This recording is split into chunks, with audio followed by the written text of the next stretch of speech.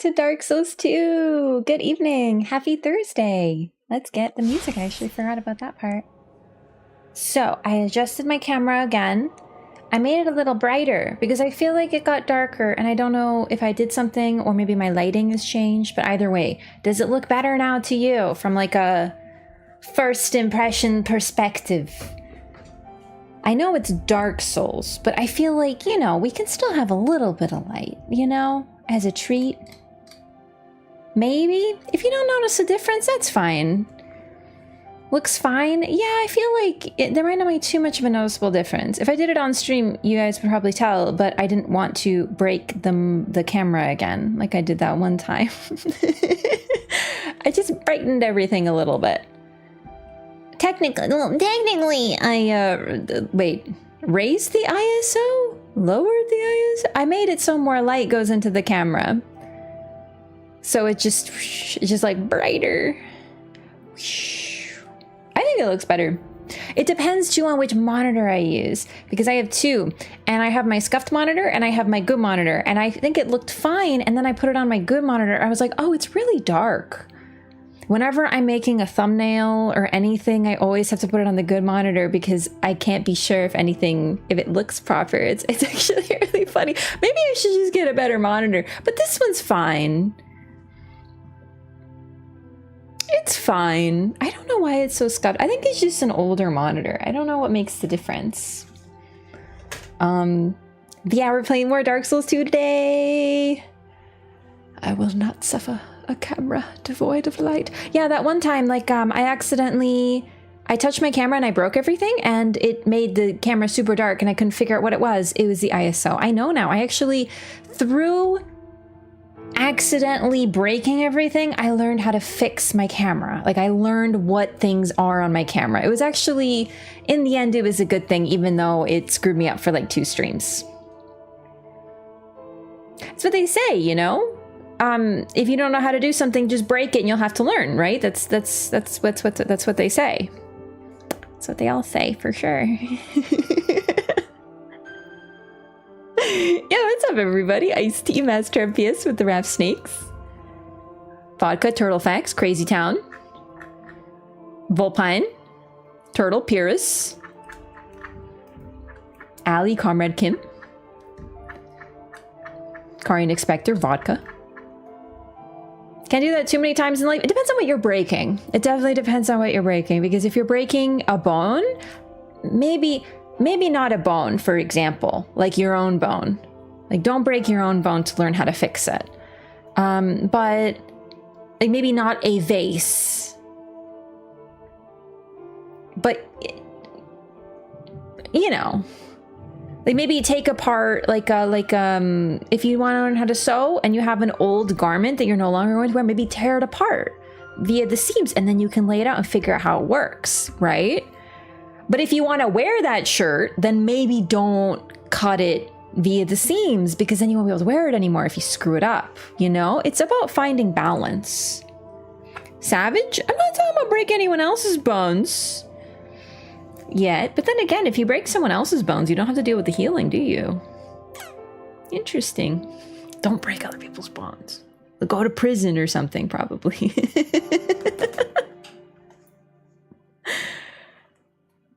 What does that remind me of? I feel I was reading this new manga. I'm reading manga now. I haven't read manga in a very long time. But I've been reading... I'm reading this manga. And hard to break a bone? Really?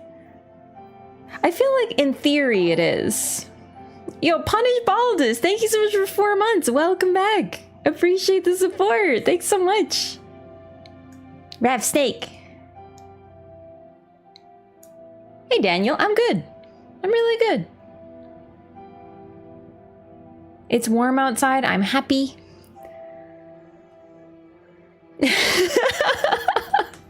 Wasn't gonna click on this stream, but Rav claims to be the biggest Dark Souls 2 enjoyer and says she plans on proving it via lore live on stream. I mean, that's exactly what it is right there. You don't have to lie though, Ransony. You have to sit there and pretend you weren't gonna click on the stream though. I appreciate that. I appreciate that, like, we call that acting. or lying. I've never broken a bone. Calcium gang? Same, except I prefer to think of it less as calcium gang and more as I just don't do dangerous things. Although I shouldn't, I'm not saying that people who break bones do dangerous things. I'm just saying that like I've always been very risk averse and thus have avoided bone breaking despite being largely a clumsy individual who does tend to make what you might call balance errors. Fairly often. I don't think I'm clumsy. Others have told me that I am. I think they're exaggerating. Anyway, the point is that, you know, things can happen to you where you break a bone. There's nothing your fault at all. But sometimes maybe you play sports or something, you break a bone or something. I don't know. But yeah, no, I've never broken a bone. I did know someone though who stepped off a curb. I know I've told this story before, but it tickles me. Not in like a spiteful haha laugh at them way, but in a we can laugh at it now because it you know, it's done now. He literally stepped off a curb and broke his foot. Just took it wrong. I think I fractured a bone twice, but I never confirmed, so it doesn't count. And you're good now? As long as you're good. Hey, Noble Wolf. Broke 2 bones at once. Hurt more to put them back than it did breaking them. Oh my god, what happened? Also, welcome in, Albert. Who stepped off a curb and broke his foot? One of my friends. One of my friends literally just stepped off a curb badly and broke his foot. So we have all this like propaganda that we humans, we're so hardy and we're tough, and then you fucking take a step wrong. This is a while ago. I don't remember. I want to say he was like 24. This is a long time ago. He was older than me, and so you know I had to call him an old man. For like 3 months afterward, I was like, "Oh, Grandpa, are you okay? There's a curb over there. Be careful." I was such a shit, but it was fine because, well, it was really funny. I had a friend drunk once say, "Hey, watch this," and he put his foot in the street and a car ran over. What? But why? If it's funny that it's okay, that's the real. Oh no, he was totally cool with it. I wouldn't poke fun at something that, you know, was actually bothering somebody. I did that, but it was on a handicap accessible section of the sidewalk. You stepped off the curb, but it was like a mini curb? Sorry, I'm just laughing. I'm just thinking of someone being like, "Hey, watch this," because I always say that, but the difference is I'm doing dumb shit on stream, like in the video game, and I'm not, you know, being harmed. I was thinking of someone like just doing absolutely batshit things in real life. That's funny. Was he okay? Also, Moogsy, thank you so much for a year. Welcome back. Thank you so much for the support. Happy stream anniversary! Yeah, I've never broken my foot on stream. It's never been recorded. It's true.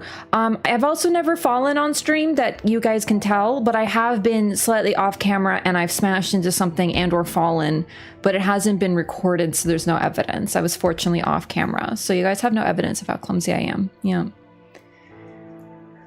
Oh, you know what? The same guy broke his fucking toe. I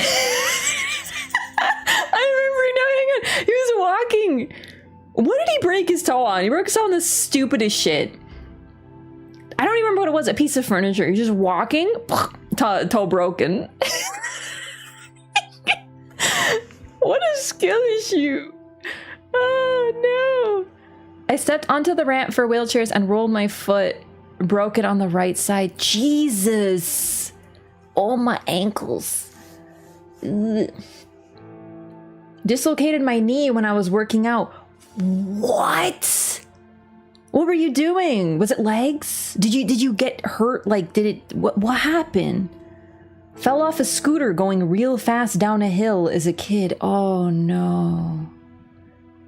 If you're really the biggest DS2 fan, say the color of 3 of Vendrick's underwear.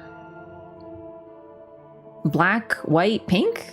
The most standard colors that any self-respecting monarch would have in his drawer? That's not even that's easy. That's not even lore. If anyone tries to give you a different answer, they are simply incorrect. No one can call themselves a king of a land and not have black, white, and pink underwear in their drawer. That's it. Those are the rules. Dislocated knee sounds like a nightmare. Yeah. Oh, my knees. This is why you're not supposed to work out. True. So true. So true, bestie.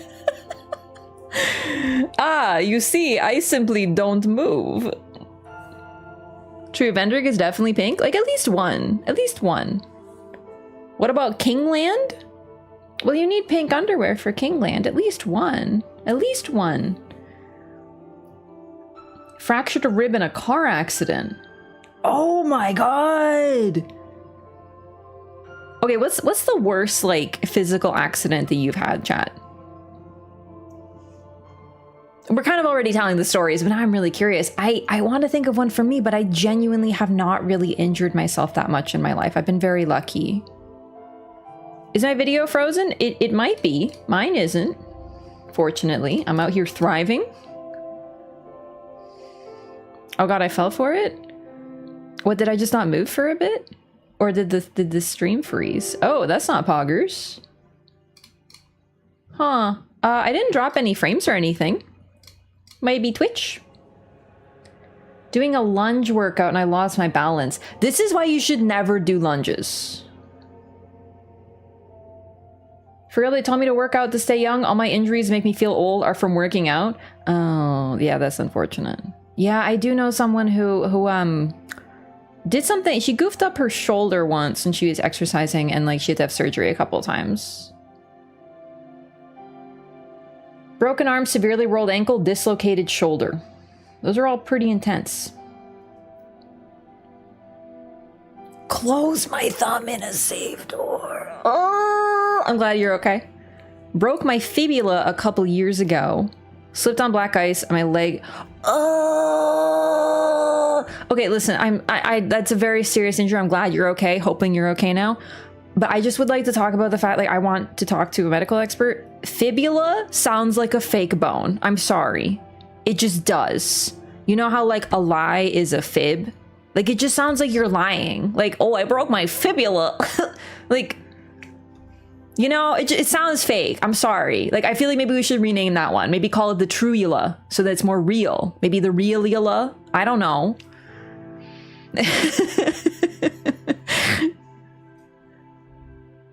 Fell out of my stroller as a baby. Not sure if I'm okay mentally. Oh, I wouldn't worry about that. One time I was dropped on my head as a child. I had a huge bump and look at me now. I'm a streamer on Twitch.tv, a paragon of normalcy. Clearly, I love Dark Souls 2.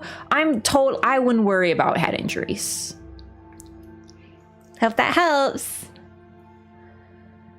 Well, it's called fibula because it's jokingly referred to as a fake bone. No way. No, did I just actually call out some sort of real bone-based humor? I was also dropped on my head and am a totally well-adjusted person? Yeah. The first time I found out your funny bone was called the humerus, I lost it.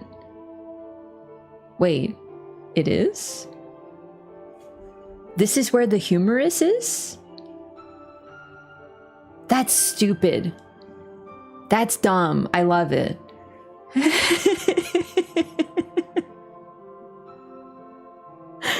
You knew this? No, I forgot. Maybe I didn't know. I'm not good at bones. There's too fucking many of them.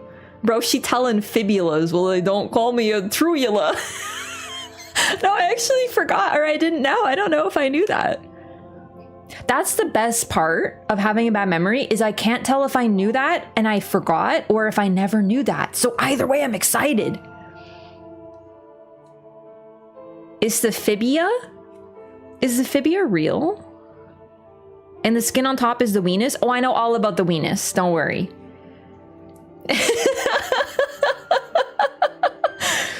Not sure why, but I have all of the bones in the body memorized. Did you go to medical school or are you just a hobbyist?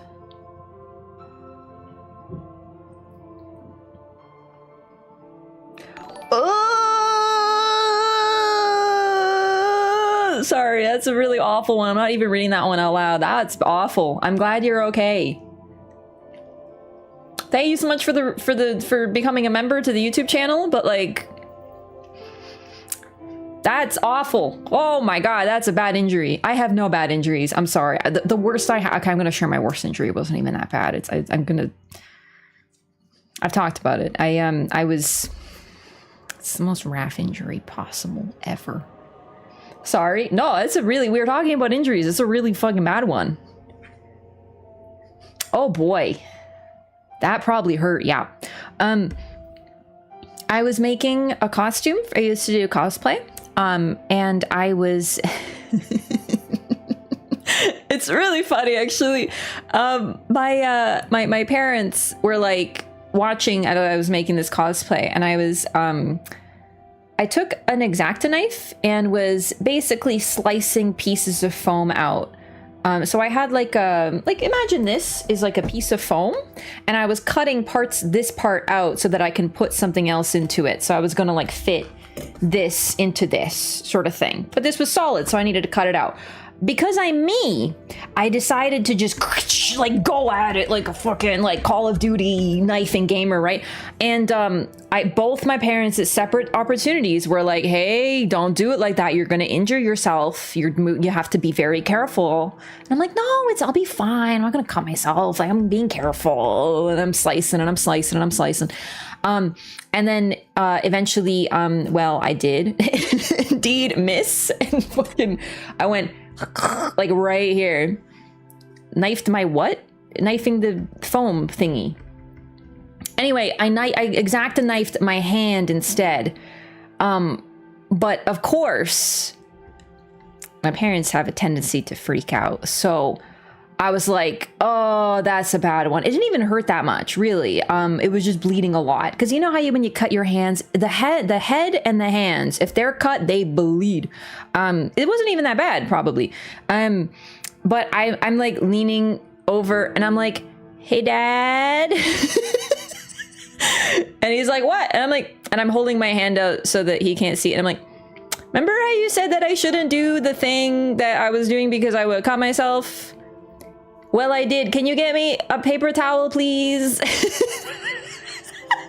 And I mean, he's like, what happened? He's freaking out and he's like yelling for my mom, and my mom's like, oh my god, and they're all freaking out, and I'm like, guys, relax. Like, I just need a paper towel. I'm like staining everything. Like, please, can we like just a paper towel, please? Got a paper towel. They're both freaking the fuck out. They're like, oh my god, it's bleeding so much. What happened? What kind of knife was it? And everyone's like screaming, and I'm just like, this is totally fine. Like, it's just, let's put some pressure on that and all that. My cousins were there. My cousins were from Poland, were visiting. It was really nice, actually, because then, so my parents are screaming, freaking out. They're like, what's going on? Everyone's like gathering, right? Basically I don't like the hospital. No one likes the hospital, but I really didn't want to go to the hospital. But they were like, oh my god, you're gonna need stitches. We're gonna go to the hospital, like get the car ready. And they're like freaking out. And this made me freak out because I'm bleeding quite a lot. The paper towel was not enough. I needed more. And I'm like, oh my god, I have to go to the hospital. Oh my god, I have to wait for like fucking hours. Oh my god, I hate the hospital. Oh my god, I'm gonna need stitches. Oh my god. And then I started actually freaking out, and I'm like, okay, enough. And I told my parents to chill, and I was like, cousin, please get me a glass of water. You, paper towel. You get some polysporin or some shit. And I had to like get them to leave me alone. I didn't need stitches, so it was fine in the end. I might have needed stitches, but I didn't go get stitches. So, and it healed fine. So presumably it was fine. Yeah, everything was okay. It did bleed for a couple days. Running the crash cart protocol? Yeah, I just needed them to like leave me the hell alone, so I just need to tell everyone what to do. It didn't hurt, actually. Really. It was more just like, I fucked up this time, and then it was fine. It wasn't that bad. It was mostly just like the story around like, hey, you know how that you told me not to do the thing because something bad would happen? Well, something bad happened, you know? Did it leave a scar? Major. Yeah, I still have it. You can't really tell too much. You have to feel it. It healed really beautifully, actually. Wait. Oh, shit, that's the wrong scar. It's here. Can you see it? Come on, camera, focus. Do you see that little pinky looking thing on the edge of the fingy? That's it. I have another scar, but that one's from surgery. I get them confused. It's really beautifully healed. You have to kind of, it's just like a white line. Very subtle.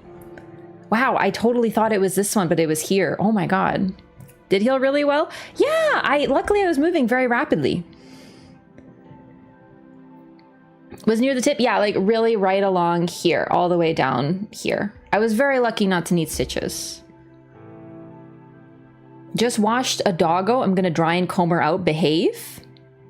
Oh, we're gonna be rebellious. Yeah, it's like a white line. It's very, very, it's not as bad. Literally, that's my worst injury ever, and it was just me being impatient and dumb. And careless. Injury was biting through your own teeth. They were getting hit in the jaw? Wait, what do you mean? Wait, biting oh, that's awful! Oh, I'm glad you're okay now. Oh my goodness.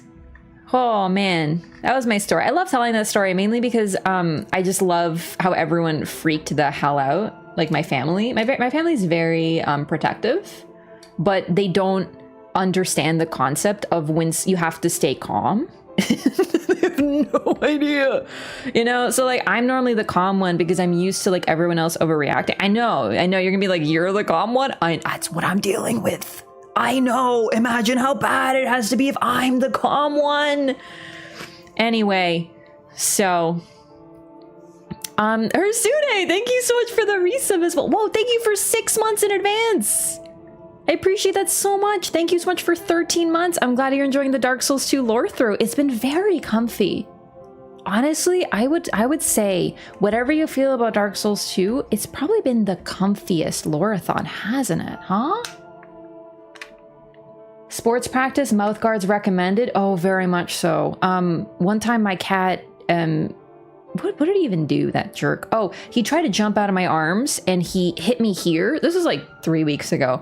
And my teeth clattered together and I swear to God, I thought my brain was shaking in my skull. Like he hit me with his butt while trying to run away. So we just like it gave me brain trauma. And that was a tiny little baby cat hitting me in the face, you know, by accident while trying to flee.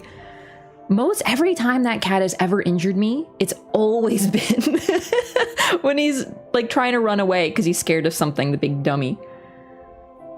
Yo, good luck with your lab, Quaither. Brahma. Yeah, brain trauma for real. But full-sized human? Yeah, I can only imagine because it really goofed me up for like an hour and that was a cat.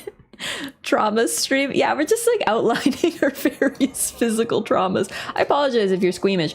Then again, I'm pretty squeamish, so hopefully no one's like disturbed. I don't know, it's just like sharing stories. Humans love sharing stories.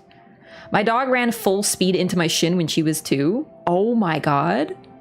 Bro, my cat, a different cat, was running and he straight up Charlie horsed me. He hit me in the back of the knee and I straight up almost fell down. Like he's a tiny, okay, he was like a 13-pound ball of pure muscle. So, you know, but no, even a tiny thing can absolutely take you the fuck out.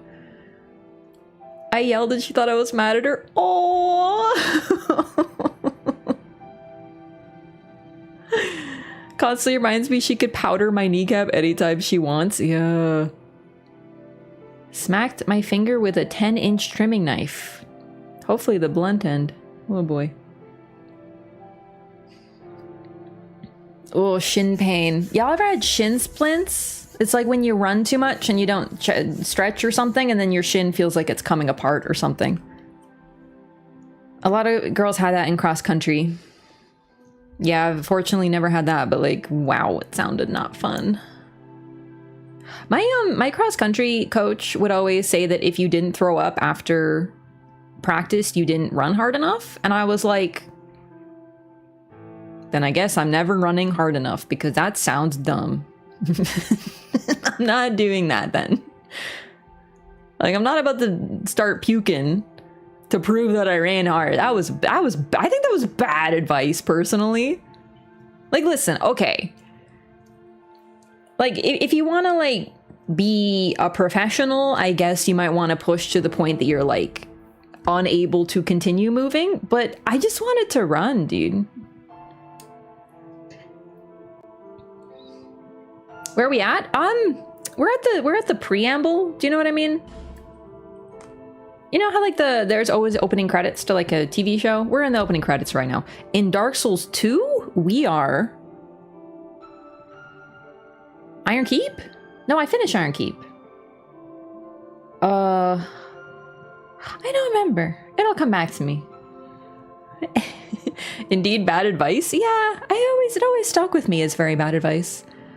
Was your coach David Goggins? I don't know who that is, but I'm sure that was a very funny reference.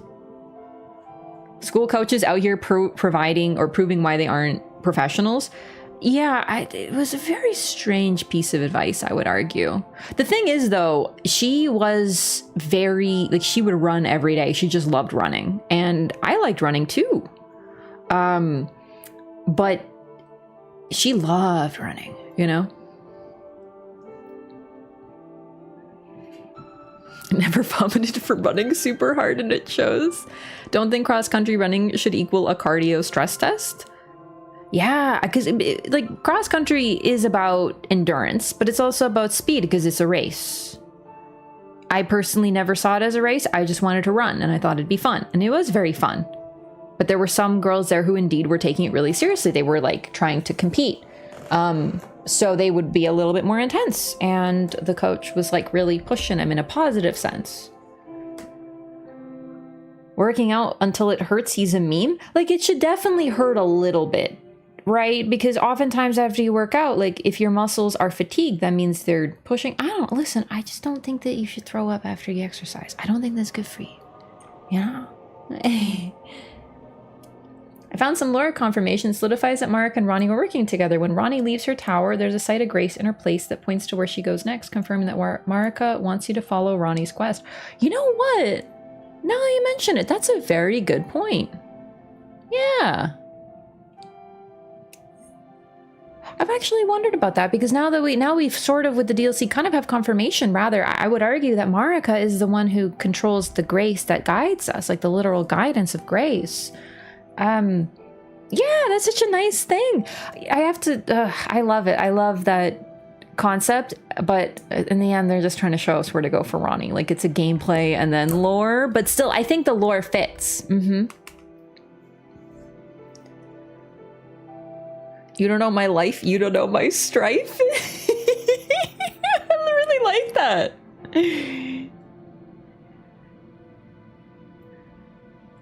Going to the distance, going for speed. Yeah, like you should push yourself, of course. I just think that some people... The idea that I never trained hard enough in cross country because I never threw up, that stuck with me. It didn't I didn't internalize it. I didn't go, wow, I'm not a good athlete, because I just wanted to have fun. So it never like affected me, but it's been a while, and I think about it sometimes. I'm like, wow, that was a very distorted perspective. I do not agree with that person at all. I didn't then, but I don't now either, you know?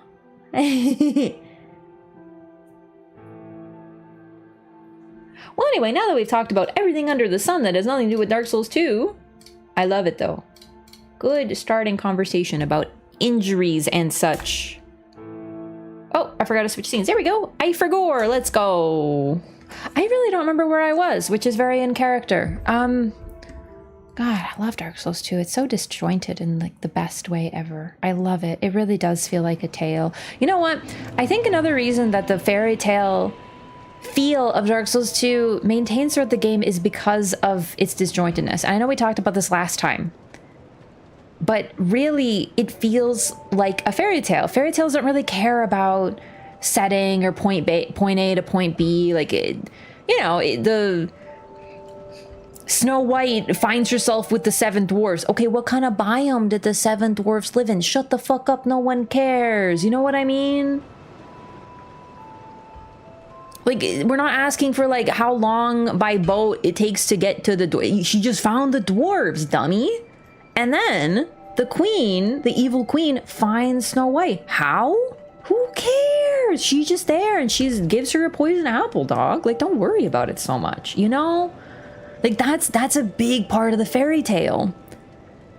Is you don't really sweat the small stuff. If you're trying to like world build a fairy tale right now, then what even are you up to with your life, you know? I just remembered I wanted to check Benhart real quick. Dark Souls 2. I don't remember what bosses you can summon him for. But we'll need to check. Hey, what's up, Arya? I'm sure we can relate chat's physical trauma to DS2 somehow. I was actually thinking about, oh my god, what is this format? It's so striking. Oh my god, why does this entire website have a background? It's very weird.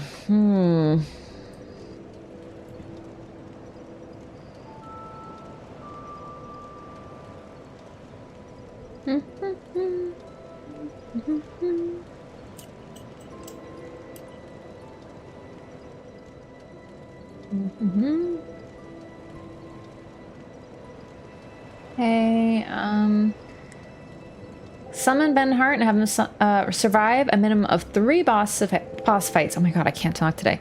Prowling Magus, Looking Glass Knight, Giant Lord. Right, okay, we're gonna have to be really careful with him.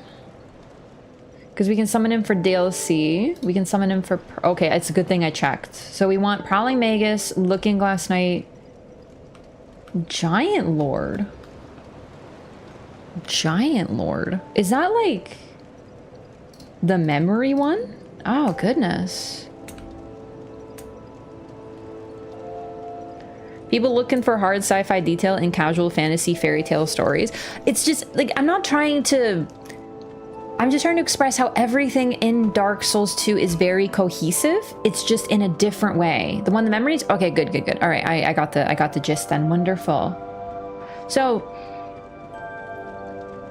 it doesn't focus on cohesion in a setting because that doesn't matter. It's not relevant to it. And that's why I think my main issue with people criticizing that part of Dark Souls 2 is it really just does feel like talking to people who are basically going like, hey, how come this, how did Snow White get to the dwarves? Where did they live? You know, like, who cares about those details, man? Like, that's not the right thing to be focusing on. Like, we're not doing freaking... Oh, that's embarrassing. I missed. Just kidding. I gotcha. Ooh, okay. I like being a strength build. I'm very powerful. You live life if you haven't tried to lore build at least one Space Marine chapter or at least one SCP monster. Man, that's like a level of lore I do aspire to, I feel. Not every story needs comprehensive world building. Yeah, and it has world building. It does. It truly does. But it's more like the focus is on something else. These stories have always been a little disjointed. For example, like, how long has it been since Gwyn linked the flame in Dark Souls 1? How long has the Witch of Izalith been a bug? We can get a sort of idea, but we won't really know. How long has Ronnie been around? Doing her thing. Like, how long have the demigods been alive? What have they been up to the entire time? It's been about 10? It's been about 10. Exactly right. It's obviously a massive, almost unknowable length of time. But that doesn't really... Like, how long have Tarnish been coming? We don't really know these things, so it's always been a thing that we don't exactly get, like, in the year 1025, Ronnie moved home to her summer home at the Corian Manor, where she grew up as a child. And then she said, then let them eat cake. You know, like, we don't get that. We're not going to get that. Oop. The lion cape? Did I already have that? Oh my god. Wait, lion warrior cape. Is that what I think it is? Oh my god, it is. Oh my god, this is one of my absolute favorite pieces in the game. Hang on, let me put on my cuteness ring again. I love this chest piece. It's so pretty. Wow, that's such a good drop. I do not see Ronnie as Marie Antoinette. I know. I'm not saying she is. It's just like... it was like the only like historical character I can think of on the fly. Okay, that one is a fan. I thought that one was real, and this one, oh my god. The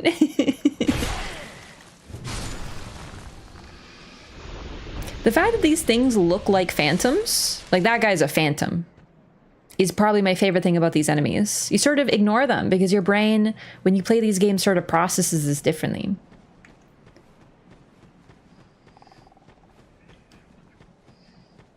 It's like that'll keep you cozy and allay him lois. Yeah, it does. And then it's like, oh, actually, you're naked.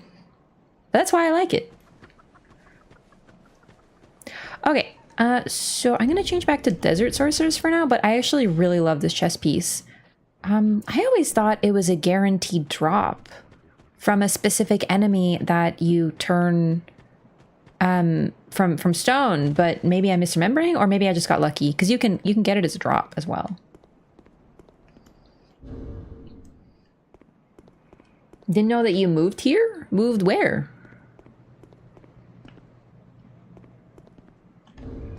Fandom in this game can look so solid that you get complacent. It's true. A couple times I've gotten startled at bonfires. It's, oh my god, I have an Estus Flash Shard. Okay, that's fine. I would like to summon the lovely... Wait. What's the best way to do this? No, okay. This boss, I would like to summon Man Scorpion Tark for this boss, just because it's very cool. It's a very unique summon because Man Scorpion Tark is a man scorpion and he looks cool. But I want to fight her before we summon him, so to sort of like just show her off really. So, that's so weird that there isn't a boss here or anything. It's just some sort of lady underneath the sand who is very naked and pretty. Wow, I love this video game.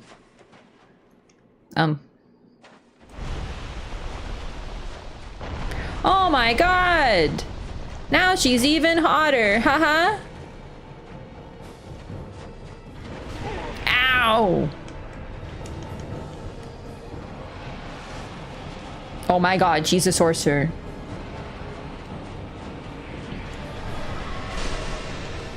Oh my god, I forgot. She really do be casting. So...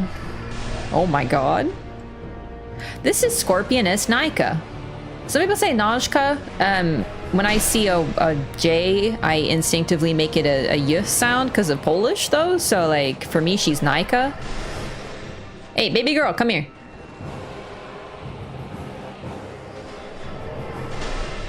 I want her to break this. She needs to break this for me. Oh! Oh my god! Incredible! We got the grab so early! I'm fucking dead, though. Does she have a straight up necklace that is just like a skull? Nice. Gonna summon Tark? Yeah, I just wanted to grab that item and show off her moveset a little bit. YouTube? Oh, I do both! I do both, yeah. Sorry, I didn't know what you meant. I'm co-streaming. So I stream on YouTube and Twitch at the same time. Can you climb at her back? No, you can't really climb her. You can cut off her tail, though. I'm gonna try to show it. If I can. I think you can cut off her tail. You don't get anything from it, but it's cool.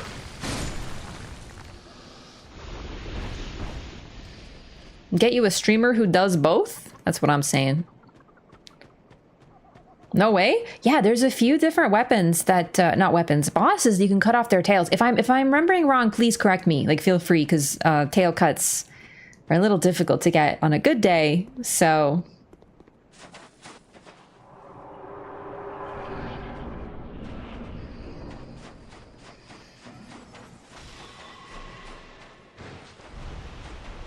Fun thinking of scale of time in fiction. If something casually mentions somebody's 5,000 years old. Yeah, exactly. Can't you get her to attack tree branch? Yeah, she will attack this and break it so I can access it.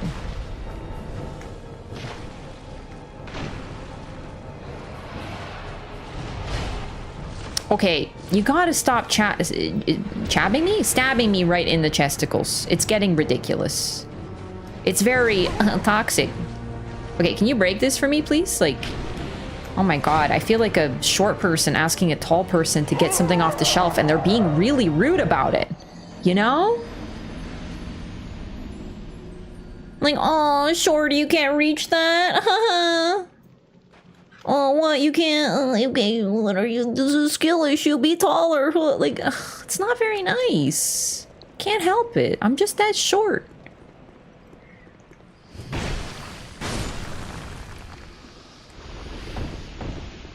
She's not here to assist the vertically challenged? Well, maybe you considered that she should be.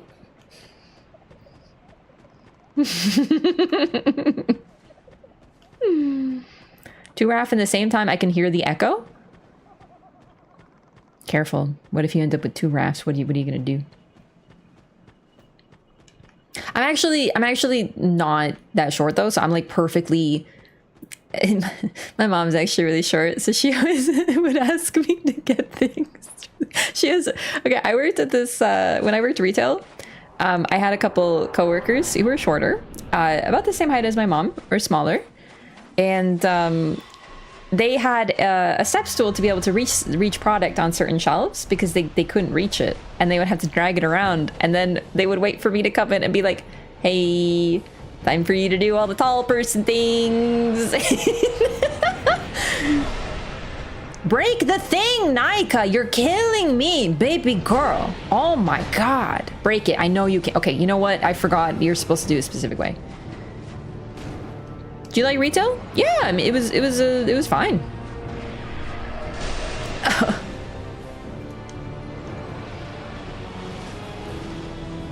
We're gonna have to thwack her a little bit.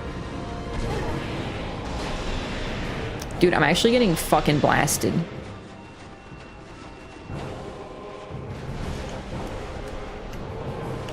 That was me, but being strong, always got to do all the heavy lifting. Guilty.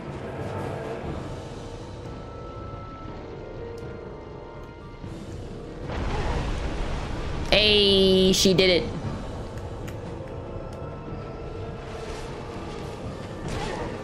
Okay, she can also attack you with the scorpion parts. I did forget about that part.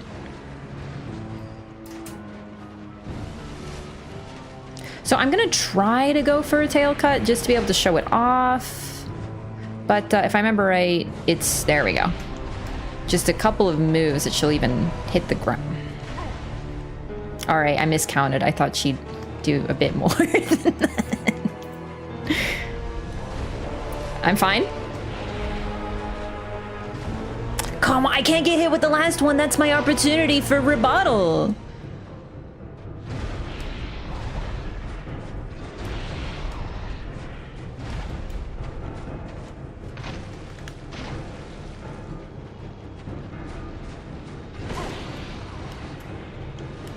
Why does she have two tails? Uh-oh.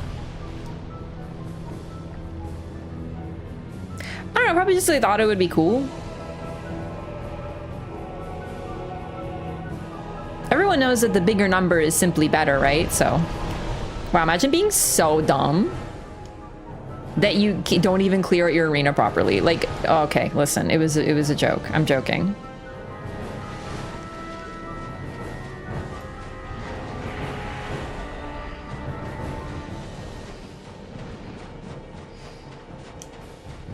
Is that true? I mean, statistically.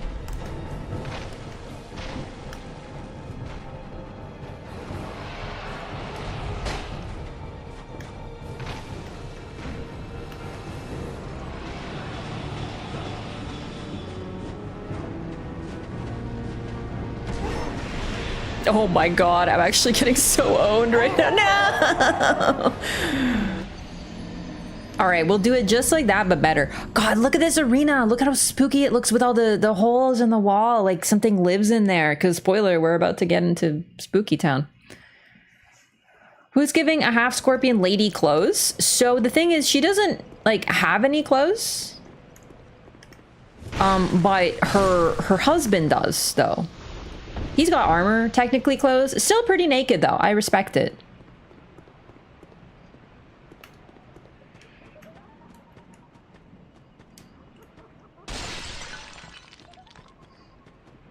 Thought this scorpion lady...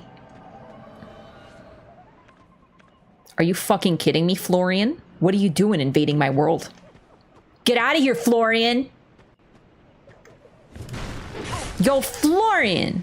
Stop invading my world! Suck one! Just kidding, I love Forlorn. Just to be clear, this is a meme. I love Forlorn, okay?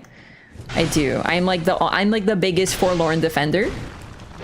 I can't believe they named a bunch of people literally lonely and sad and everyone hates them. Like, excuse me? It's so upsetting. Their name literally is we're the sad boys club and everyone's like, oh, stupid Florian, get out of my world. Like, I'm still gonna kill him, but at least I like him, you know? Man, that is so much easier now that I'm also using a great sword. Was the scorpion lady with the scorpion dude? Yeah, they're married. Now you might be like, oh my god, are you literally just shipping them just because they're both scorpion people? And no, actually.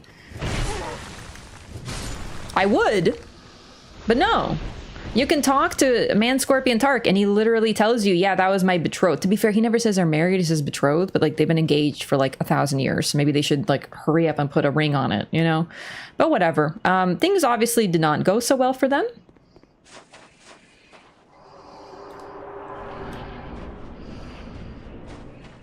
So we talked about myths about ladies like Echidna. I think she's sort of an Echidna reference. I don't know if Scylla's the same way.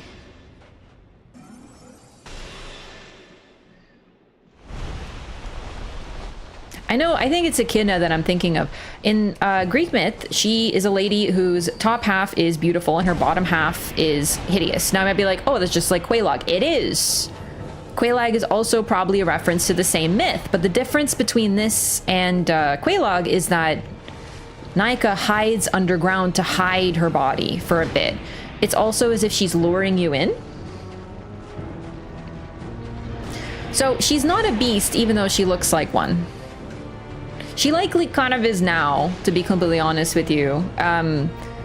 She seems to have kind of lost her sanity a little bit. It could be over time. Because she doesn't speak to you like Tark does.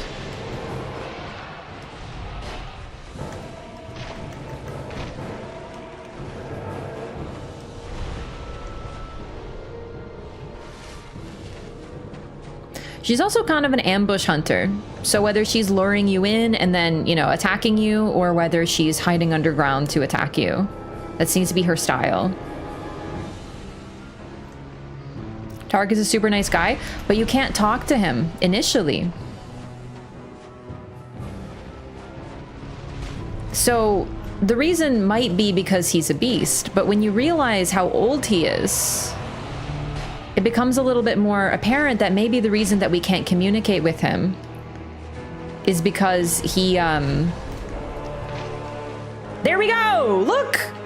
Oh, that's awesome! Tail cut! Let's see that juicy scorpion meat.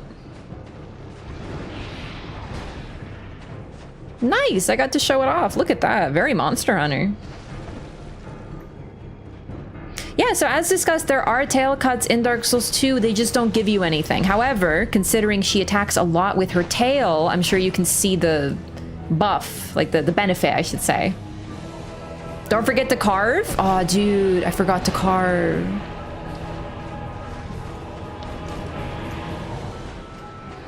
Hey, anyone ordered Yappuccino? Actually, yeah. That's exactly what folks are here for. They're here for the Yappuccino. This is a lore run, baby. I apologize if you didn't read the title of the stream, but that's what we're here for. We're here for the talking and the discussion and the looking at the design and showing off cool things like tail cuts. Like the folks who didn't even know there was one until now.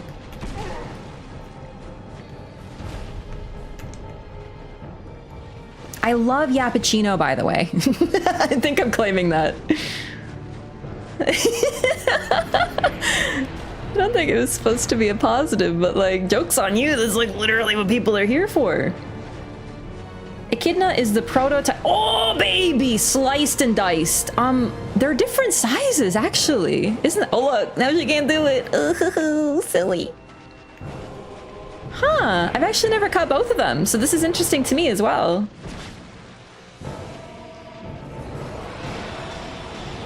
So, like, the reason she uses sorcery... okay, like Man Scorpion Tark, she was apparently a person who was experimented on by someone who is either literally Seath or had Seath's soul and was sort of possessed by Seath to a point. Those are the two options. Anyway, I'm gonna die now because we're gonna summon Tark. I want to show it off.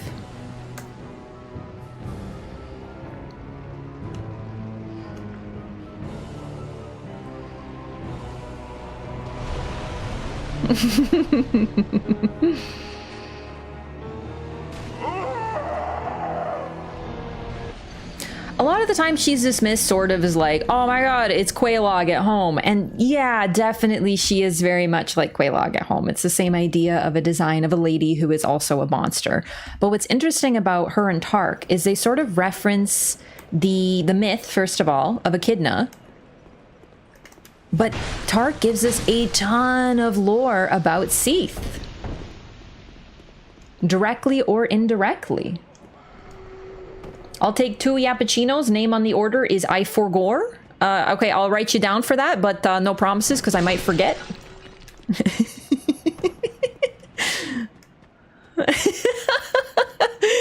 I absolutely love Yappuccino. I think it's just Yappuccino, or like the Chino ending is like so fun to say. Like I love whatever Chino, you know, like Puppuccino, where you go to like Starbucks or whatever and they give you just some whipped cream for your dog or something. I love Puppuccino. It's such a cute word. Anything in lore implying that Tark is Tarkus? It's very, very, very vague. Tark, we don't know what happened to Tark. We just know that, well, okay, we get an idea. We know he made it to Anor Londo and we know he died. Or, at the very least, we know he fell from high above where the Painting Guardians are. And the sort of running, I say joke, but what we figure happened to him is he couldn't do the platforming in Anor Londo that you need to traverse because he wears such heavy armor. So his heavy armor got him killed.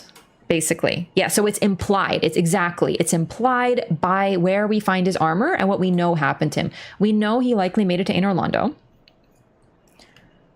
Just take a look at his model. Really cool. So this is a really unique summon. There's only a few like this in the game that are non-human model, in the series that are non-human models, and this is one of them. So to get him as a summon, you need to talk to him, and to talk to him, you need the Ring of Whispers. So we've talked to him, we've learned his whole story. Apparently his wife is gone mad and he asks you to help put her down because she's dangerous now. So because we find Tark, or we find Tarkus in Anor Londo, hurrah for woman, oh my god. People figure that maybe what happened here is Seath, who still is actively kidnapping people as much as possible. Maybe he took Tarkus and started experimenting on him. We won't really know.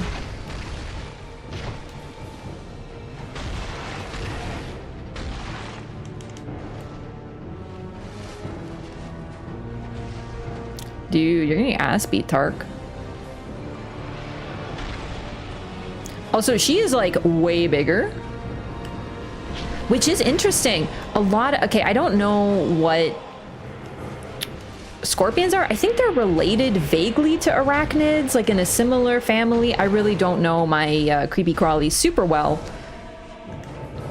But in a lot of species of like scorpion and bug and whatever, the female is larger than the male. So this could be one of these. God, she's freaking huge. Scorpion females are bigger? Yeah. That's how arachnids are? Scorpions are arachnids. Yo, I freaking remembered.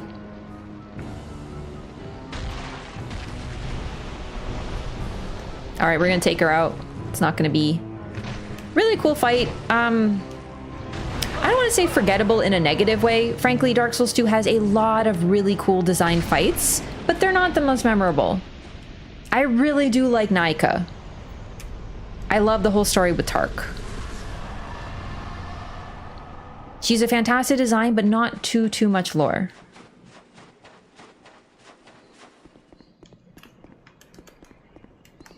I love this boss. I love Najka. I really do. It's just Dark Souls 2 has so many bosses. So it's easy to kind of, it's hard to think. When I think of Dark Souls 2, I think of areas, not bosses. Female scorpions do also sometimes eat their mates. Yep. Same with like the Black Widow spider, female praying mantises. It's very famous in the sort of bug kingdom to do that. So that could be part of it.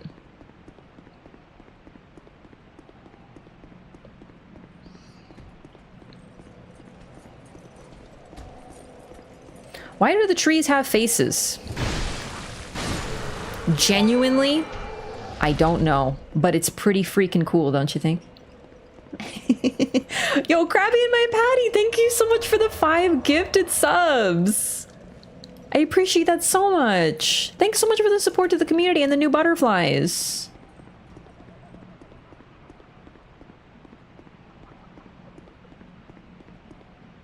Even the pots have faces. We should talk about the curse pots, actually. That's an interesting topic of the lore.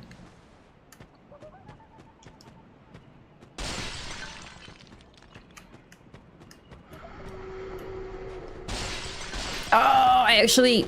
Too late. That's a bummer. I was gonna say I really don't want to get cursed because I'm actually human, but like, too late. Oh well.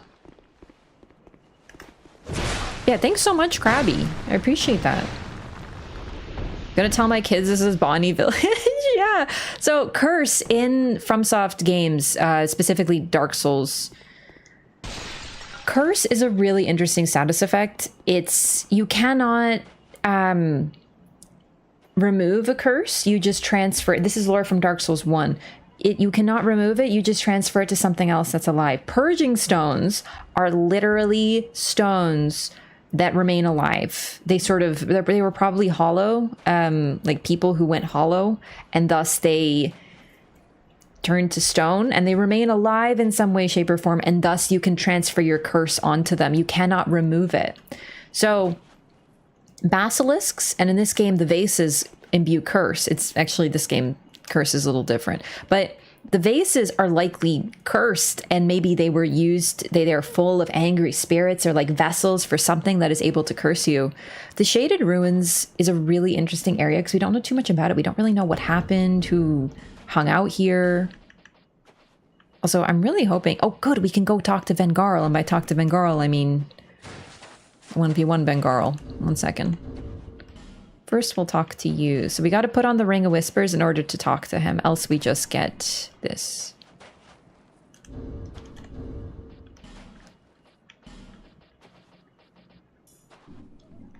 You've defeated my better half. This is my thanks. Take it. Sick! That's actually the greatest thing you could ever give me. I have no gods to pray to. But still, I pray that your journey will be safe. I have no god, but and that's it. That's his quest line. She's your better half, then why'd you kill her? She was becoming more monstrous, pretty much. So he's been sad. Yeah, though she looks bestial, she uses sorcery, which requires quite a bit of intelligence and a fundamental, not a fundamental, but like a more academic understanding of magic. So it's more like you go to, you know, trade school, you learn pyromancy, you go to college and you learn sorcery. It's a little elite, a little uppity a lot of the time. A lot of the sorcerers are like, oh, hoity-toity, right? So she's smart. She has a great understanding. We only see her as the monster half, and we don't really know what happened to her, but she clearly has quite a bit of understanding. All right, so now, which one's easier for me? You know what? Let's go over here. Before we start doing this, actually, a couple of streams ago, I talked to you about Proto-Radon. I said we're going to meet him. We kind of did, but we also kind of didn't because he's got 2 parts. So we're going to show off the other part.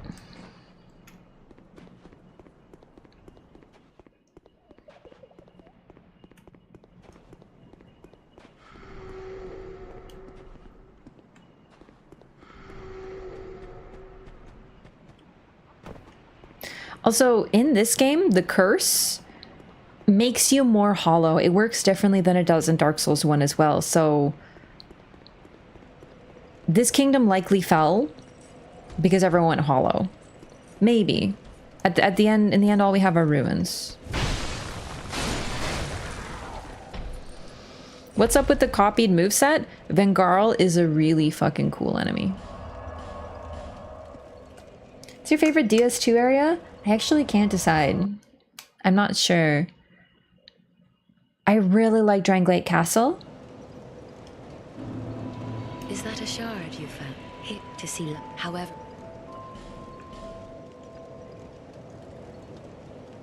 It's a simple area, but it's so cool. Like, every part of it is really neat.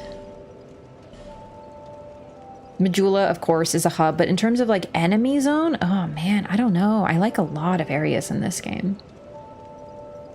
Oh, the Dragon Eyrie, that's a good choice. It's gorgeous. I still think that's one of their best areas. I don't want my decks to fall behind, because this is supposed to be a quality build.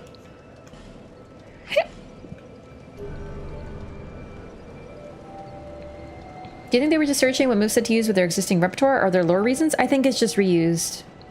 Really. I did sort of talk about the links between Vengarl and Radon. And actually, I think there are some, but they're like complete opposites in terms of their story. Hades Tower. I love Hades Tower as well. Such a good choice. I say lore reasons. Well, just to go over it, since they're about to meet Vengarl, and we're going to talk to his head again. Vengarl is an NPC in this game where we meet his head. His head has been hewn from his body. And we can talk to the head. And he warns us about his body, still looking around and hunting everything that it encounters. And it's right above where he is, so we're going to go find it right now. But what's really interesting about him is, hang on, I feel like I'm forgetting something around here.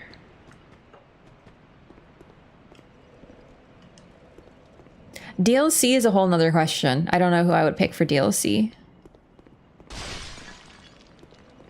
All the DLC series are so good, but just base game, that's also a hard choice.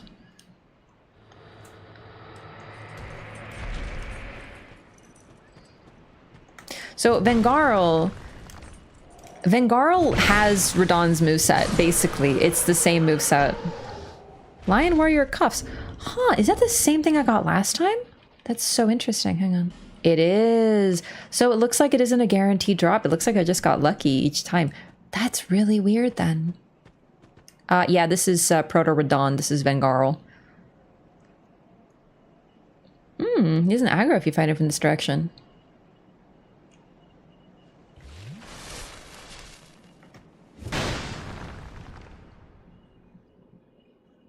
Dude, is he stupid? Raph, he literally doesn't even have a head. He doesn't have eyes or ears. Like, why are you such a bully? Actually true.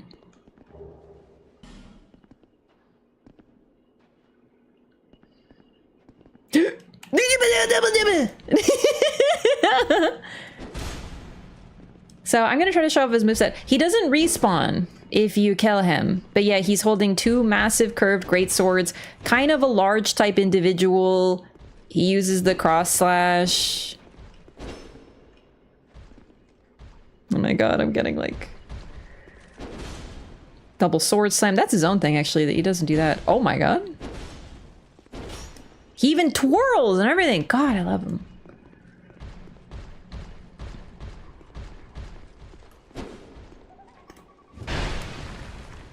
Get bonked. Get freaking juggled. Like a... Oh, God.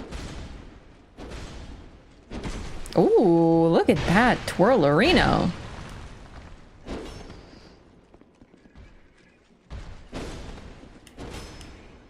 Such a blatant Radon reference. It's so true, except you have to remember that this came out a decade before. So Vengarl is Proto-Radon. I love how he does the pirouette. This guy is literally Radon, but... And let's talk about what's so... I know you're joking. I know you're joking, but I'm just... In case folks don't know, this is before Elden Ring. This came first. Just in case, you never know. Inevitably, there's going to be someone out there being like, bro, who developed this game? They totally stole Radon. What? What were they doing? FromSoft, thievery from FromSoft, for real. Why is no one talking about this, etc., etc.? Dark Souls 2 influenced the worst boss ever. I don't even want to get into it because it does break my heart, but let's talk about some other interesting references. So, oh my god, look at him hustle. Dude, he's doing his best. I'm not gonna lie to you, he's doing better than I would if I didn't have a head. If you died him, do you get Vengarl die? Oh my god, oh my god, oh my god. Oh, I'm bleeding!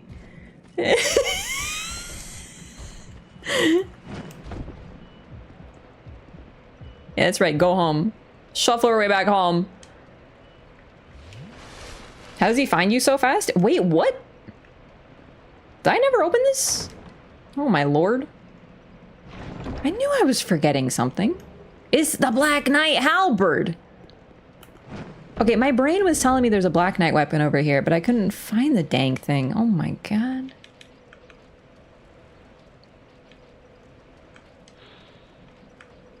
Halberd wielded by knights who served the Lord of Light in a long-forgotten age. Even as their flesh was charred by flame, they remained as strong as ever and stood watch, challenging visitors to their land. You know what that's referencing. It's all Dark Souls 1 stuff. Guy should remind you of old hero. Actually, yeah. Good point. All right, we're going to die to him to see if Vengarl references it.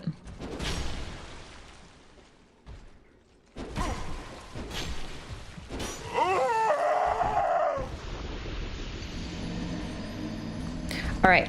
It's kind of hard to focus when I'm fighting him and trying to show off his amazing moveset and how he twirls and how he runs.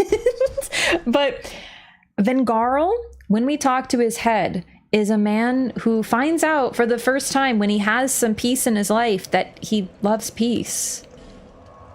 He's never had a choice before in his life. He was born in a time of war, in a warlike nation, and his country literally broke apart, and all of its people became bandits, effectively. And he was a sellsword who fought with whoever, you know, needed someone to fight. He was good at fighting. It's what kept him alive. War was never a choice for him. He was born into it, molded by it. He didn't see peace until he was already ahead. And genuinely, like, I'm being a little flippant here, but no, seriously, this man was born with, he had seen nothing but war in his entire life, and so he was a warrior. That's it. All I ever knew was war. However, oh my god, Phantom brother, get out of here. I'm freaking busy. I'm trying to talk to the head. Anyway, when he becomes cut off from his body and he becomes nothing but a head, he actually finds peace and joy by living in the moment. Because for the first time, he doesn't have to worry about survival because he's just a head and he just lives. And he realizes that he likes to talk to people and he likes the quiet as well.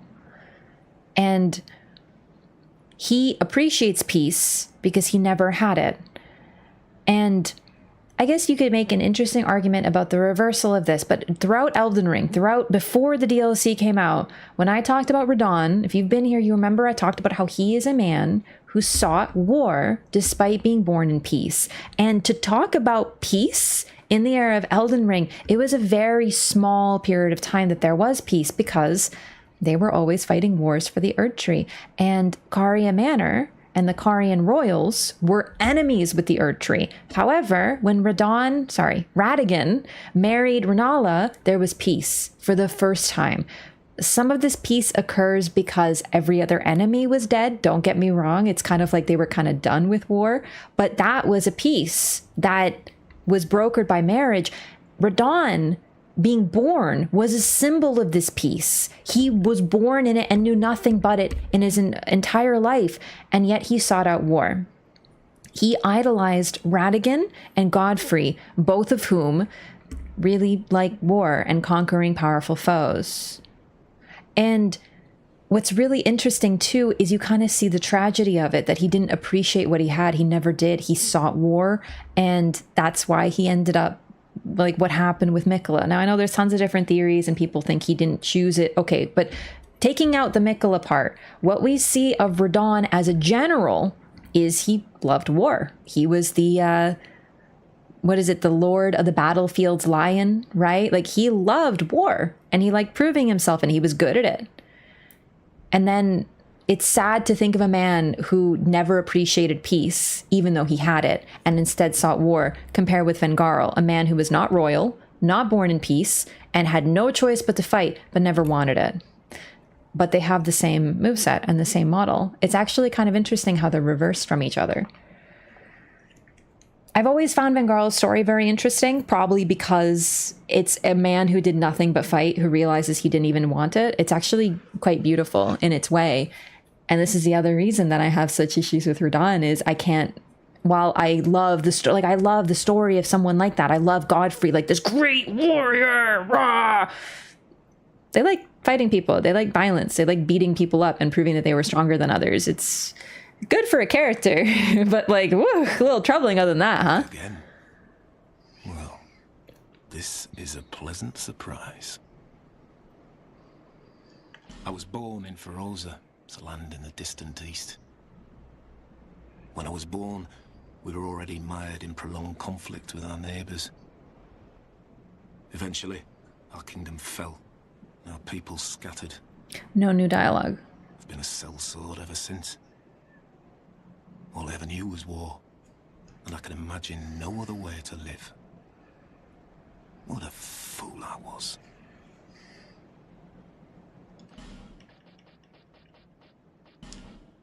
Okay, so I think I need to destroy his body. I will retire to my silence. Worth a check? Absolutely worth a check. But he does know when we destroy his body, so we're gonna go do that now. Augustus like peace. Yeah. The thing is, by Radon's time, like that was actual peace, like true peace.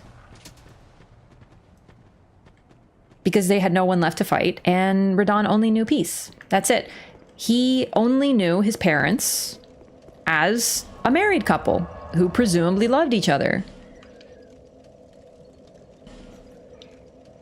He didn't know them as long-term enemies who fought every step of the way and had completely opposing alliances and fought one another for the longest. He didn't know any of that when he was born. It's also, what's interesting, like when time passes, things are lost to history. Even a few years ago, right? So think about that from Radon's perspective. Think of if you met Vengarl and he says, I was born in a time of war. I knew nothing but war. We were mired in conflict when I was born, blah, blah. Imagine what Radon would say. He'd probably say something quite different. Probably say, I was born in a time of peace and I craved violence.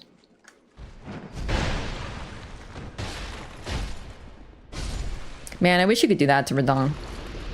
I love you, Vengarl.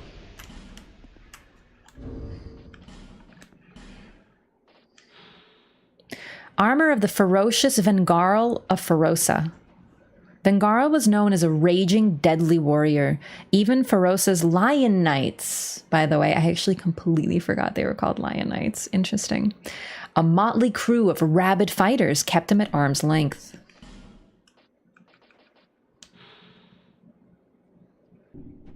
Oop.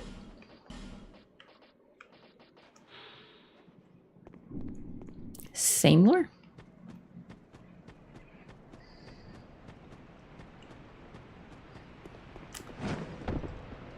It's like his body's operating a muscle memory now. Yeah, he's very much divided between the mind and the body fights because muscle memory, but the mind, separate from the body, is able to find peace because his body as an instrument of war never allowed his mind to have that.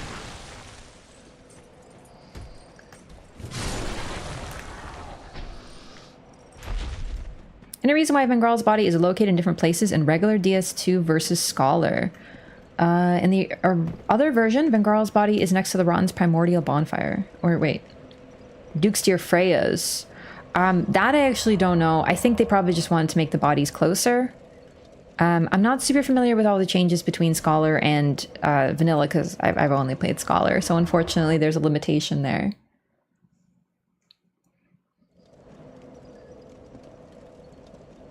I really don't think FromSoft should reuse assets. Giving out anything can be an obscure lore reference, but the thing is, they've always reused their concepts. I actually think it's quite creative to reuse their models, their lore, everything. Like I talked about how Matir from Elden Ring, her story is basically one-to-one Ebrightus from Bloodborne. Forgotten, left behind daughter of the cosmos who reaches out to the cosmos for messages and never hears back, tends to be very sad, causes lots of problems in the world. Like they're the same lore, but they're told in a fresh way. There's nothing wrong with reusing concepts. FromSoft, oh my god, see, I thought that was a phantom, but that was a phantom. So they become complacent, formulaic. I actually very much disagree. I very much disagree. They've done this for a while. Elden Ring is just so high profile. A lot more people have played it. And I don't know. I actually don't think it's formulaic and complacent. Like, they love telling stories of how stagnation bad, and they love telling effectively post-apocalyptic tales where you're always a hero who comes after the heyday of the world and you just kind of delve into the ruins of what came before. It's their thing. It's their style. I think they've always been very clever with it. That's subjective, of course, but really, like, I don't see a problem with it. I actually quite like it. There's something comforting about the repetition too. But when they reuse a model, Vengarl, keep in mind, is one dude. He doesn't respawn. He only appears the one time.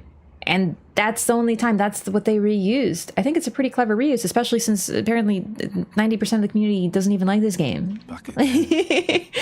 Well, this is a pleasant surprise. Yeah, hi, I found your body and I took it out. Ah, it was you who vanquished my body. It is my body, you see, and I can sense what happens to it.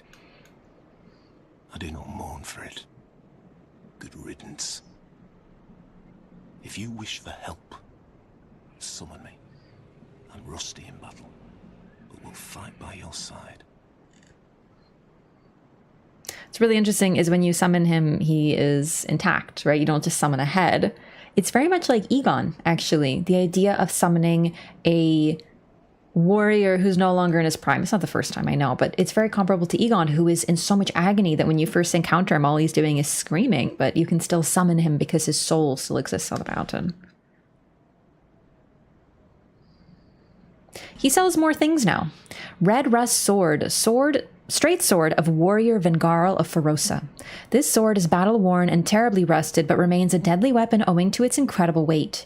Legend has it that it was built to test the limits of the strength of Ferosa knights, until Vengarl swung it about like a wooden plaything, claiming ownership by demonstration. Red Rust Scimitar. Curved sword of warrior Vengarl of Ferosa. Same lore, same lore. All right. And then the Red Rust Shield.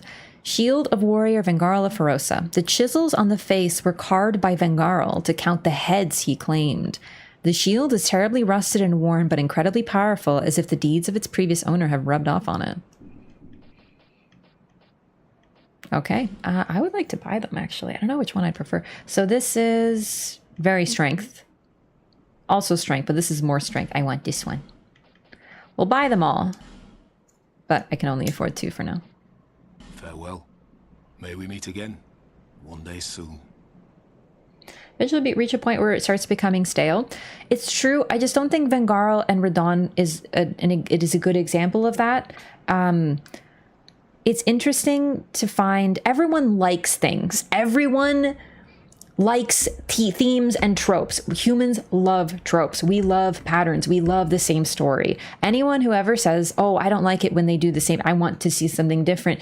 A lot of the time, things that are different don't do well because they break what's expected. If you buy a mystery and it turns out that it's actually not a mystery, it's a romance story, you're going to be pissed because you expected a mystery. You were told it was a mystery. You wanted a mystery. we want patterns. We want the same thing. If you buy a romance story and they don't end up happy at the end, you're gonna be pissed. You wanted the happy end. You didn't want someone to break the mold. People do love when things follow a pattern. And I always personally thought that FromSoft nailed it because, yeah, we can see the threads, we can see the pattern recognition. But are you really telling me that if you play Dark Souls 2 and you run into that guy up there and you kill him and you never think about him again, you're really going to be like, wow, they reused him in Radon 10 years later? What? I don't even know. I love the heck out of this game. And I didn't notice until people talked about it online. And I was like, oh my God, it's totally Vengarl. I didn't think about it because they felt so different. But they're also very similar. I just like it. Andre and DS3 Firelink is not. Yeah, DS3's reliance on fan service is a different thing. I have my issues with that as well. I don't even think that's pattern recognition. I think that's just FromSoft being like, hey, you remember Dark Souls 1? Back again. Vengarl run? I love that. I'm grateful for the okay. Such contentment lies only in the here and yep. Why must Yep. Okay, bye. Love you, Vengarl. I will retire. Wait. Do you have walkway dialogue? Back again. Safe travels then. Dude, he's so chill. I love Vengarl. Zelda, Pokemon, Mario, Animal Crossing. Zelda, I would argue, is kind of an exception. Mario, they do the same concept, but they really do reinvent it. Pokemon is a perfect example of they do the same thing.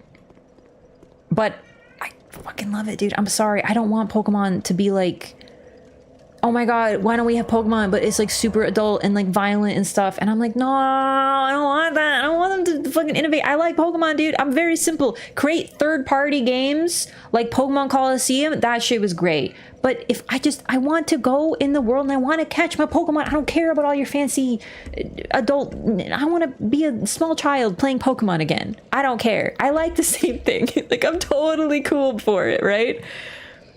You can hear Marlo right now? Oh my God. Yeah. Oh my God. I didn't realize he was getting picked up. All right, here we go. That's what Digimon is for? Digimon does have more complexity, that's for sure. Nintendo's the best at reinvention? Oh, that's my bad. I just don't think Pokemon's a good example.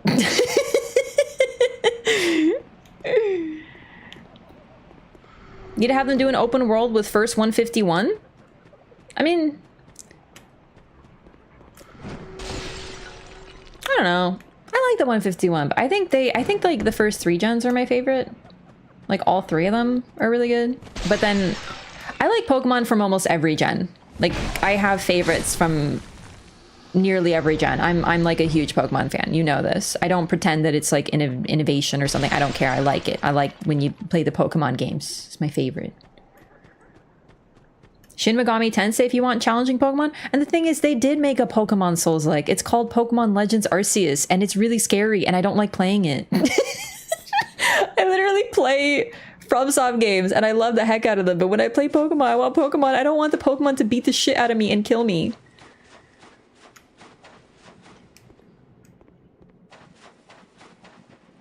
Yeah, Mario is always different. Zelda's always different. Pokemon isn't. But Pokemon isn't Nintendo, it's Game Freak, which is part of the problem, actually. Game Freak, they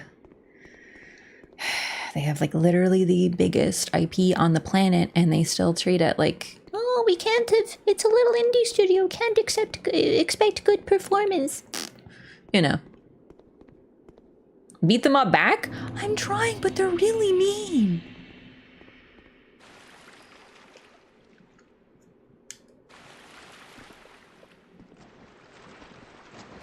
Most recent Switch Pokemon games, I really like Scarlet and Violet. I do. Yeah, it's definitely not what I would call a stable genius. You know what I'm saying?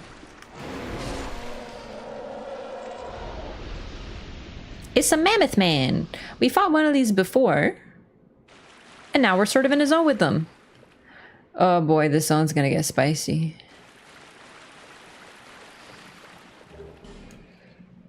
Unveils new Pokemon Snap. See, that's exactly what I'm talking about. Give me mainline Pokemon titles and then give me Pokemon Snap. I am so pleased. Perfect. I'm that's exactly all I wanted, even though I haven't played it yet, but that's because I don't know.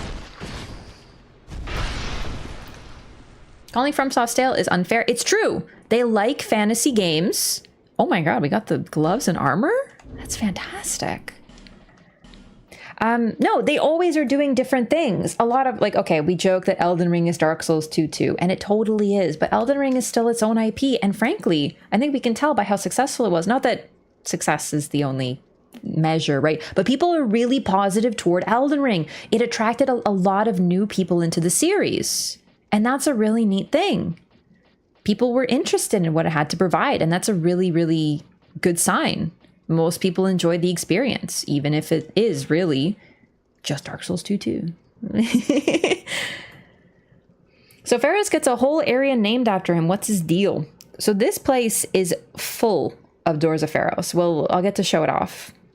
Gurm warrior armor of the nomadic Gurm. Excellent poison defense, but very heavy. Most Gurm descendants refuse contact with outsiders and live with a sense of deep contempt for those who exile them. So they live here. This is the only area, or one of the only. We don't fight many Gurm. Most of them are here. Pharos is buddy-buddy with the rats. I think so too.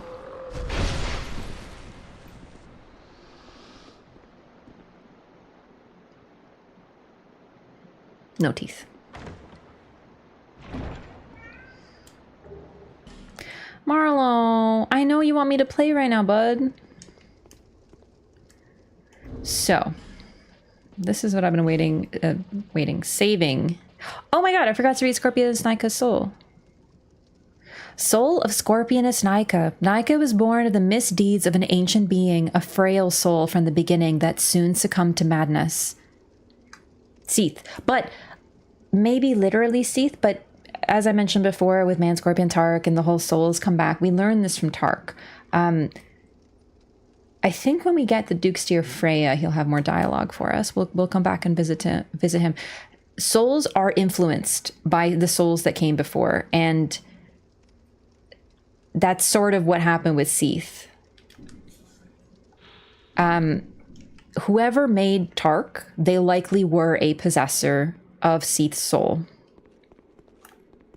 Oh my god, Goblin! He's a Gurm. Make a deal with Gavlan.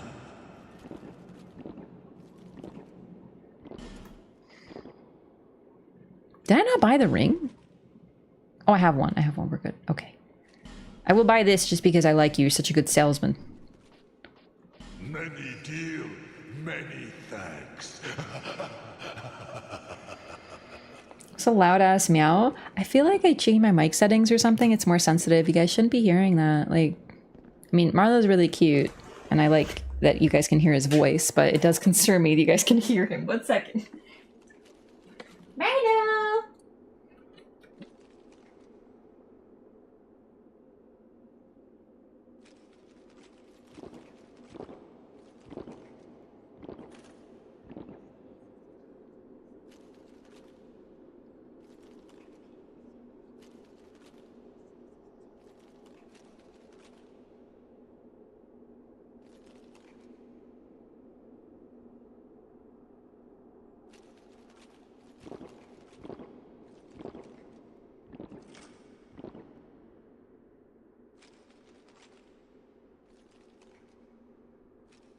Oh my god, the fuss this guy just kicked up. He purred, flopped onto his side, and became the heaviest object on the planet and refused to be picked up.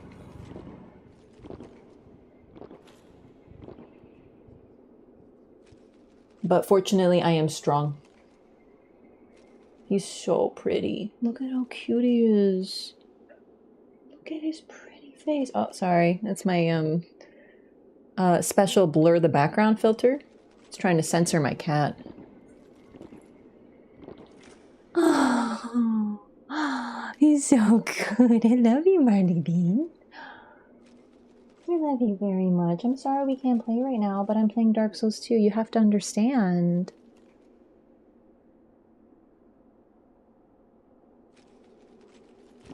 He wanted attention, but off camera. He loves being picked up, as you can see. If he didn't like it, he wouldn't be here.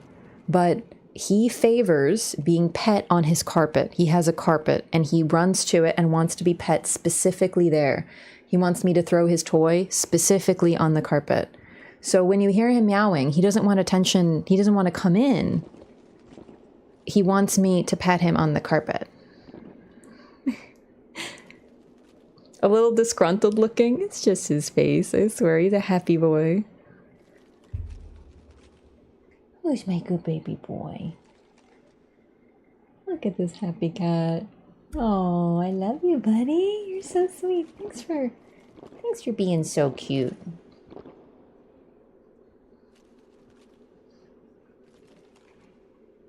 Oh, I love you, sweetie. You're such a good cat. I love you. Don't be fooled by his face. He acts like he's never been pet in his entire life.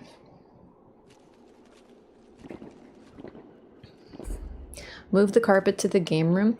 There isn't enough space for him to run here, else I would.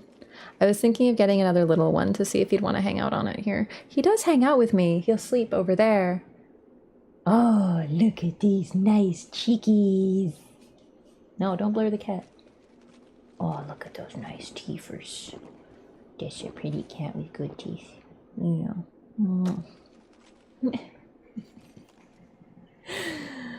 Oh, I love him. Look, he looks like a bunny. Like a bunny cat. Doesn't necessarily look very impressed. Oh, it's my little bunny boy. Oh.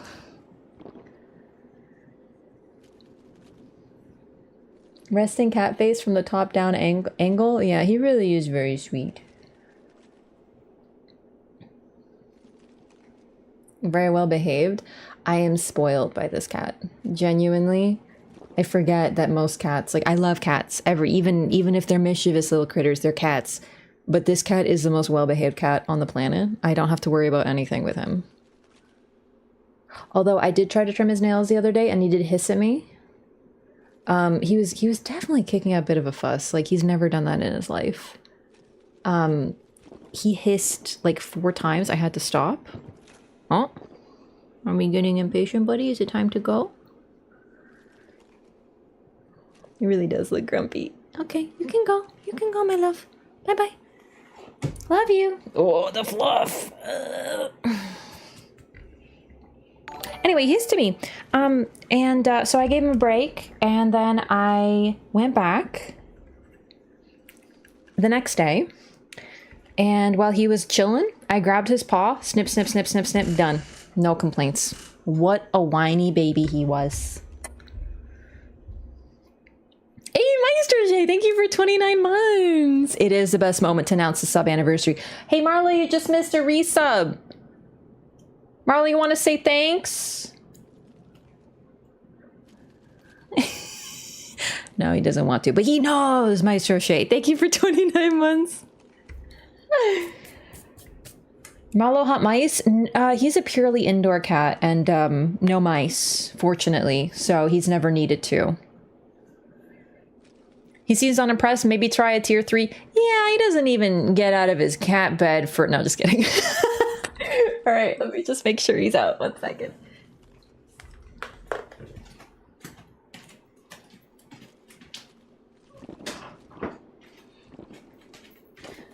And don't be fooled. I pet that cat and he gets grooms and snuggles and smooches and tons of pets and squishes and playtime on his carpet. He gets whatever he wants. He's a spoiled prince. It's just on stream days. Your girl's streaming. Does he hunt centipedes? Yeah, he did actually. One time I was petting him and he had something in his mouth and I like just grabbed it and you know, he was like, eh, and it was a centipede leg. I washed my hands like 18 times after that one. You want what? I don't know. You go home. Gavlan will, Gavlan deal. Yeah, when Patches said that in Elden Ring, I was like, Gavlan? Many souls.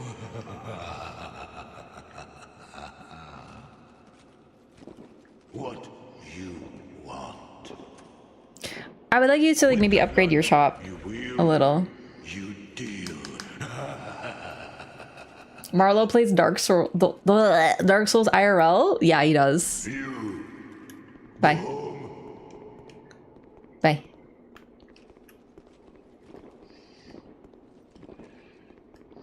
Okay, what are we doing? We're in the Doors of Pharos. Right, I want to read about Pharos. We don't know too much about Pharos.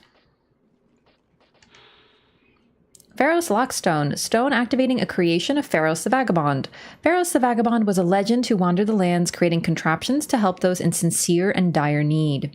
The scope of his travels was so wide that Pharos has been mistakenly credited with many inventions that were crafted by others. So when you, it's a key, and the doors look like faces. Oh my god, I forgot about this. Incredible gaming. Do it again. Oh my god. So what now? You threw your weapons, dummy. Oh my god, he is the weapon.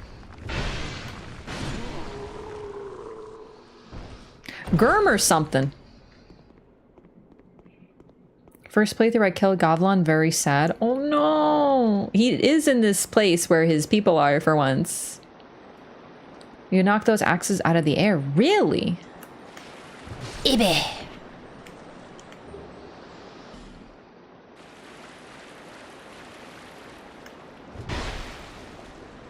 This guy is wielding an entire anvil on a chain.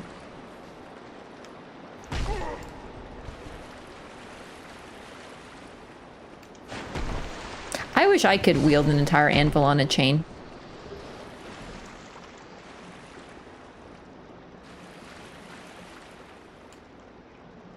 Weakness, jumping. That's a hole, isn't it? I don't want to jump in there.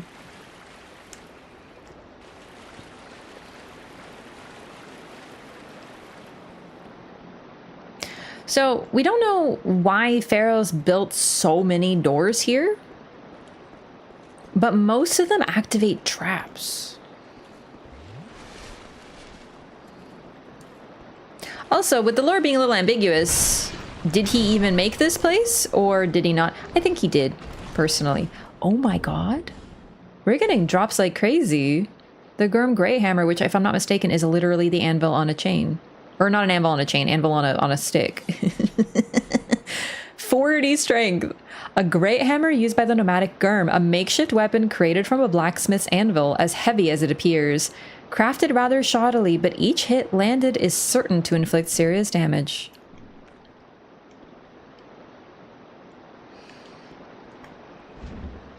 Oh my god. Yeah, we're gonna be thick rolling, wielding both, but I just want to show it off.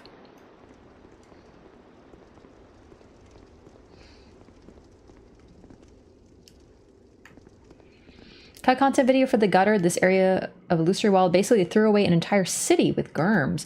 Really? I actually didn't know about that. I don't know too much about Dark Souls 2 cut content. Very little. In general, cut content's a weakness of mine. Because I don't really... You can't find it by playing the game, you know? I just like to know. Oh, I missed a whole area. But that's sort of... This is where we're supposed to go, sort of. What happened to you?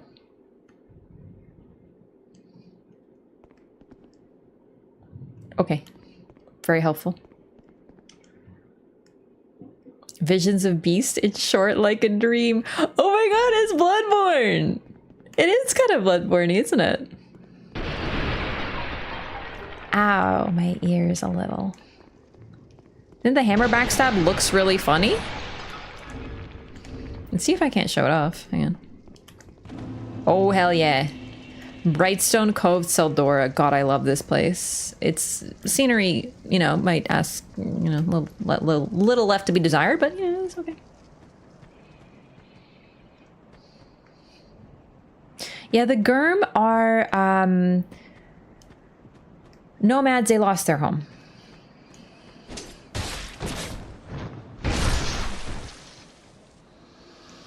Okay, that might be like the best backstab animation I've ever seen in my life. First you Charlie horse them, and then you smash them. I might try this weapon sometime.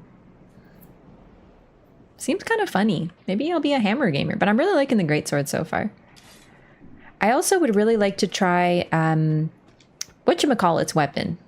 The Vengarls. In fact, ideally, I would really like to what's the word? Power stance. Gonna get the crypt sword. I don't remember what that is. Okay, I knew there was a bonfire here. Let's grab this real quick. This game has so many weapons, gamers. Like, I don't know even a fraction of the weapons in this game. I've used in this game more than most other ones that I played from FromSoft, because I tend to have my favorites and I stick to them. But this game I've used like probably 5 or 6 different weapons, and I still don't even know a fraction of them. There's so many weapons in this game. Oh, the popsicle sword, maybe. I don't know if I'll be able to power stance Vengarl's because his stuff is very high requirement, but it could be fun, so.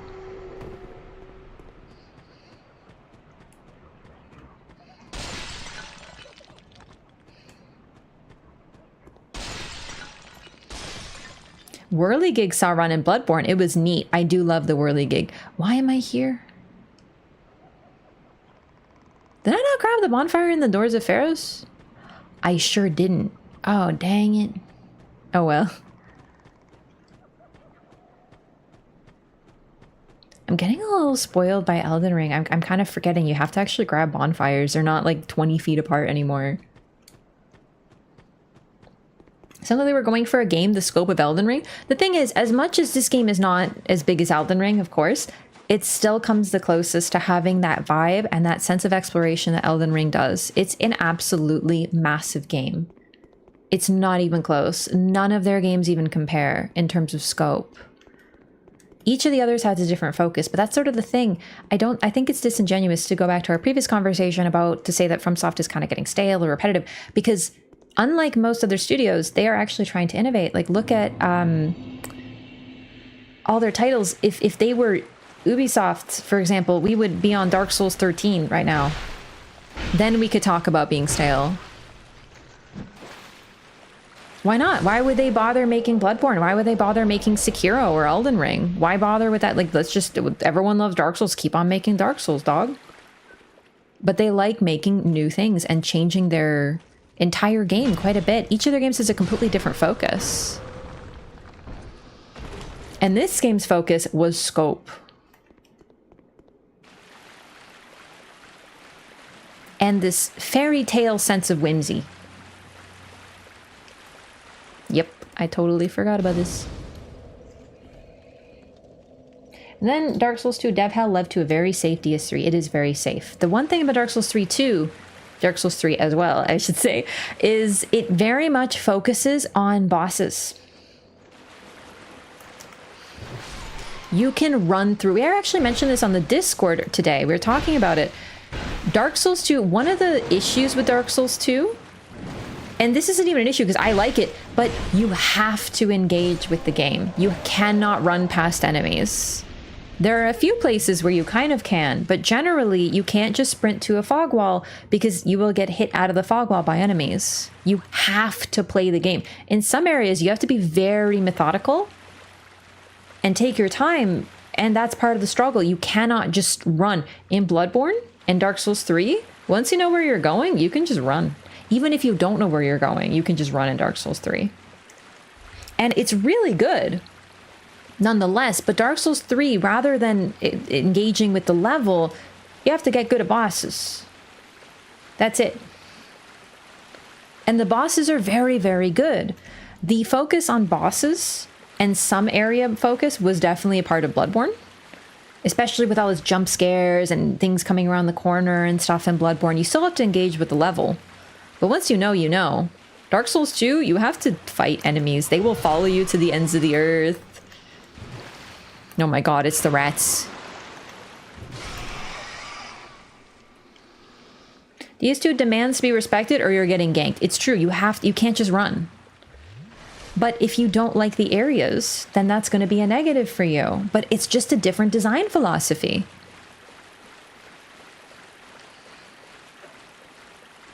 I love Black Gulch. I feel like the only person on the planet, but I really do.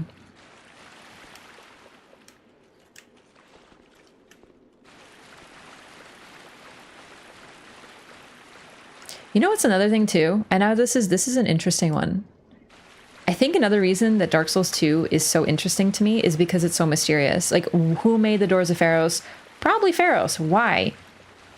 Who lived here? Did he do it by choice? I don't know. There's so much mystery in these areas. Shalva as well. Yeah. The rats are a good concept too. It might have been linked to the rats because there is the Royal Rat Vanguard here. He did it for a goof? Yeah, he did it for a laugh. Okay. So this one. I think this is Santier's.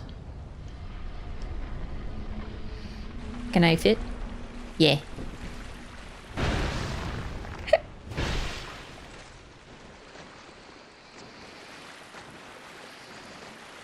And then Elden Ring.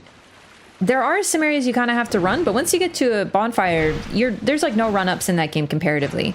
It's a very much boss-focused game. Basically, it's just each game has a different focus. Sekiro, you can pretty much jump through most of the areas using the grappling hook. You hardly have to engage with the levels.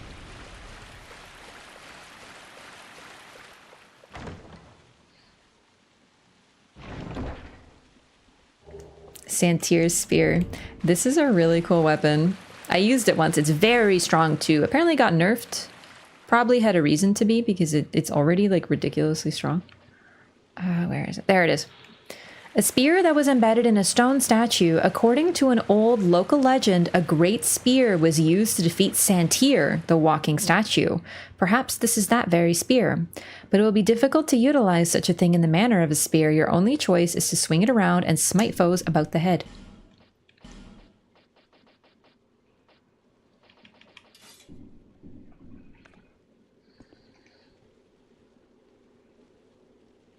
Yeah, it's literally impaling a walking statue. I think it requires dex because I don't have that. Yeah, so I can't show it off to its full extent. But the gimmick of this one, and this is really interesting, this game has weapon durability. You can actually see at the bottom, each of my weapons has a little bar. When that empties, your weapon breaks, and you have to fix it. This weapon, you want to break it, because when you break it, it becomes a twin blade that doesn't have this thing on it anymore, and it has a unique moveset and is one of the strongest weapons in the game.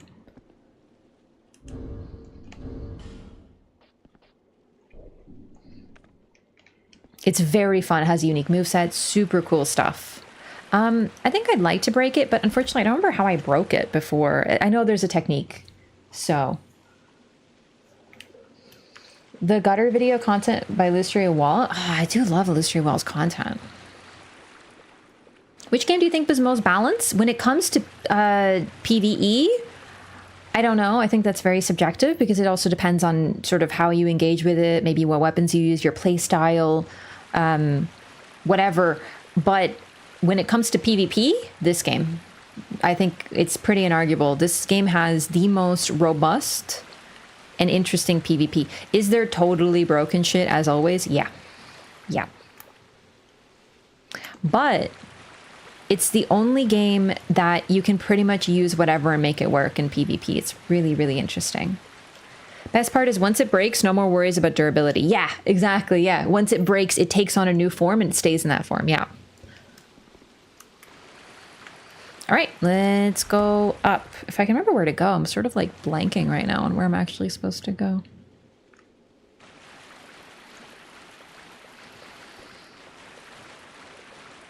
Balance between focusing on bosses / levels. I like all the games for a different reason. I can't even tell you really. May I offer the best way to break it? By all means, yes, please. Chat told me in the first place. I just don't even remember it anymore. Lots of build variety, so much fun. This game has some of the most interesting PvP, for sure. I had so much fun with it.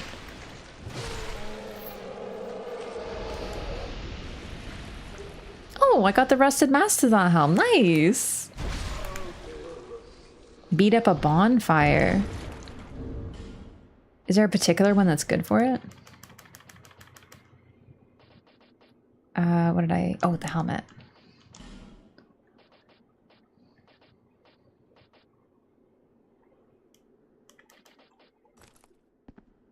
I'm a little bummed that I don't get the tusks, though. This feels like false advertising. Rusted Mastodon Helm. Helm worn by the primal knights of Dranglake Castle. Durability is low due to rusting. Its weight would normally crush a man, but to the brutish primal knights, it may as well be made of papyrus. Papyrus. Like, from Undertale?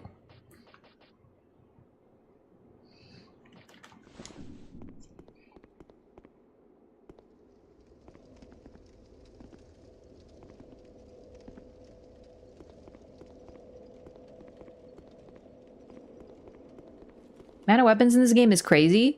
It only gets crazier. It has so many things. Does acid break weapons?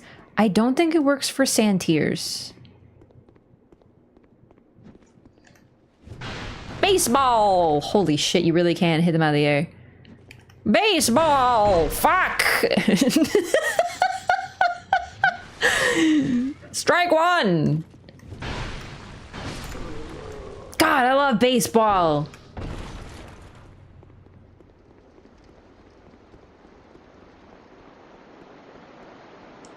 I feel like I forgot where I'm supposed to go here. I'm like a little lost.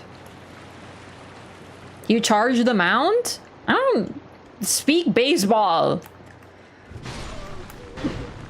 You're gonna have to explain it in simpler terms. Raph, you're not supposed to bring a gray sword to the baseball field. I didn't read the rules.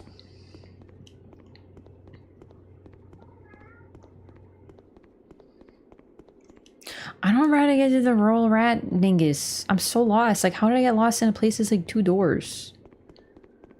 Oh my god, I'm so boggled. Pitcher hit you, so you went to fight them? Yeah, I'm Canadian. We play hockey, dude. There's lots of fighting in hockey. It's not my fault. Alright, let me explore. Oh, hi.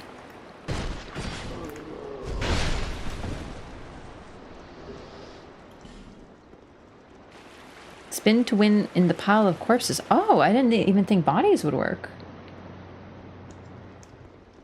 Canada is a real thing? Hang on, I'm trying to think of something funny to say.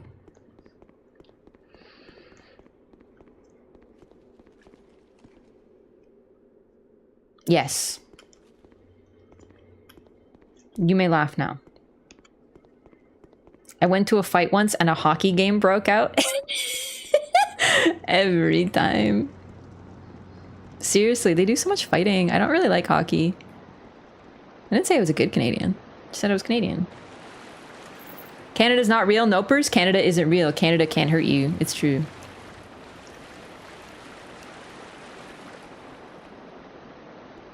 Is it...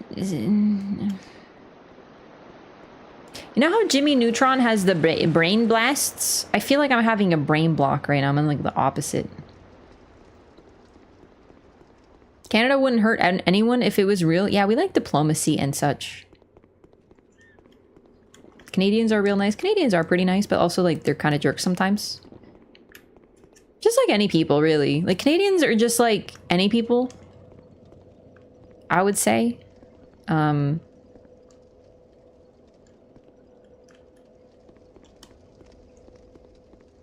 feel like there's supposed to be more doors than I'm supposed to be opening in the Doors of Pharos.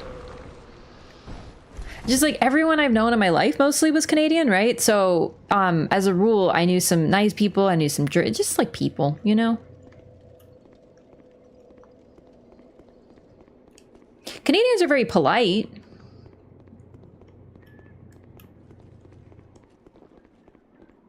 Alright, am I missing a turn, chat? Like, I actually have this, like my map quest is broken in my brain. Oh, he vanished. Thought it was one of those made-up places. No, I think you're thinking of, like, Loreathon. You know, like, Loreathon isn't real.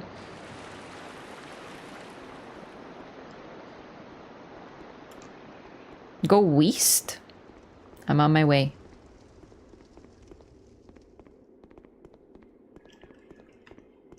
No, the geese are very evil. I'm scared of Canadian geese.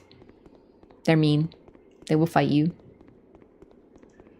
Is this a bit? No, I don't remember where to go till they get to the second floor. I'm lost. In a more linear game, Raph gets lost. This game is not linear, okay? It's actually the most non-linear game they've made since any of them, okay? Don't slander me.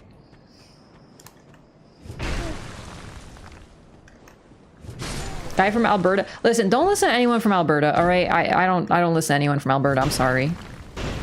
Alberta is inherently a suspicious locale.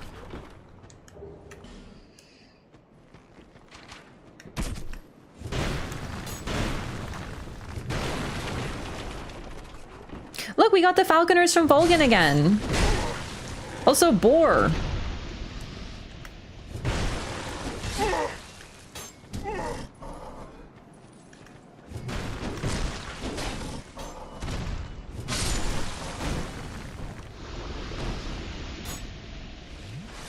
Deep in roleplay with her character, I forgot. I don't know where the roleplay ends and the raft begins. I'm just very confused.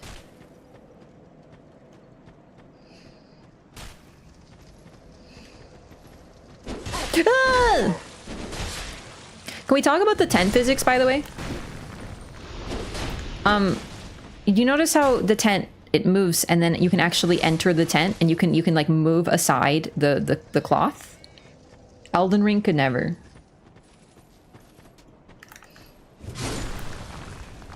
In Elden Ring, the tent must already be open or you're not allowed inside.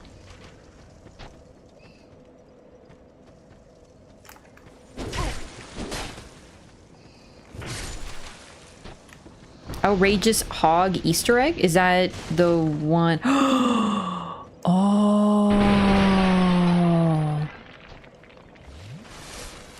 Yes. Thank you for reminding me. Oh no, this is gonna be hell. I can't wait. Ow!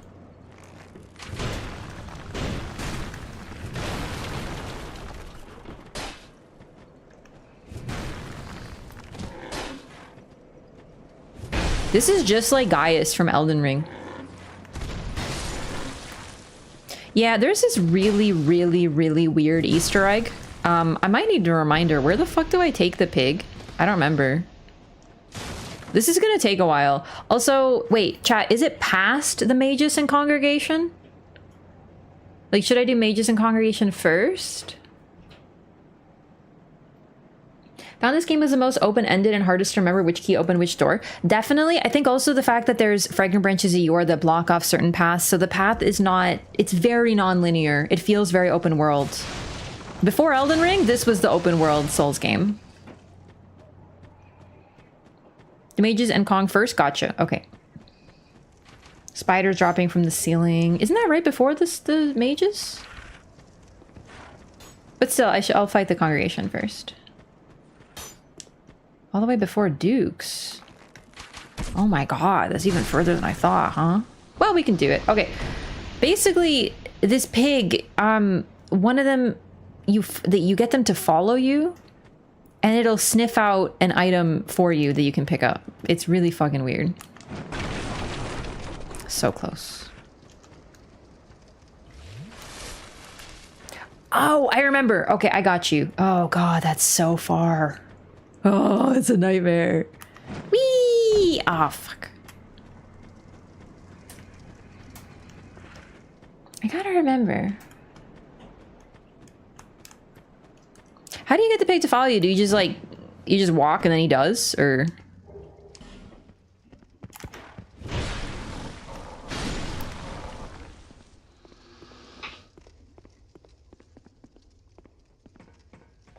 This is the scariest mimic in the entire game. This, oh right, metal mimics are easy to tell visually because you can tell they have the clasps on it. That's really it. Also, is it any pig or is it a specific one? I've only done this once, so I don't remember it super well. Is this a good mimic to show off how he kills you? Nah, I'm gonna try to kill him. Oh, I'm dead. Oh, never mind. I do too much damage. Anyway, he's dead. Wow. This weapon's really strong, huh?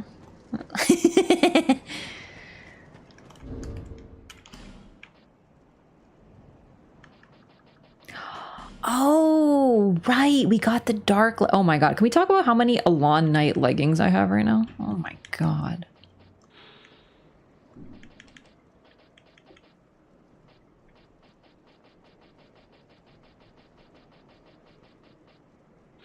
Dark leggings. Leggings of a knight subsumed by dark.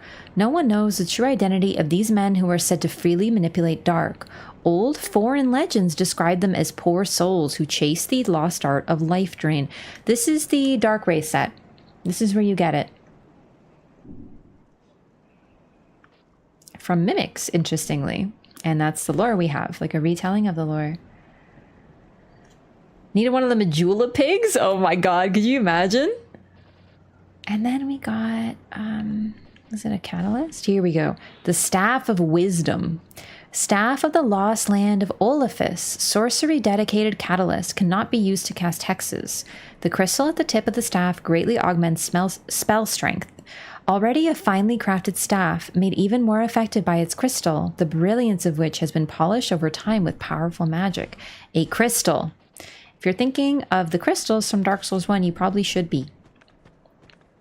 Like the Crystal Cavern and stuff. So, this is of the Lost Land of Olafis. It also kind of has a spider-adjacent look to it. I don't know if it's intentional, but considering what we're about to encounter in this whole area following, it might be intentional. There's also a very similar symbol on the door as well. Brightstone Cult Seldora, we don't know if it's Olafis. We really don't know. We just know that land was lost. But maybe at some point this was the land that was called that. Also, you might notice we see some crystals here. They seem to be growing and it looks like they're mining them. Yeah, very Seath-like. This area is very much a spiritual successor to the Duke's Archives in Dark Souls 1. But it's not just that. It's also, this is, Seath's soul has influence here as well. People went mad here. And you can also see these folks are just mining. Okay, I actually forgot about the boulder trap, but I misjudged my distance, so everything turned out fine. Hee hee, I love forgetting things.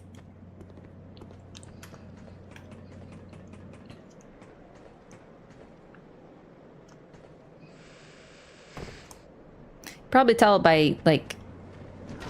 Oh god. These enemies are just guys.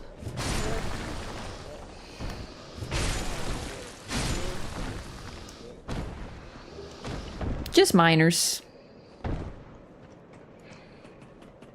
Mine with a pickaxe and then placed prism stones in a pile. Sorry, where are the prism stones? Also, what's cool is they curse you, and their weapon is imbued with dark. These are hollows. It's likely an inherent thing.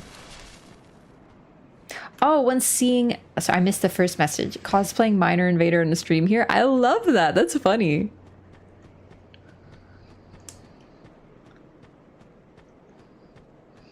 Wait, that was Oro? Okay, that's fucking funny. Terry Fox is based. We love Terry Fox in Canada. Man is a national treasure and or hero, iconic. His resolute spirit and charitable soul. I'm sorry, did I literally get the peasant gloves from these folks? Unbelievable. Long gloves commonly worn by peasants. Normal workwear, more fitting for farming than fighting. Oh my god, my Stardew Valley dreams are coming through. But yeah, remember how this looks? It looks pretty similar to the Olafis staff, interestingly, but like inverted. This place has always had spiders. Oh, if you're arachnophobic, warning, this is scary as shit. These are probably the scariest spiders they've ever put into a FromSoft game. I think it's a tie between these and Bloodborne. Bloodborne spiders are very scary and realistic. These ones are just nightmare fuel. I love them. Miners look like Michael Myers. They do kind of have the mask, don't they? They look very spooky. Who's Terry Fox? Oh, Terry Fox was a man who he had cancer. He developed cancer, a very young man, and he ran a marathon to raise funds for support, despite the fact that his illness led to him having an amputated leg. He kept running. He kept going. He planned to run across the entire country of Canada. Unfortunately, his illness overcame him and he didn't make it, but he's a very powerful like symbol in Canada. We love Terry Fox. We learned about him in school a bunch. And we still do like Terry Fox runs to make money for charity in his name.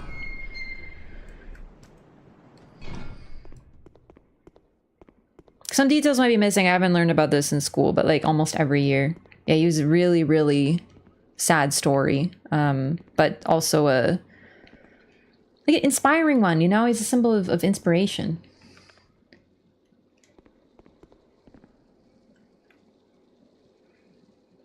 Binge watching DS2 cut content. I discovered the reason everything was cut is because the original lore had no dark, no souls, no flame, zero connection with Dark Souls. Even then, the connection is pretty tenuous on a good day. These spiders are so cool looking. They have like the skull on them and stuff. This one's neat because they don't actually come down until later. So we're gonna wait. Oh wait, Ben Hart. Okay, I'll be back. God, you run funny when you have the Beanos, huh? Look like you're about to trip all the time.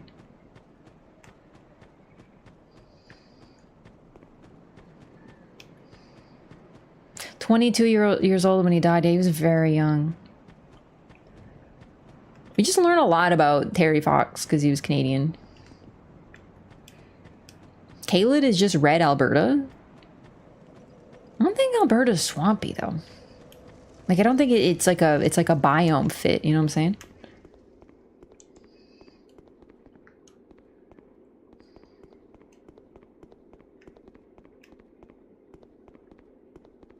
I went too far. All right, we're gonna spend our souls on something.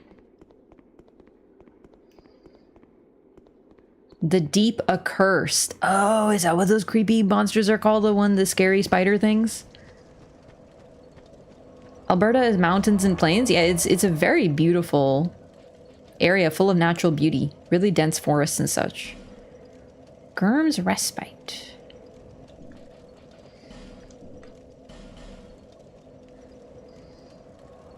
Learn about Terry Fox because my dad is a runner. Oh, that's really interesting. Yo, Flamebait! Welcome back! Thank you so much for the support! Thank you for 10 months and thank you for tier 3 6 months in advance. Goodness, I really appreciate that. Thank you so much for your support. Welcome back. How's it going? Seek souls. Seek less. Seek and such. Go far enough north though and they'll never find you? I feel like that's just true of Canada in general, to be honest with you, but like, yeah.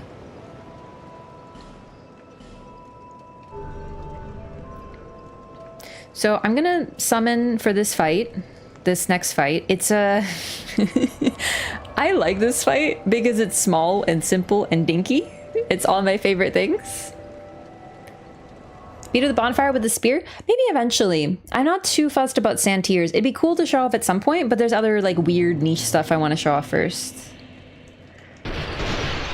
Okay, so I'm gonna clear out some of this area to make it to the boss fight smoothly. We can summon Benhart for this next boss, and he's a little bit of a difficult one. We need to summon him 3 times. I forgore. Ow. Yeah, we need to summon him 3 times, and it's not easy because the bosses are really particular. We don't get many choices with him. So I'm going to summon him for this as one of them. Yeah. Peasant attire, how cute. Save that farmer from the boulder. I did, yep. Totally on purpose. Cut content had a child, Emerald Herald 2. Yeah, it was more focused on time travel. And the encounter of characters at different points in their lives. Like the opening cutscene, the woman is actually the Emerald Herald. One of the old women, the one who's outside the lands, the things betwixt. Universally hated part D is too. I like this actually. It's true. The thing is, I don't mind dinky boss fights because they're not difficult and you don't spend a lot of time on them. So you just kind of move on. Do you know what I mean?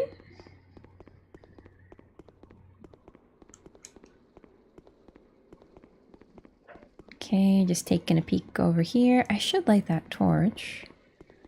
This, you do not want to open this because it triggers all the spiders.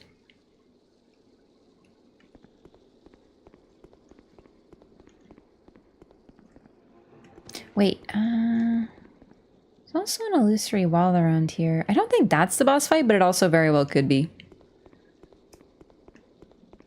Love this area on boss too? Hell yeah! No, it's just, it's a small little fight. And then it's done. I love the Covetous Demon. I really do. He's such a weird little dingus. Okay, I'm gonna go get Benhart because it should be fairly safe for him now.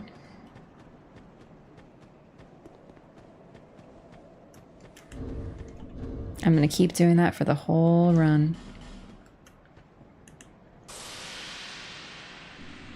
So yeah, Lucatiel's summoning quest is done, but Benhart's is just beginning. Oh man, I thought it was in this one. His summon sign is really hidden as well. Whoop. Ow. It's in one of the tents. But I don't remember which. Maybe this tent? Benny.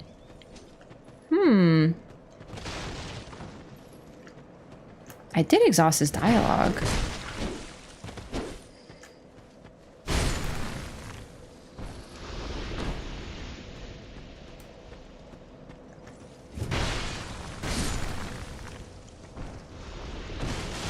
There it is.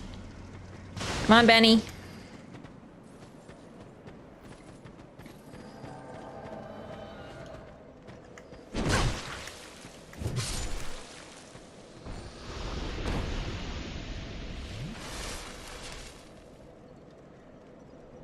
It's really interesting that a summon sign is in the tent. Really?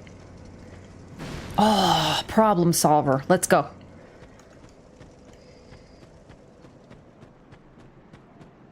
I can't wait to show off this fight. It's so dumb. I love it. I really do. It's called Prowling Magus and Congregation. And basically you walk into like an active church sermon ceremony and you just murder everyone there.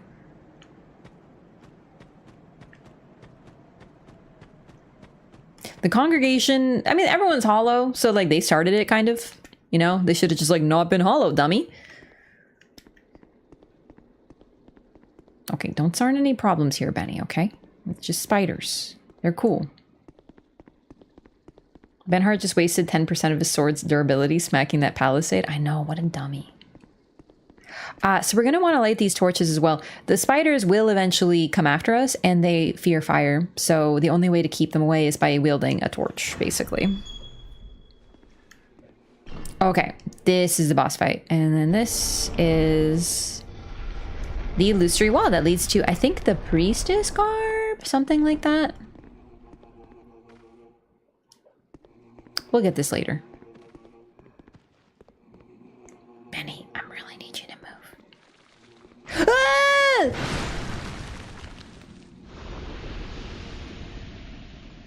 Normal response.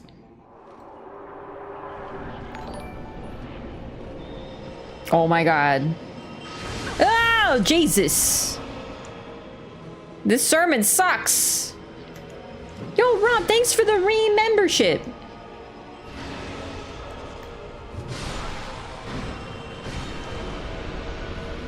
Thank you so much for 7 months. Welcome back.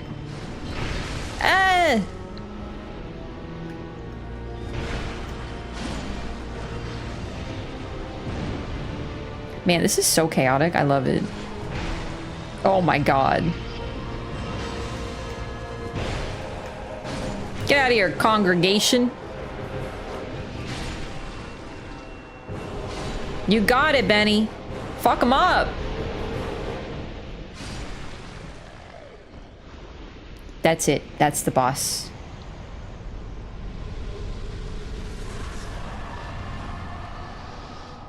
How did he do that? Did you see how he ran? It was incredible. What does this say? Woman ahead, therefore tail.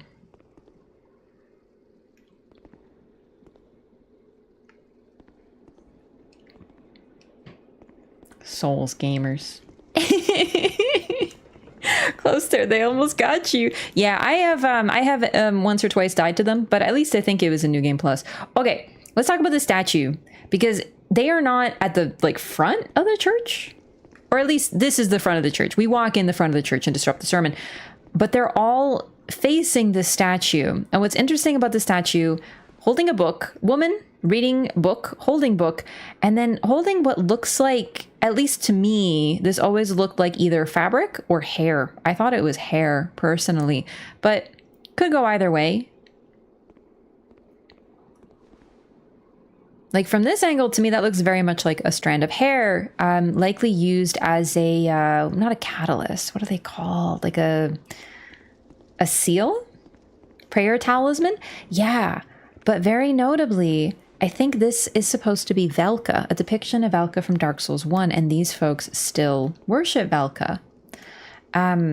Mainly because there's a Velka worshiper upstairs as well, and Velka's talisman, or whatever it was for casting her spells, it was her own black hair. Woman reading book, 3 things that don't make church happy. This church was based. I did kill them all, but they're still based. 7 years? It's been 7 years. Based on intelligence too? Velka, smart AF for real. No, Velka was a really interesting figure. She wanted her followers to be intelligent.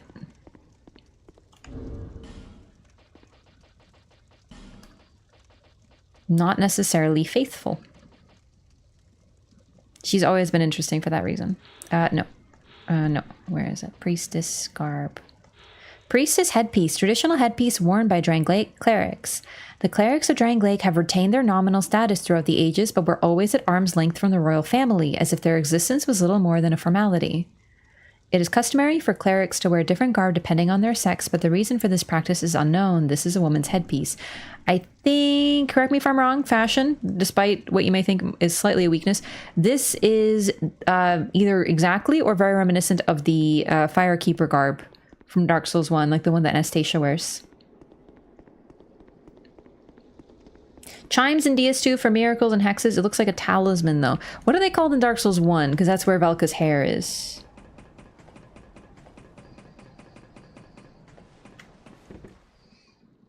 Cut content, those reskin weapons they gave in 2014 are still in the game. Need cheat engine to drop it? Yeah, or folks can just like duplicate them for you. So yeah, very comparable to Strayed over here. There's a bunch of spiders, but they do not aggro to you. They're chill. And they're eating corpses right in front of this guy who, by the way, once again, is wearing Velka's priest garb. I forget what it's called. Hi. Something seems to be bothering you. Yes, I can tell. It is written upon your face. Bitch, you can't see my face. You have doubts about something you did. Literally untrue. I am Cromwell. Regret, anguish, disillusion, bewilderment. What wonderful gifts they I will are. make the worst puns on earth and not regret a thing. Together, they are the essence of life. Don't you agree? But now you're lost, bewildered by your own actions. This guy's like psychoanalyzing me like the YouTube body language experts. Yes, how tiny and frail are we? But if your heart is yet sincere, your sins will be forgiven. Now is the chance. Demonstrate your sincerity to me. Okay, the Pardoner. So, as you can tell, he's literally the exact same as the Pardoner from Dark Souls 1. Same garb. What do they call it? Priest of Elka, whatever. He works the same way. Also, from a gameplay perspective, he does the same thing. If you piss off anyone, you can get your sins forgiven and fix quest lines. Hiccup, sorry. Oh my goodness. White Priest headpiece.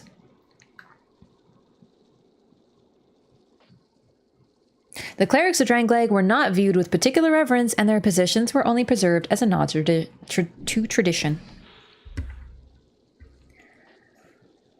Okay, we've read these before.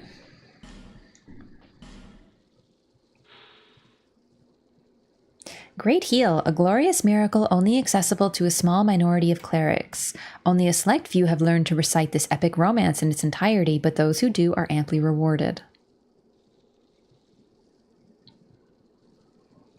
Resolute Lindelt cleric knights when fighting on the front lines. There is a story passed down through generations claiming this band of knights once felled a poisonous dragon which menaced an entire nation. Not quite. Well, technically, actually, yeah. We'll learn more about this in one of the DLC. Oswald and DS1. Thank you, Oswald. I never remember the names. Sounds like the average youth pastor? Yeah, he's a little aggressive about it, isn't it? Isn't he? Oh, you are here for you are lost. No? Ooh, foreshadowing? Yeah, I love it. So when you read this, it's just like, oh, just another Dark Souls story. But no, this is actually addressed and outlined in one of the DLC. This is one of the the text was changed with the DLC release. Oh, well, that's my bad. I didn't know. I didn't play this until after the DLC came out. So that's really cool. Okay, read this one. Read this one. Heavenly thunder emits lightning in random directions. Scholars bicker over whether this is the original lightning spear or a derivative. One can never gain full control of the power of the gods, but with a little favor from Lady Luck, this spell will destroy your foes. Perseverance. Lindelt ascetics are sent to distant lands for proselytizing and self-training, but many of them decide not to return. Scraps of Life, an esoteric spell created by Novlon, the infamous exiled sorcerer, awakens the souls of the long-buried dead. And we read the rest about Novlon. We're going to learn a little bit more about him as we go. You have not sinned. Hey. Anyone can be forgiven, as long as he is sincere. Hey, Hazel, what's up? No matter how terrible the sin. Surely, we all deserve mercy. Yes. Anyone can be, no matter, surely. Okay, bye. Whenever you are ready. Let's get your walkaway dialogue. You will always find me here. You sure will.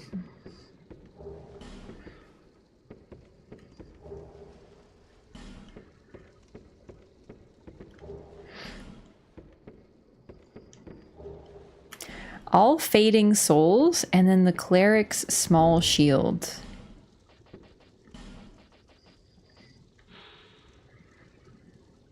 Small shield used by clerics on pilgrimage, enchanted with a somewhat fragile blessing that allows spells to be deflected by parrying, specially crafted to provide extra durability and some level of physical defense.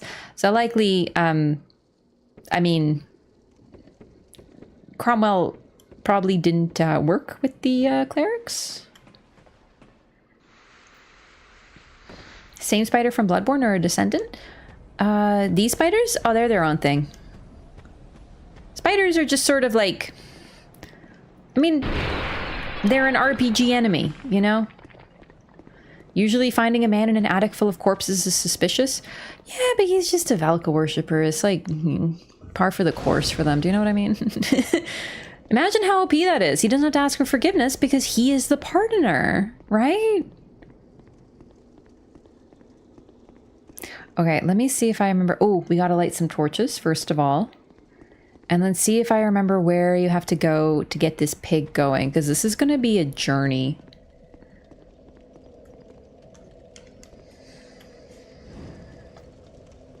I really like, you know what? I think Brightstone Cove Seldora might be top of the list of some of my favorite zones. I can't pick one in Dark Souls 2. There's so many cool zones. This is a really neat one. I don't know what it is about it. I just always love it. Would be more suspicious Sans corpse? You think having a room with no corpses is more suspicious than a room with corpses? I think the corpses are more suspicious. Rare attack animation for the spiders when they jump on your back and bite you. Oh, really? I gotta try to see if I can trigger that. Okay, more power to you. We're gonna need to light some torches. Yeah, I think we'll just go through and come back with the pig. I need to get my bearings a little bit more. Room sans corpse means where did the corpses go? All right, so you're saying, okay, if you walk into a room and there's a guy chilling with like 4 corpses, or you walk in a room and there's like 4 bloodstains where there were corpses, I think the corpses are still more suspicious. Flamebait is sus. I vote flamebait. Democracy. The one with corpses isn't hiding anything. I see the logic. I don't agree with it, but I see it.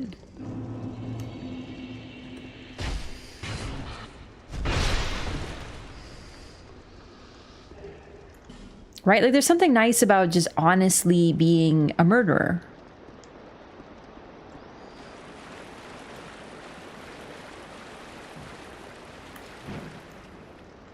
I'm too short. Oh my god! I totally forgot there was a hidden freaking secret hollow there. I don't remember where most of those are, unfortunately. Okay, I'm gonna try to find the other part of the Doors of Pharaohs because I don't remember where they are. Oh, dang it. Poor guy was just chilling. This is why you have to remember that just because you're invisible doesn't mean you're like immune to damage, you know? A very important distinction. Oh my god, I almost plunge attacked Govlon.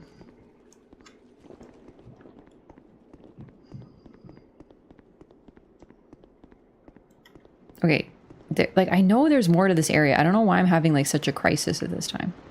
I don't even know where to do any Doors of Pharaoh stuff. Visions of Despair and then Impossible? What a quitter.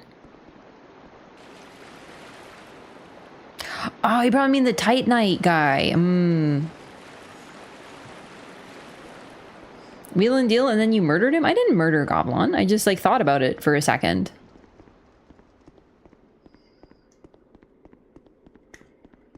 Berserk Greatsword, nice. I am berserking. I am very, I'm Butts from Gurk. Is that his name?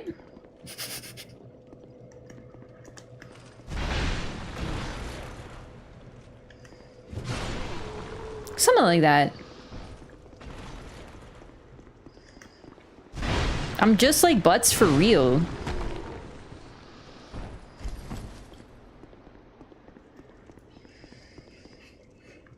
Zirkin from Bergurkin? That just sounds like somehow like inappropriate.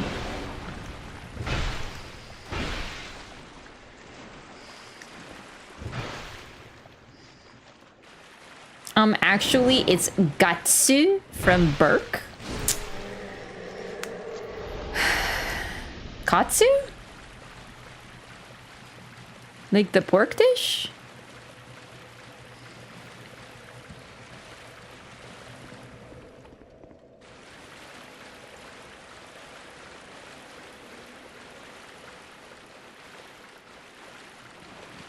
Like, look at all this upstairs area. It's, do you just go past here? Maybe I missed a turn. Oh no, the dogs. The dog rats. The dog rats, dude. The dog rats. They're gonna eat me. Crab thinks Griffith did nothing wrong. It's actually not true. I think Griffith, like, is like the worst. And I haven't even seen Gurk, you know? It's a ladder somewhere. It's a ladder. That's the problem. I have ladder blindness.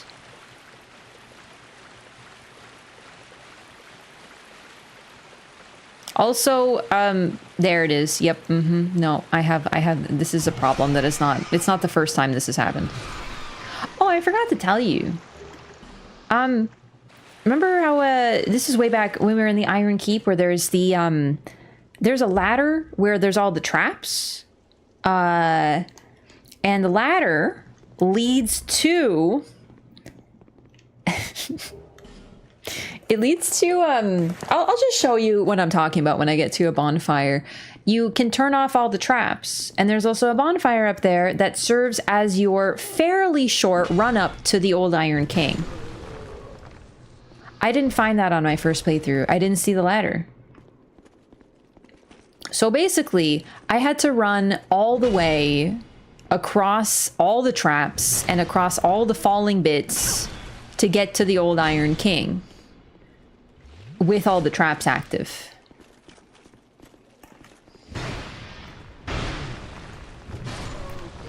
And I still like Dark Souls 2 on the first playthrough.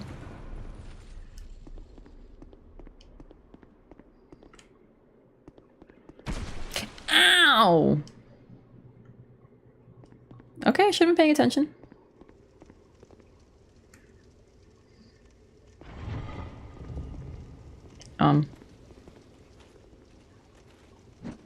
Hey.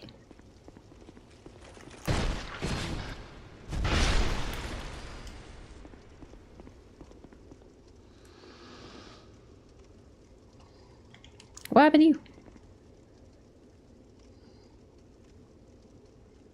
That's a trap chest, all right. Ah! I love getting a little peek to what happened to my fellow gamers.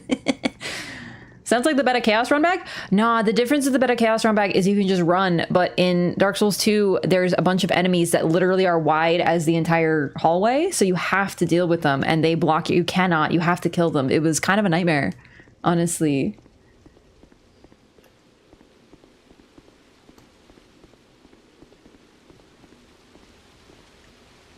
I don't remember which of these doors are important, but there's a lot of them.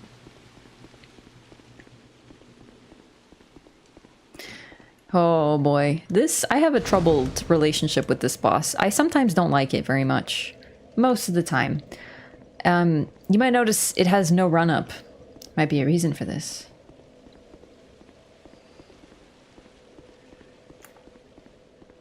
Wake up!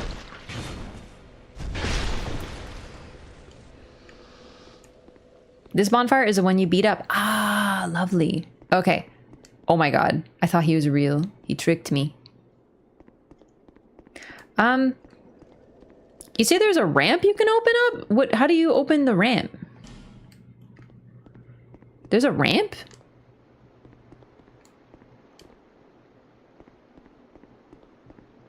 Back to the ladder. Okay, be right back.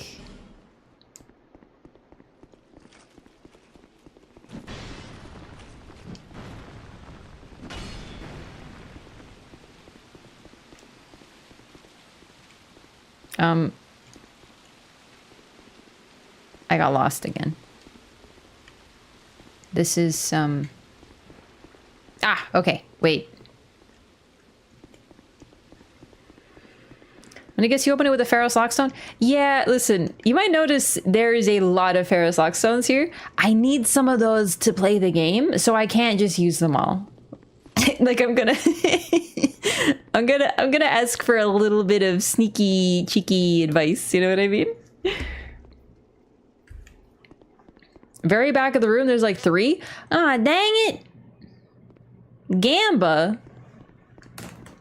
With consequences? Oh, man. Which, that one? Fuck. I don't remember. I think it's on the ground floor in the water. Oh, what? Oh, that one maybe? Suspicious. One opens up a piratey dude. One opens up a ramp. Oh, Jesus. All right, well, let's gamba.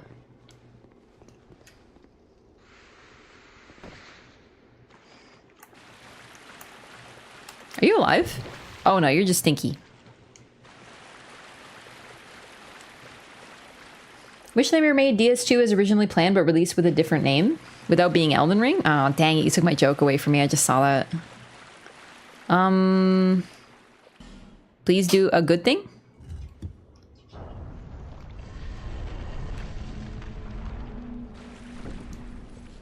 Fuck, it's the piratey dude. It's the wrong door. Summoning people here to earn stones to trap the place out. Right, yeah. So you can fill this place with traps and then do PvP here.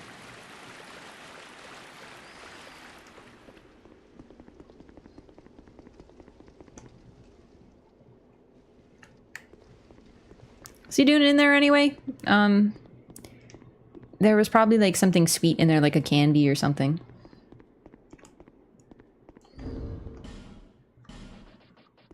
I only have 3, so I don't want to use them all. That was his Airbnb room? That was his apartment in New York City.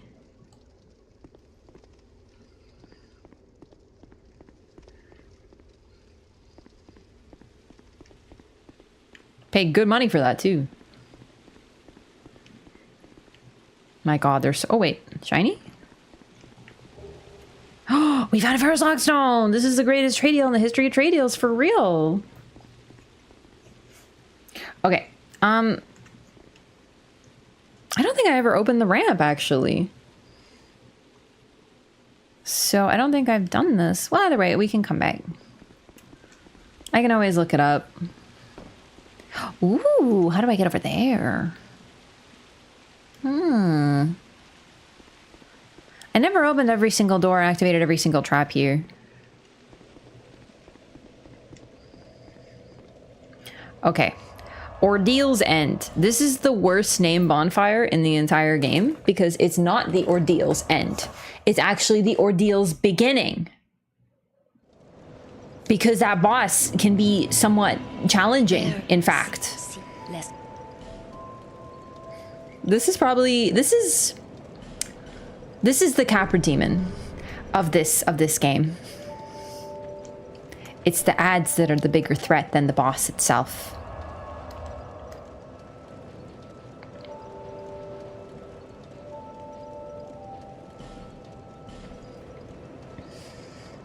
It didn't say which end of the ordeal. That's a good point.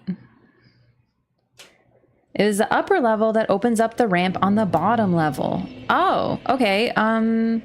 Like the one right above, like right near the ladder? Or, like, is it this one?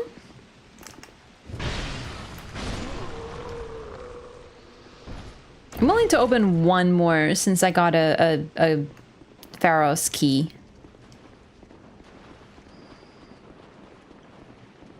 I want to open more of these. It's just, I honestly don't remember how many Pharaoh's keys I need to do the important stuff in the game that has cool stuff behind it, so...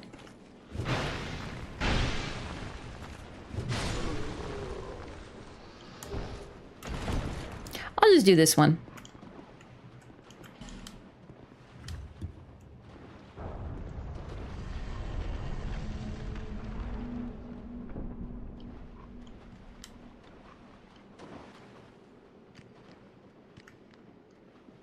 Okay, wait, what did that even do? I feel like it was not the right one. But on the other hand, I don't even know what it did. This is why FromSoft does the cutscenes, so you know... Wait. Oh my god! Oh my god! Where did it... How did it... Where? Where? Where are the stinkers? Stinker? Ah! What the fuck? Cool! What? I never knew about this. This is so sick. What? Dude, I knew about like the rat stuff down below. I didn't know about this. This is so cool. Oh my god. Dark Souls 2 is such a huge freaking game. Did you just try to kill me? This game is so big, I didn't even know about this. So, the Rat Covenant, it has 2 locations. It's a really, really, really unique PvP covenant. And the thing about the Rat Covenant is what you do is you lure invaders into your world. So, rather than invade someone else, you force them to invade you. And then you create a bunch of traps for them, basically.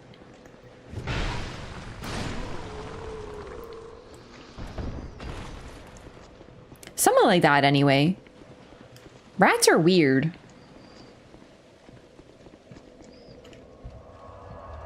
Okay. Let's do this fight. Wish me luck. Okay, we'll be okay. We'll be fine.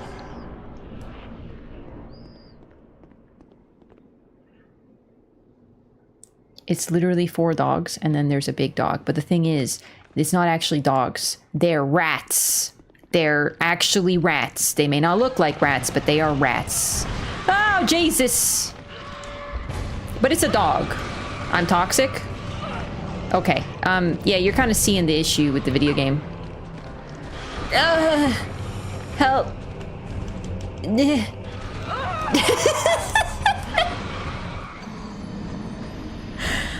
And that's the boss.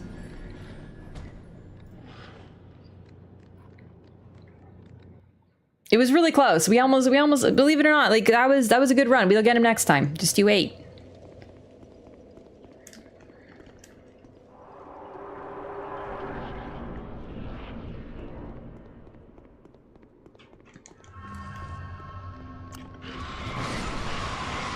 All right, the sweep is good. The sweep is good. Sweep, sweep, sweep, sweep. Dude, this, why is this horror movie music playing right now?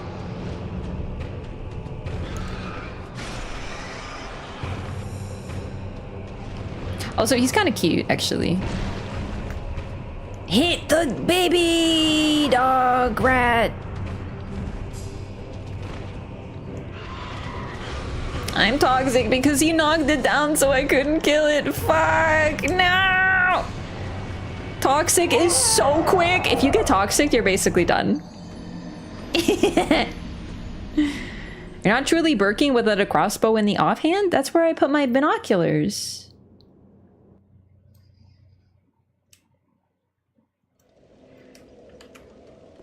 English only in chat, please, because we don't speak any other languages.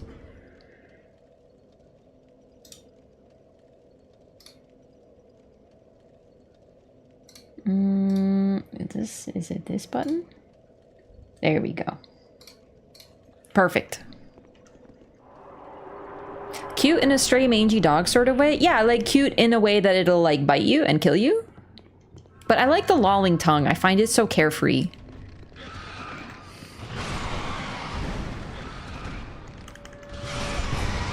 Gaming? Okay, we just cannot get toxic. We're so close. Okay, it doesn't matter. We are surviving. We are thriving. May not look like it.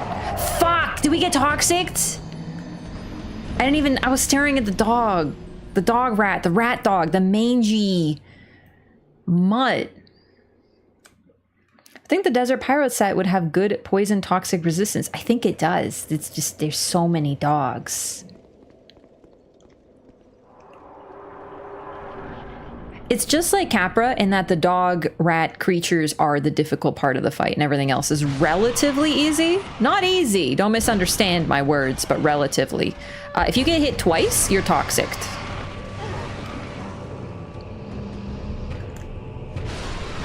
Okay, okay.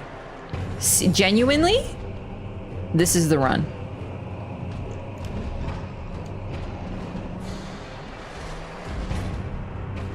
So this is the Royal Rat Authority. Why he is an authority and who gave him this authority?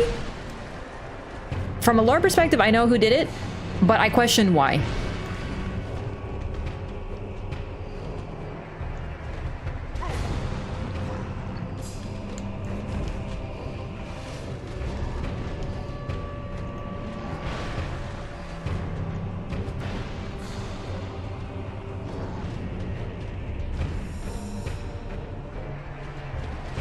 Oh my god, the tracking. This is an Elden Ring-like video game.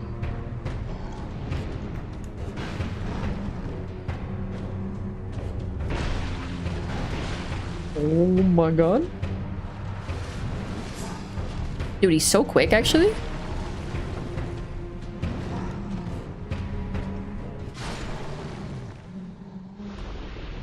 Once the ads are done, it's really not that bad, but it's still a little scary.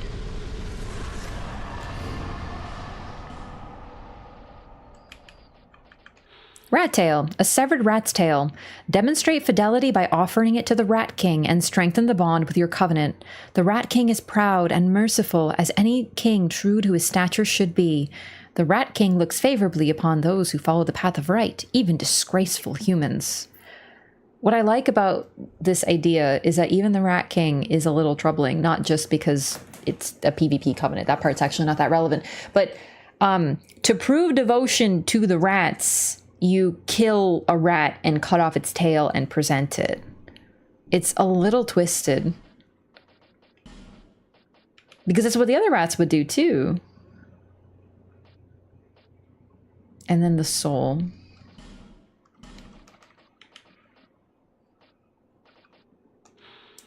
Royal Rat Authority Soul. Soul of the Royal Rat Authority of the Underground Realm. Those who choose to serve the Rat King must have the courage to face his challenges. Use the special soul of this rat to acquire numerous souls. I just love that. Rat. It's a dog-eat-dog world. Wait, where's the door?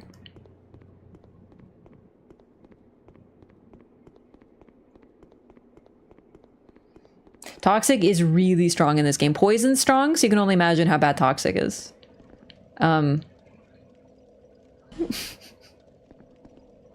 Leave this place, human. We have no time for thy kind. Humans bring nothing but filth. Is that a rat tail, human? Thou'st one of mine rat burrows conquered. This will not go unnoticed. Rejoice, for the right to serve me is now thine. Typical king behavior. Since thou'rt human still, permit me ask, wilt thou thy human soul surrender and pledge thyself to me? Swearest thou by the sweet-tempered sludge that laps at our bosoms? Become a rat. Swear to me on garbage.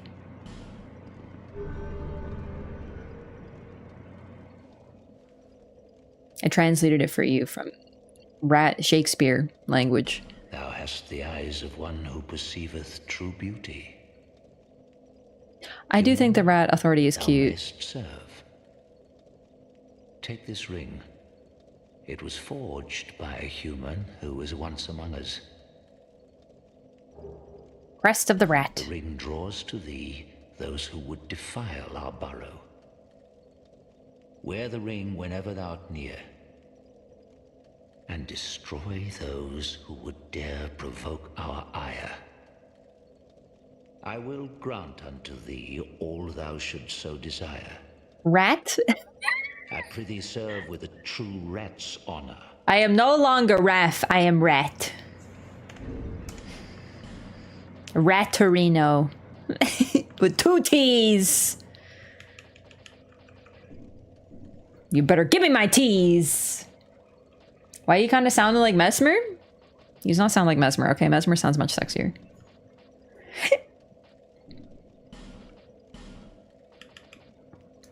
Crest of the Rat, and it literally just looks like a rat like bit it. Join this covenant and wear this ring to lure trespassers of the Rat King's territory into your world. If you receive this ring, rejoice in the opportunity to demonstrate your allegiance to an eminently noble being.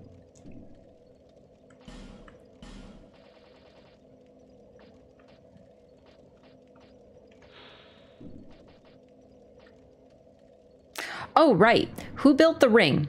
The fact is that Pharaoh's doors are used extensively in both of the rat locations covenants. So, it's likely Pharaoh's who built this place for the rats. Like, he literally built a rat kingdom, and maybe the ring as well. It's also possible they're sort of they've just taken over the place that was constructed for another reason. But the fact is that Pharaoh's apparently helps those in dire need, and the rats just kind of want to exist, and people keep trespassing on their territory. They consider humans to be filthy and gross, just the way that people generally talk about rats as spreaders of disease and filth and you know, just pests that need to be gotten rid of. That's the reversal here, is that humans are the pests that needs to be gotten rid of and are trespassing. Speak thy mind, servant. My servant, tell me the way of things. There has been much honor in thy service, despite the human blood coursing thy veins. See, that's the thing. I am merciful, and trust in thee as I would any rat. What are the chances of someone allowing rats to serve him and trusting them as if they were a human? Insolent fools line up to trample upon our burrows. My servant, dispatch these invaders, and thy reward will be handsome indeed. And that's a part of it too. In this game, yet again, you're seeing another sign with the Bellkeeper Covenant. It's a PvP covenant. The Rat King, also PvP covenant. But you are not invading people. You are, but you're preventing people from trespassing where they don't belong. You join a group that prevents trespassers. In this case, you lure trespassers in to take them out because they don't belong here. They haven't proven themselves yet. And that's what I like about the PvP in this game. Not only are the covenants really interesting, like you lure someone into your world and then you set a bunch of traps for them. It's really an interesting concept. It's some of the most interesting PvP in the entire series. Dark Souls 2 had a lot. Like, this is the thing. I know, you know, dev hell, and it was half finished and all this stuff. But look at this, how interesting this is. We haven't gotten anything like this since. It brings so much life to the community in that you can create so many different types of ways of engaging with it. Co-op and so many different forms of PvP and invasions. Covenants offered a very soft introduction to PvP. Yeah, so in this case, you, rather than invading unknown territory, are bringing someone to your world, and they're in unknown territory. It's really interesting conceptually, and it doesn't turn it into invaders, bad, evil. It's way different. It's very, very creative and interesting. Covenants in general are always interesting, but I think this game had some of the most interesting ones by far. So I just like that because you can kind of see what's left in Elden Ring. It's very simple. It's like, these guys kill people. These guys also kill people. Have fun. The covenants are so gutted that what's left of them has no consequences and really no bite and no interesting morality, right? It's just like they fight people because they're evil and bloodthirsty. Okay, like I still like invasions, but I like when it's a story like this. It makes it more fascinating. Knowest thee of the lockstones, those odd contraptions fashioned by human hand long ago? Thou art human, and thence able. I know thy kind, base plotters and schemers all. Put these contraptions to thy employ against thy foe. So that's the thing. Did this guy even know pharaohs? Because rats don't live... They live actually longer than I thought, but they don't live incredibly long, so it's possible that he doesn't even, you know... He's not very grateful to the one who built these traps. So did he know that... Did pharaohs do it on purpose, or was it a coincidence? There has been much honor in thy service. All right, got this already. Okay, he sells... random stuff. Okay, what's your walkaway dialogue? My servant. Speak thy mind. My servant, do not disappoint me. Yeah, I want to get the dialogue when you buy something from him. We're also going to buy from Vengarl. my servant. Destroy my enemies.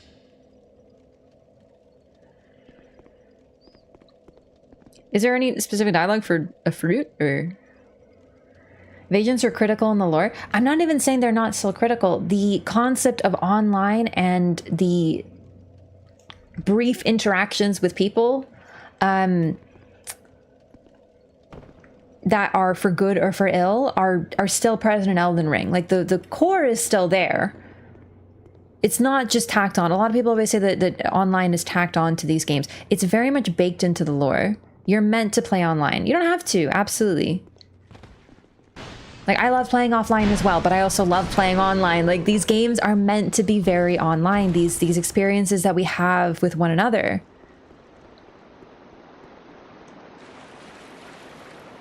So even in Elden Ring, that still exists. In fact, you know, some people even argue the game was made with co-op in mind.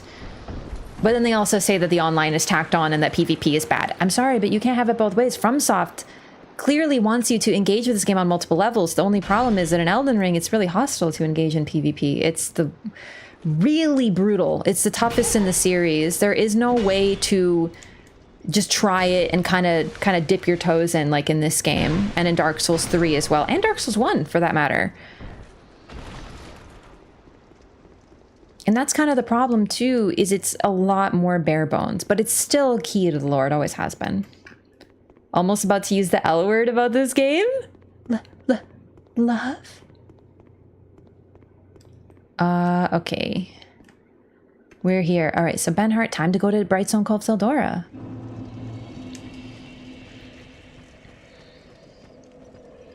You invade, get defeated by 3 overpowered players, then teabagged. Yeah, you're invading in... You will only invade co-opers. Or people who are Taunter's Tonguey, who are very prepared for PvP. You're walking in on their turf. They have most advantages in every markable way, like notable way. And like, just please understand, I'm not expecting a fair fight. No one is. You don't invade because you want a fair fight. You invade because you like invasions. But think of being a brand new player. And you're like, oh, I heard about this PvP thing, and like, wow, I really am curious about this. And you invade, and you know, you get teabagged by 3 people after getting one shot by something you've never seen before. And then, you know, they point down, they send you a message saying you suck. And you're like, oh, Jesus Christ. What about the Colosseum? The Colosseum is not an invasion. Many games have a PvE mode and a PvP mode that are split. The whole point of FromSoft games is that it's both. If you summon your friend, an enemy can also come to get you separately. Like, the whole concept is there are people who will help you, strangers, and there are strangers who will come to try to harm you. And whatever motivation they have is sort of baked into lore and your own personal choices as well. Colosseum is a lot more standard. A lot of games have it. Invasions are near unique to this game and this whole series. And that's why I like them. I don't like PvP. I don't like Colosseums. I don't really like any of that stuff. I don't like duels. I don't like any game that has PvP. That's not me. Yet these games manage to capture my heart. And a big part of that is the PvP and how it gently introduces you to the concept of it, except for Elden Ring, which unfortunately is a lot of people's only entry to the series. Bearer of the seek lest. I hope their next game has covenants and some sort of more interesting PvP. Colosseum feels tacked on. I don't even mind, like, please don't misunderstand. I like the Colosseum. I'm glad it's there for people who like it, but invasions are so different in every way. How you prep for them, what you're expecting, they're a lot more chaotic. It's like playing Super Smash Brothers casually with a bunch of items and explosions happening and Pokemon coming out and like random effects on the land, and doing a 1v1 on Final Destination with items off Fox only. Do you know what I mean? That's the difference. It's completely different. They might as well be separate games. And if you want to do that like super sweaty tech, like 1v1 fair fight, you have that. But a lot of games have that. Invasions are something different.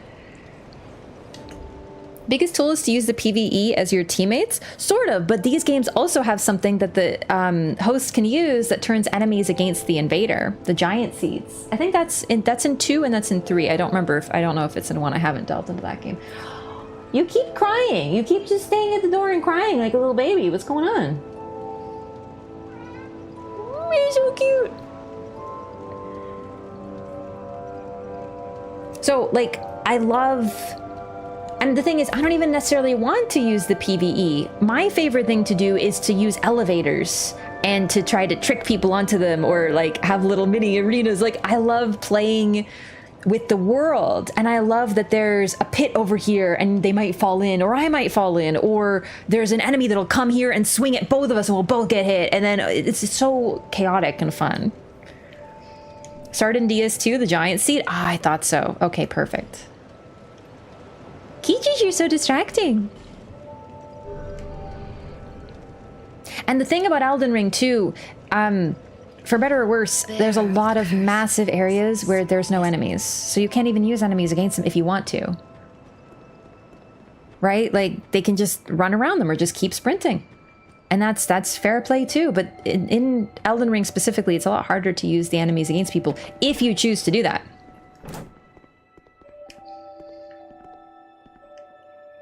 Half the time I bring an enemy into the fight, it wasn't even on purpose. I was just trying to create some distance because 3 guys were jumping at me. Who are you again? No, I'm not serious. You do have a rather pleasant... This place is already... Everything will crumble and wait, isn't it? Okay, This same more. place, we receive only the most... Okay, nothing new.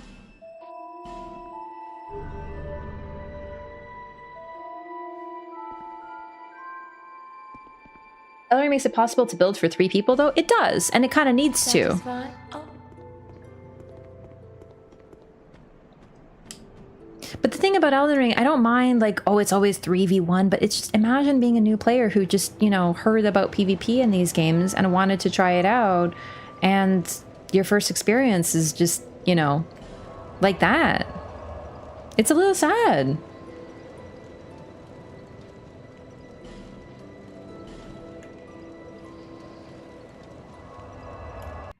Can you get immersed in lore when you skip the dialogue? There's a lot of dialogue. We've already heard this dialogue before, so I'm trying to get through the stuff we've heard. I'm looking for new stuff.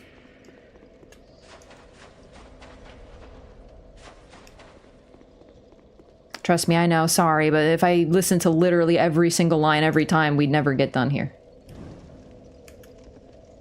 Who is we? The Loreathon?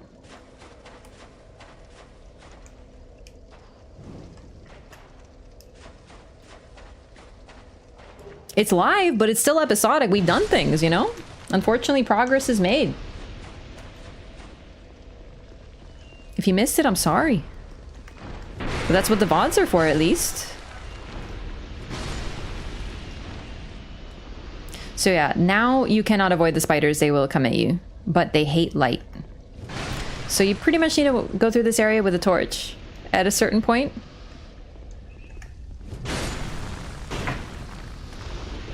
Alright, you want to see the best thing about this game? Freaking zip lines, baby!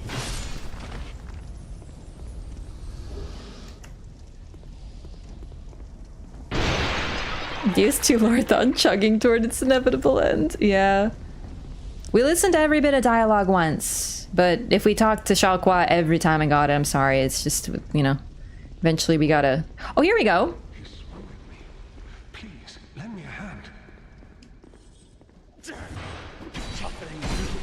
Ow, ow, Pate. Chat, cast your votes. Who are we helping, Creighton or Pate? Hey, can I have the... Thank you. Kill both? Well, eventually. Creighton, Pate, Peyton, Creighton, Pate, help Crate, Pate. Creighton, Creighton? So wait, hang on, is that who we're killing or who we're helping? Peyton, Creighton, Creighton, Crattling Crate?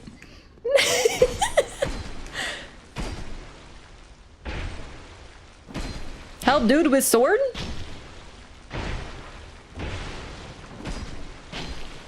Whoever isn't using a shield, that's a good point. How dare you use shields?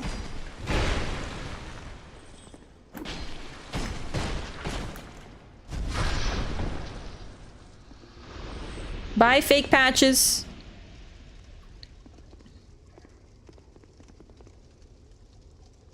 That's the quest line. Serves you, Roy.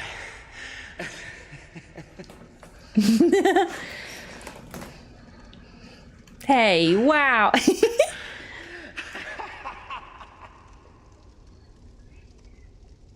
So this is one thing that basically we have to make a choice. One of them will eventually kill the other, but you know, we make a choice here, or the game makes it for us. You have to choose. Doesn't matter which one. Creighton is still alive in DS3, so this is the canon choice. Actually true. Creighton is an invader that you have to help Cirrus kill during her questline in Dark Souls 3. So Creighton survives. In other words, Creighton's the actual canon choice to survive. But you get to choose. I know I said it's 100% run, but unfortunately, as discussed, it's going to be... there's choices that need to be made. We're going to go into New Game Plus, though, because there's some unique things in New Game Plus. So as a result, we're going to get to see what happens on the other side. But what's fun about this quest is it's one of those quests that it's an illusion of choice. You're basically picking between who is in the right. Creighton is apparently a serial killer who murders people. Pate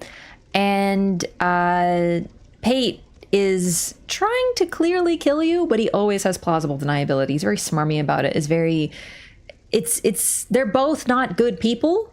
But what's fun about this quest, this next part, after you talk to him and, you know, he's gonna give us a key and says, this is your thanks for helping me. That part of the quest is the same, whether you help Pate or Creighton. And that's what's fun, is whether Creighton or Pate, the result is the same. Pate not discriminated for killing people, but for using a shield. LMAO. Yeah. You're killing him too. No, I want to get his dialogue when we fall for his mistake. I did it. You did it? Okay, whatever you say, bud. Thanks for your help. He was no pushover. Here, take this and go to my butthole down the way. Your what? What's there is yours. Just a small token of appreciation. Pate is a crooked killer, and Creighton's an honest one. Yeah, exactly. Here, these are for you. It's one of my favorite things. This is how you know you completed a quest in this game. They give you their clothing. That's how you know. Additionally, they continue wearing it. Just take them. To me, I find it very funny at this idea that, like, thanks so much for helping me, and then they just strip naked and give you their clothes. Like, it's so funny. Did me well.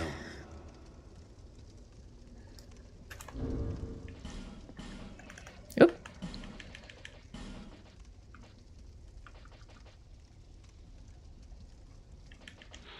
Creighton's steel mask. Atypical steel mask belonged to Creighton the Wanderer. Its design resembles that of the Knight Order of the eastern land of Mira, but with some odd differences that catch the eye. Perhaps it is a finely crafted imitation. Same lore.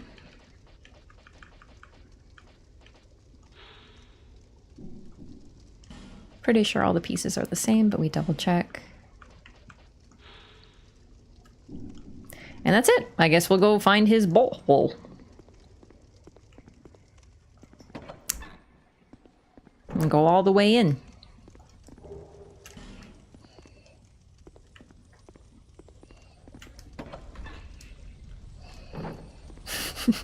I have to tell you, it's the British, man.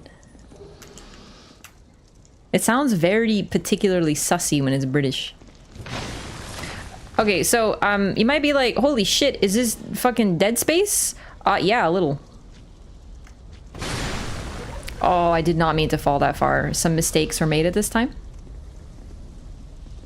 YOLO. Oh, fuck!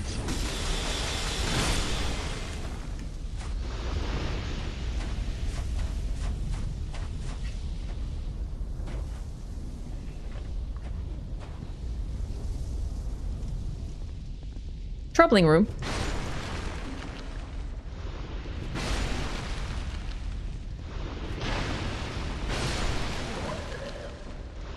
So these spiders are parasitic. And you can kind of see it's very disturbing. They put their like head in the back of the victim's neck, and basically they control them. It is very much like a Mass Effect, not Mass Effect, sorry, a Dead Space thing. They're very creepy. They control the person that they chomp into. Crescent Axe and Soul Vortex. That what happens when they grab and don't let go? Presumably. I didn't know they had a grab though. Make it sound awkward saying like this? I'm just quoting what the game said. If you're making it as I'm just saying what the game said. That's what he said. He said we're gonna go into his bolt hole. So, you know. Now this is a very important moment for us all. Balm and Guthrie!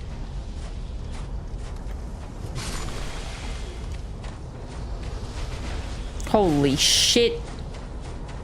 Holy shit, I forgot how chaotic this section can be. Balm and Guthrie! 15 spiders! Basilisk! Casters homing bullets! I feel like I'm doing Elden Ring PvP.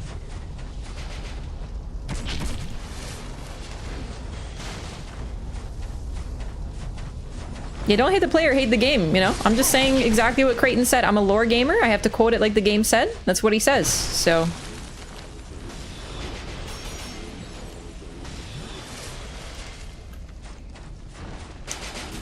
Ooh! Get out of here, Guthrie! Oh, spin to win! I actually really love this part. It's very chaotic, but I love it. You can't get to those guys from here, I'm pretty sure. I think, well, actually, no, you might be able to jump to them. But yeah, these guys are hard to get to, so you kind of have to deal with them.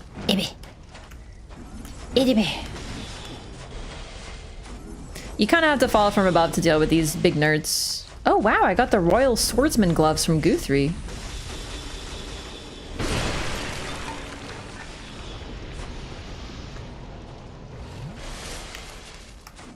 GG slay. Thank you. Thank you. We do be slaying out here.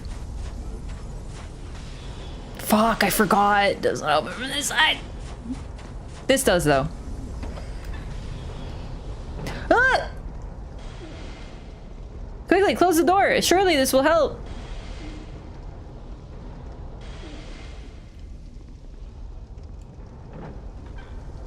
Wow, good thing we don't have to worry about getting hit anymore. Aw, dang it. Yeah, this is a fun experience in the video game.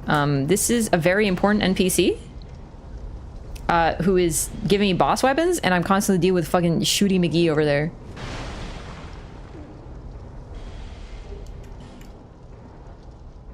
Remember when we met her way back in the Shaded Ruins, and, you know, she said right down the road is where she is? This is right down the road. We meet again, kind traveler. This is my workshop. In your tongue, I believe I would be called a blacksmith. I create all manner of equipment using an ancient technique unique to my people. Normally, I only cater to a very select few. I do love her. I have a debt to you. I will craft one thing of your choice. My wares are far from ordinary. I am certain that they will please you. I require no payment this time, but you must bring me a wondrous soul.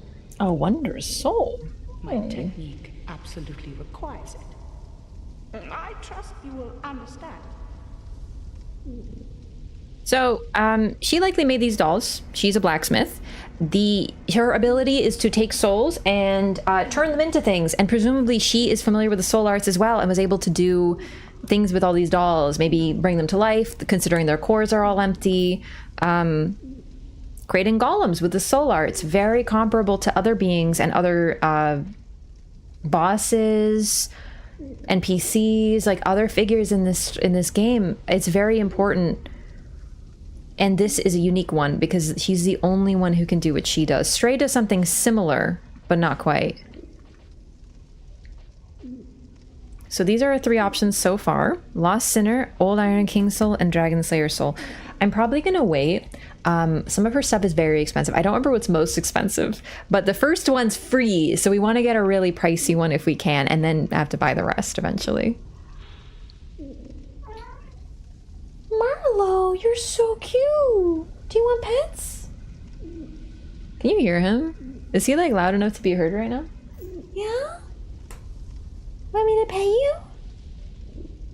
Oh my god, he's so cute. Yep, yeah, he's sitting there, laying on his side, on his bed, staring at me, and he just went, meow. Like, what you doing? I would try to take a picture of him, he's so cute. Stay like that. Stay right there. No, you're rolling. Oh, my baby. Hey, baby, is that my baby boy? Hey, you say just like that. Why are you so cute? How does he do it? Oh my god, why are you the cutest baby in the whole entire world?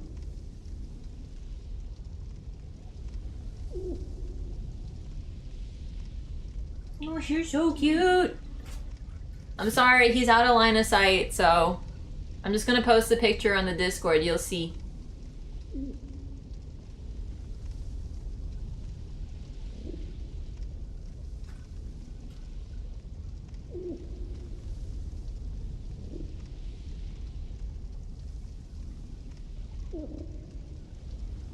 Small Marlo baby. Small Marlo baby.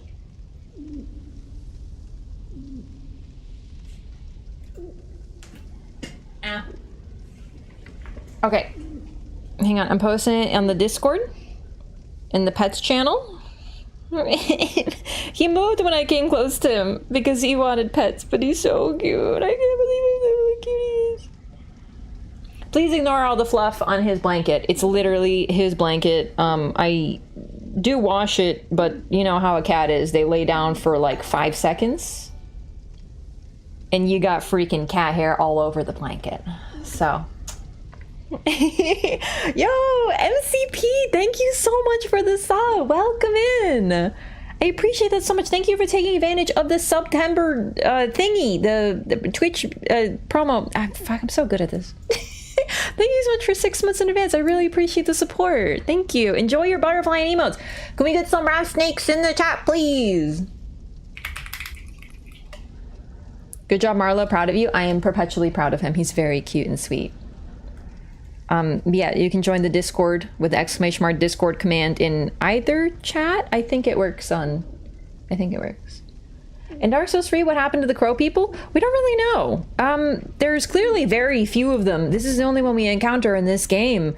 And a lot of things didn't go too well for too many people, but the worship of Valka still stays strong. So once again, just to go over like all this lore. So we found the Prowling Magus and congregation worshipping a statue of unknown origin, but potentially a reference to Valka herself, considering that the talisman looks like hair, which is I don't want to say unique to her, but from what I remember, she's the only one who uses a talisman with hair.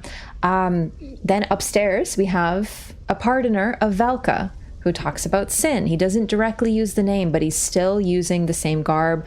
It's clearly a religion that has maintained from Dark Souls 1 to 2, unlike anything else. And then we have this crow woman. The crow people were such passionate worshippers in Dark Souls 1 of Valka that they turned into crows, because crows were always associated with her.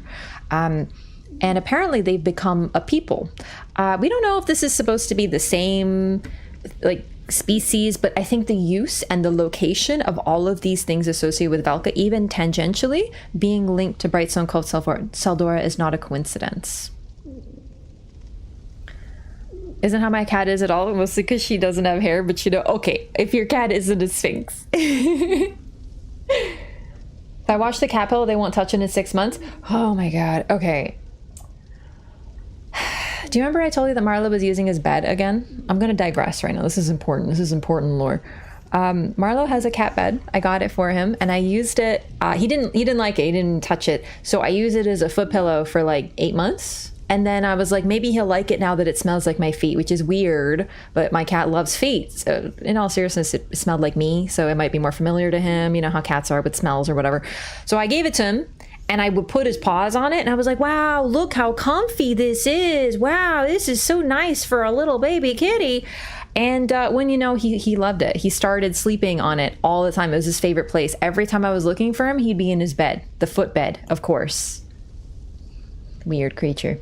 Anyway, then, because he's always in it, at one point he threw up, and he threw up on the bed. And I was like, that's okay, buddy, it happens. You gotta do some laundry. It's machine washable. So I pushed in the machine, no problem. No problem. I just washed it, right? And I was a little worried that he wouldn't like it again, because you know how cats are with the smell. No, he loved it. He was still fine with it. All clean, no marks.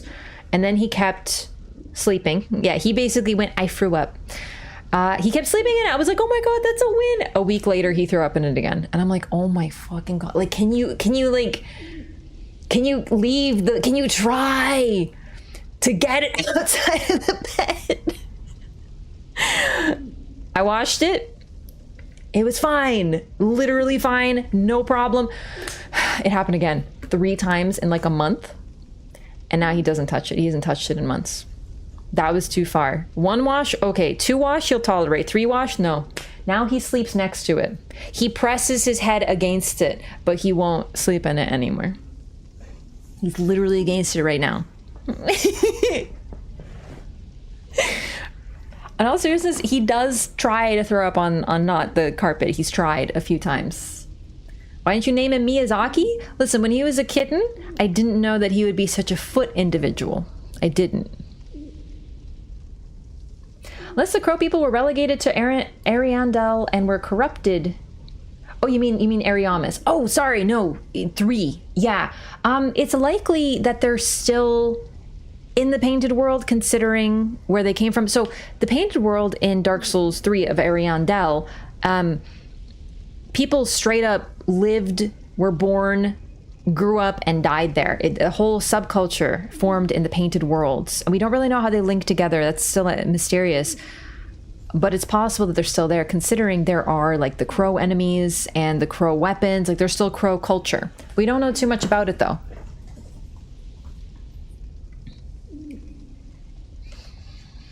This specific location makes me puke. Yeah, maybe it was that. He does get really freaked out when he throws up. Like, so, you know, cats sometimes get hairballs and stuff. I give him something to help, and it does help, but what can you do? It's not perfect, right? Corvians kind of have a link, but more explicitly to Painted World. Yeah. So this is a little weird, but Pontiff, for example, from Dark Souls 3, he grew up in the Painted World and then left it. So there is that idea too that maybe some of these crow people left, considering that they were unified by their transformation and also their worship, right? So they probably created a culture of their own at some point, and they are their own people. So let's read the boss weapons. So we have Lost Sinner, Iron King, and Dragon Slayer. An ultra great sword fashioned from forged from the soul of the Lost Sinner. Its blade saps the life of its wielder, like the Chaos Blade from Dark Souls 1, another link between the two. The true nature of this sword is unknown even to the Lost Sinner herself. Those who choose this sword will share the burden of the Lost Sinner's misdeeds. Iron King Hammer. Great hammer forged from the soul of the old Iron King. The tip is formed of molten rock. The corpse of the old Iron King became the vessel that bred Icarus Earth. The heavy rock tip is formed of cooled magma with a still smoldering core. Strong attack releases its inner power. So Icarus Earth is kind of a weird thing in the lore. It's implied that he was killed by the Smelter Demon. And it's unknown whether he created the Smelter Demon or whether there was something within the iron ore that killed him. Either way, he's sort of meant to be a successor to the 4 kings who fell to the abyss. They were subsumed by it. And here, he was subsumed by flame and became this demonic form and corrupted. So very much like the successor. The 4 kings wanted power. And so they fell to the dark in order to gain it, and the Iron King sought material goods and power as well through iron and his mighty castle that no one could destroy. In fact, the only thing that destroyed it was himself. It became too heavy and it sunk into the fire, and thus he died. So it's likely comparable to being subsumed by the abyss, and he's become this, like the lava that killed him. Sort of like the four kings became the symbols of the abyss and the dark that subsumed and consumed them. He built another one just to show him? Are you talking about Broom?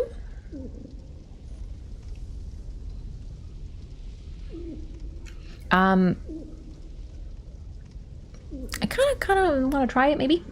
Dragon Slayer's Spear, a rancer forged from the soul of the old Dragon Slayer. The spear of the knight known as the Dragon Slayer was imbued with the power of lightning and shattered the stone scales of dragons.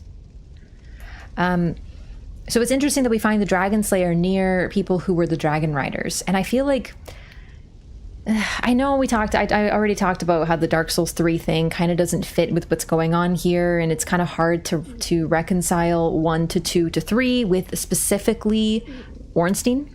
But what's interesting is that in Dark Souls 3, we find that he was seeking out the firstborn of Gwyn, who ended up allying with the dragons. So we find out some truths that we didn't have until later. And what's interesting is we find him with the Dragon Riders, not necessarily allied with them, but near them.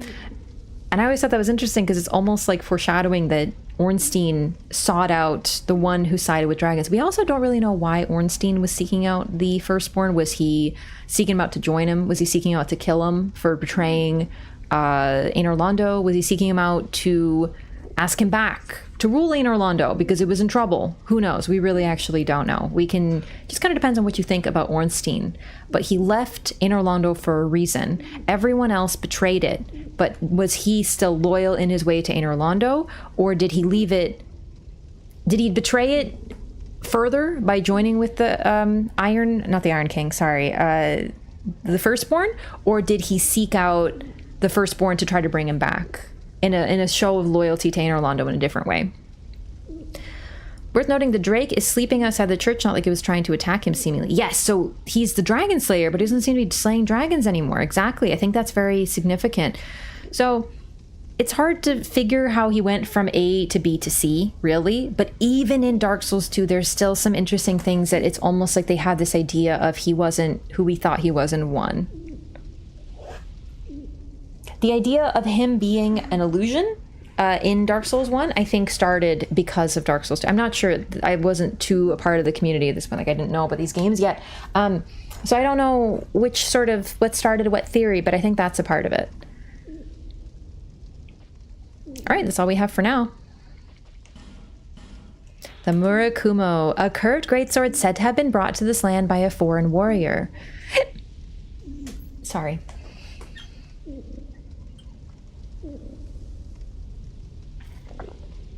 Nerd going to use my Latin. Ornare, to adorn, equip, effects maker. Ornifex. Really? So her name itself means what she does. That's pretty fascinating.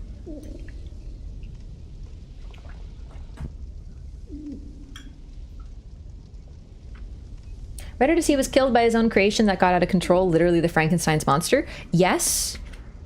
It's still ambiguous, and I think there's either interpretation of the lore. It's almost like fated, like the iron was fated to kill him, whether he made it or not. I don't know. It's rather interesting. But the idea of something growing out of control, because Old Iron King was someone who created golems, and he created iron. He mined for it. He crafted this incredible iron. He was known for it, and his golems were some of the best.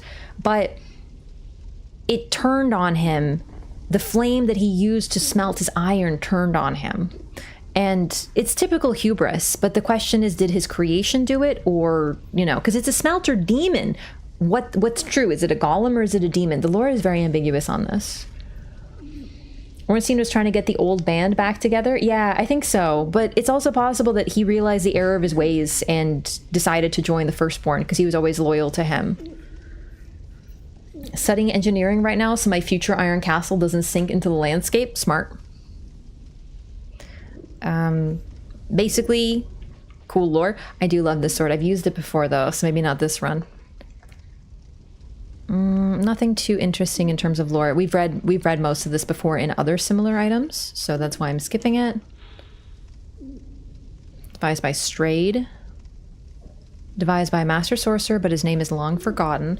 I think this is Big Hat Logan's spell. I'm not the best at spells. Okay, yep. The nature of an item is greatly influenced by the soul that was used to create it. Twin Blades in Elden Ring had their origin in DS2? Yes, they're very cool. But when wielded properly, are extremely powerful. This is what I meant by unique. These wares are not for use by ordinary folk. It's hard to believe now, but this land was once a flourishing kingdom.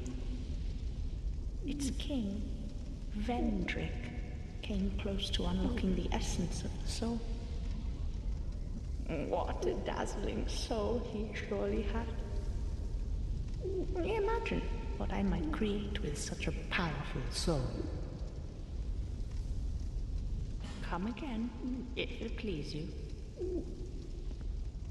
If you provide a wondrous soul, I will create one thing of your choice. I require no payment this time. It is my way of saying thanks. The special Murakumo, yeah. Our technique originates from a strange being that inhabited this land. Oh. A pale beast that lived long ago. We don't even know what exactly it was. Seath, bro. I forgot she talks about Seath directly. A wondrous soul. Bring it by for me to have a look. Do you find me strange? You humans are always this way. The way you glare at any unfamiliar creature. Dude, called out. That mix of curiosity, fear, and revulsion. Oh, well, it hardly concerns me. The nature of an item. All right, that's the lore. There we go. Come again, if it please you. Usually you found them in the basement in Majula. Yes, there was limited time items. I'm just gonna get this. Be safe. There was limited time. Oh, he followed me. Sick. There's limited time items that they released online for a period of time, and they're still in the game if you want to get them. They're reskins of several weapons. It's really sick. Okay, shit, I actually don't remember how to get back. Brightstone Cove, I love it, but I always have this like weird brain block on how I navigate. The statues, they're likely just golems meant to be imbued with souls. They are very creepy. They're similar to the ones in Majula too, but clearly a different hand. She probably made them.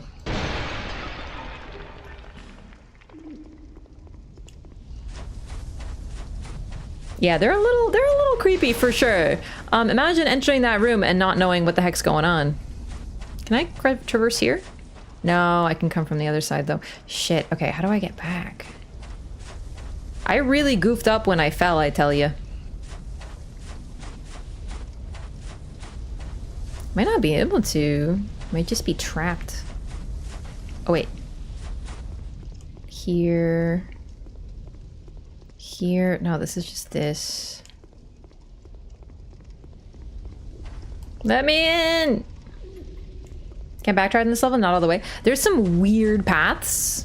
But yeah, I fell real bad, so I think I gotta just, bone home.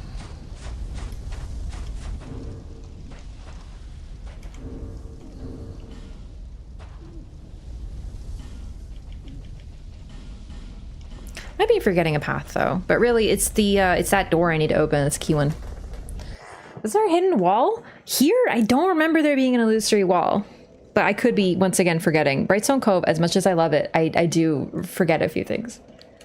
Scuff jump on the other section. I remember a scuff jump, but I thought the scuff jump was on the other side. Ghost Merchant in Drank Lake sells the reskin weapons and shields. Not all of them, not the temporary ones. He sells special, I think they were pre-order weapons, but he doesn't sell like the Black Murakumo and the special ones. You just blindly pass the doorway. See, I told you. I forget things. All right, we'll go back to Majula. We're going to explore Brightstone Cove, hopefully without falling where I didn't mean to this time. Give me 1 second, though. I'm just going to use the restroom. I'll be right back.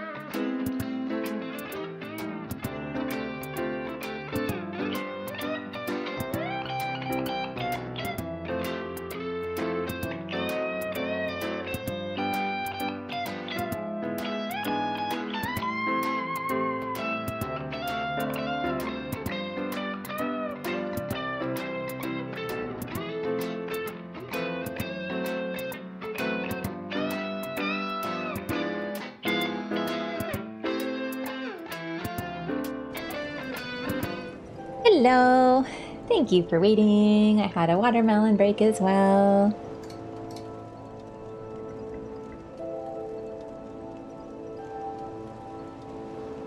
Yo, Orlando, thank you so much for the $5 super chat. Your content is tier 1, some are lore experts, some are just entertaining. You're both. Thanks so much. I really appreciate that. Thank you. That's what I try. I want to have fun. I want to talk about lore because the thing is I like lore and I find it very fun. So it's kind of a win-win for me. Perfect. Okay, we're back. Now for some melon water. Yeah, I had a little bit of watermelon. Oh my God. Had a little bit of a headache today. You know, when you have one of those days you're just kind of like low level. Ugh. Reskins are not obtainable anymore unless someone has them or to drop. I have them on my other character. Someone dropped them for me in this game. See the boy? He's literally right there. He's sleeping. He's wonderful. Not dying from lack of attention. He is pointedly showing me his back. In a very like, I'm napping here, but I'm not happy about it way. But he's not that petty. I think he's just... He's gonna wake up when I'm done and we're gonna play a game. I'm not talking about Minecraft. I can't believe you guys can hear him meow. Like, I find it cute that you can hear him, but I don't know what changed with my mic because you used to not be able to. That's weird. Okay, so we're Brightstone Coat Saldora. Anyone we should talk to? Kale is just gonna be like, even more flames have appeared. I don't know what caused them. You're still Cockerino. You know. You're still... Oh! Come to see Owl Gilligan, have ya? He's grown increasingly powerful. He actually has. So he has this habit. He'll sleep all day because he's a cat. Here you are, my friend. Oh, You bro! can have these, eh?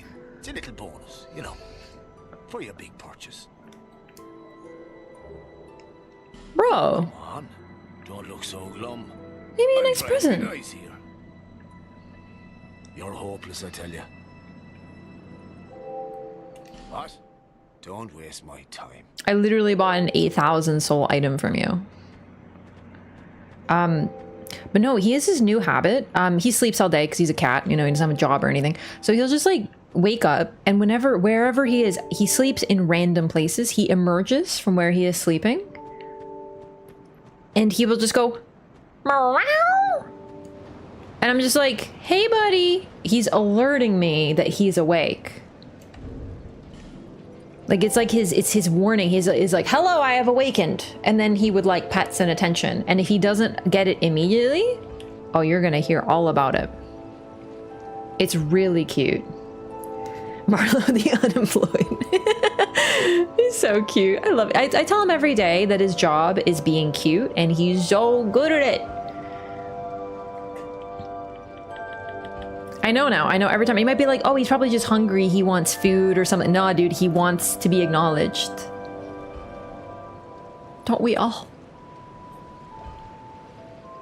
Your character needs to smile? Yeah, she'd be prettier that way, right?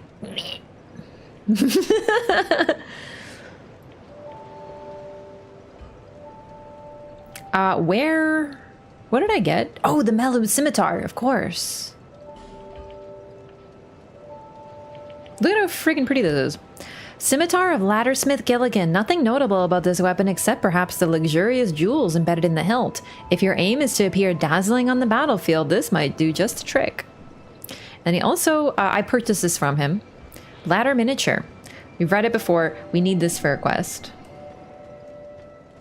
Cats don't like to admit it, but they're desperate for validation. In all seriousness, Marlo behaves more like a puppy than a cat. You know, cats are a little bit like, ooh, I don't want you to pet me or anything. Oh, you're here? It's not like I like you or anything. They're very, you know, like hot and cold, right? If you leave for a while, they will pout and punish you by like ignoring you and pretend they didn't miss you at all. He doesn't do any of that. He comes to me and he's like, pets, now. He even does this polite, put his paw on the desk thing, which is like his, hello, I want attention now. And I'll look at him, I'll be like, what? And he'll be like,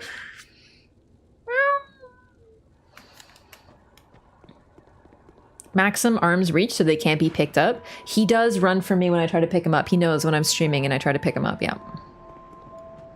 It's the most polite thing in the world because he knows he's not allowed on the table.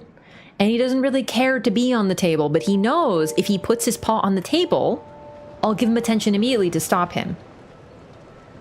And he'll stare at me with the big eyes, and he'll wag his tail like this, just wag, wag. And I'm like, use your words, buddy. And then he goes, meow, meow. Like he cries like the most neglected little baby in the whole world, and it's so cute.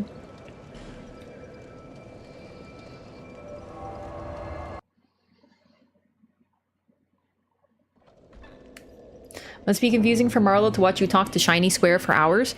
Not the weirdest thing. He's used to it. I think because I have like these lights on and I have the ring light over here. That's the green light right there. It's a lot more light than when I'm not streaming. Get you a girl like Raph that would love you like she loves Marlo. Dude, I actually like... I love Marlo. I love Lamp. It's true. He's just my little guy. Do you know what I mean? Like... He may be an absolute little dummy, foot sniffing,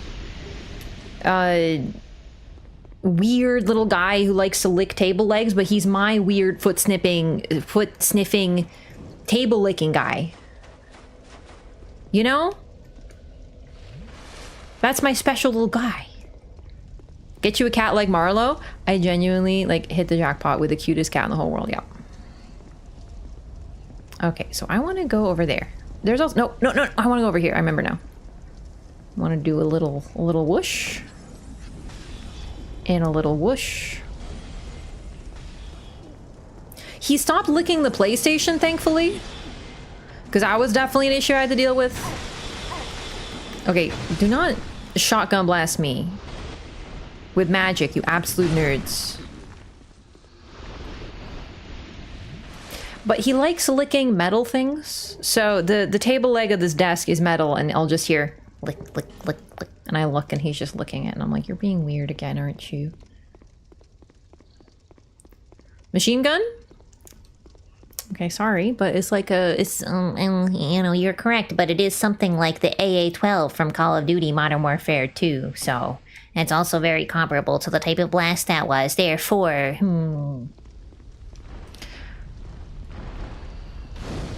And then it rains spiders, very troublingly. Metal things? I think he likes the cool on his tongue. Now my cat was the cutest cat. That's the secret, all cats are the cutest cats.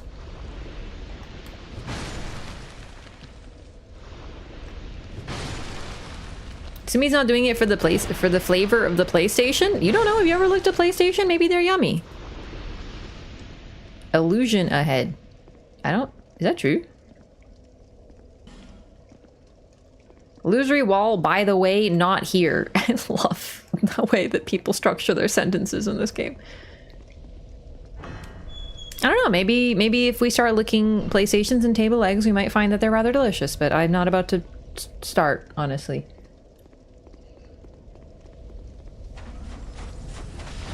Although Marlo's used to me being a gamer, so...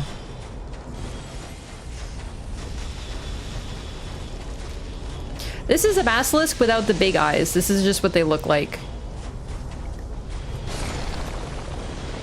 Oh my god. Oh my god! Look, it's a trap!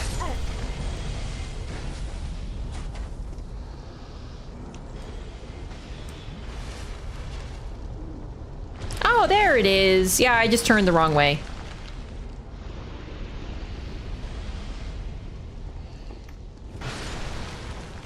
Never seen those basilisks before? What the hell? Yeah, they only spawn here, I think, in this game. Do you have like a grab or something cool?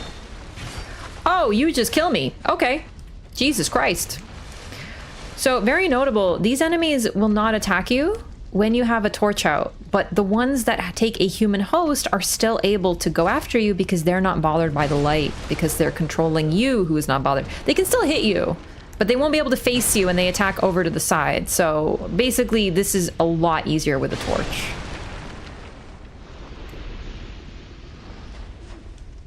Right here. I just forgot. This is the way to the other side.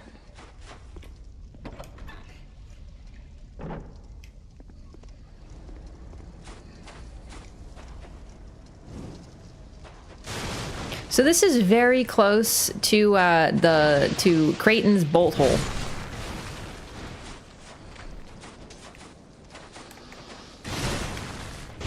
God, I love these enemies. Chat, when did Dead Space 1 come out? Because I hadn't even played Dead Space when I saw this, and I was like, this is so Dead Space, because I'm familiar with what those scary things look like. I played the remake now, but I'm curious. I think it came out before this, didn't it? I wonder if that's one of the design inspirations. 2008. Wow, God, that's much earlier than I thought. That is an old series. Oh, this is neat. Okay, so the big thing about Dark Souls 2 is destructible environments, and there's a lot of think outside the box. So in this case, it's too heavy to open. You can actually see there's some sand going on there. Well, let's try to break it then.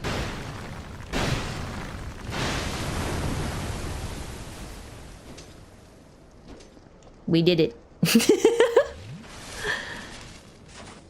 And the freaking footsteps. I love it.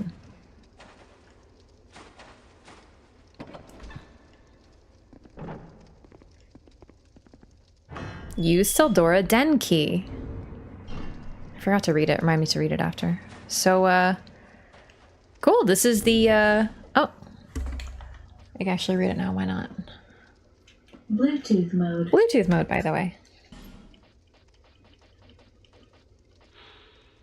Key to the den in Brightstone Cove, Seldora. The fools that venture into Seldora, unaware of the ancient deeds that still haunt the cove, are transfigured into unspeakable malformations. Well, this is our reward for helping out Creighton.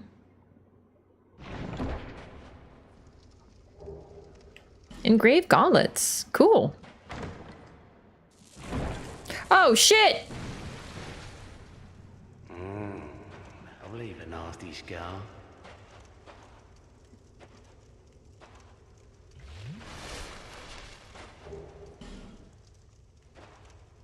And that's it. That's the quest line. He tries to kill you. You help Creighton instead of Pate? Yes, we're gonna help Pate in New Game Plus. Any unspeakable malformations in chat? Yeah, any malformations?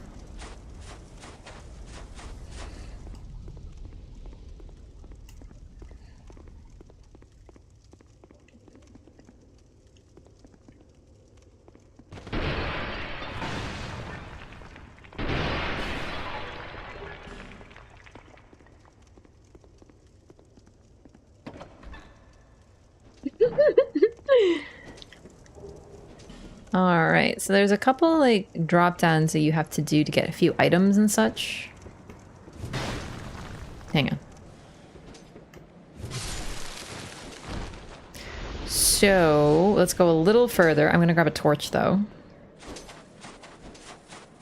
Oh, the engraved gauntlets. It's a good reward. So I think the dialogue is the same. I'm actually not certain now off the top of my head. But the reward is the same.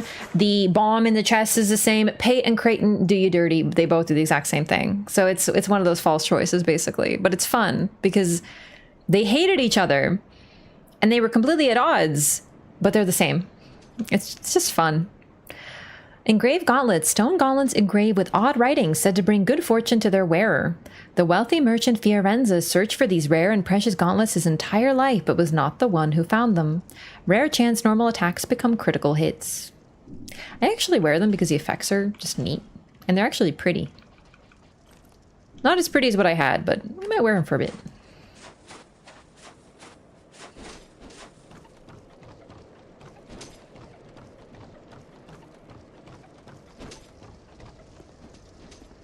Another spooky spider door. It's a little twisted that they put spiders in the place after what happened here. Oh, I forgot to get a torch. Shit, hang on. This place is kind of a nightmare without a torch.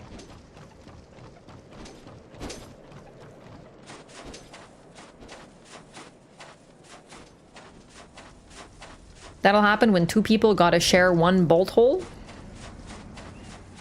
It's true.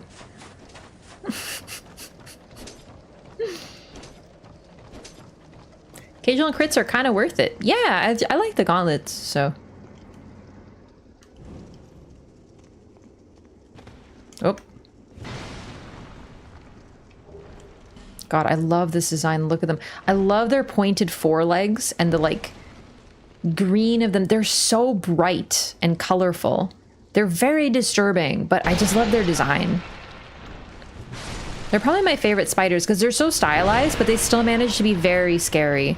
Bloodborne spiders are very real and they give you those like giant spider heebie-jeebies, but these ones are so fantasy. They're probably my favorite spiders in like a game, I swear. For like sheer spook factor. And I love their pointed legs, like just imagining those, you know, like getting under your skin and then still, they're so body horror. I love it.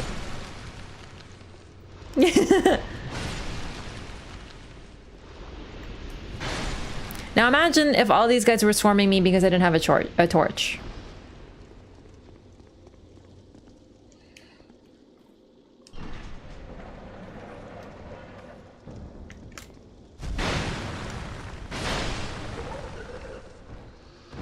Oop. All right. So you remember way back at the start upstairs, I was talking about bringing a boar down for a little Easter egg. We gotta bring him here. So I have to take a boar all the way from there, all the way down here. It's gonna be fun.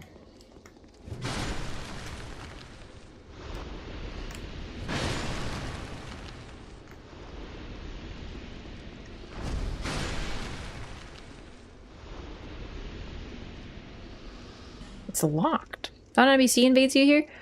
I thought it was here. There he is. You just don't open that door.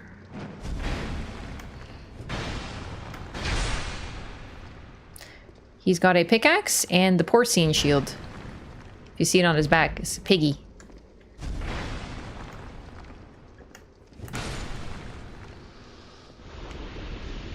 He doesn't invade, he was just logged back there. And Homeward Bone, that's what's funny too. He's a red phantom, but he can't seem to leave. He's just trapped in there until someone frees him. That door will be open. We get the key later. I don't remember exactly where. I think it's the Duke's key, but I don't remember. All right, we probably will rest. Well, then again, we've cleared up most things. If I do this cleverly, we can just go back up. How do I get back up though?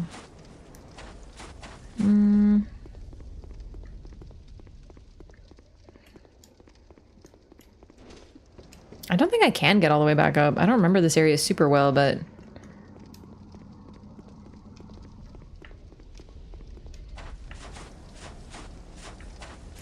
Saldora is basically a bunch of descents.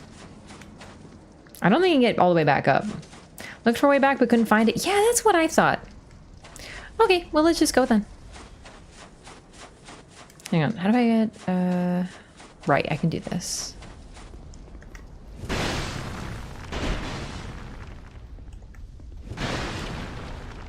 Ooh, my durability is actually getting kind of low here. Oh. So you can get back to this side at least. But it's a bit of a weird jump. It's totally doable though. Made the mistake of turning his food into a shield, into a piggo.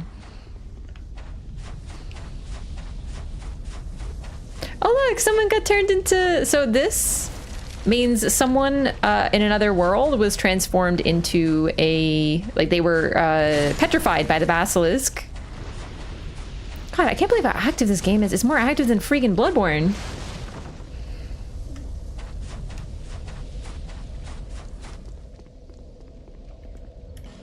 Oh my god, why? Because there's one spider on me? Like, who cares?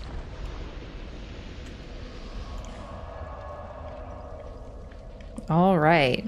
This is gonna be fun. I've done this once before, but it's been a minute. Oh boy.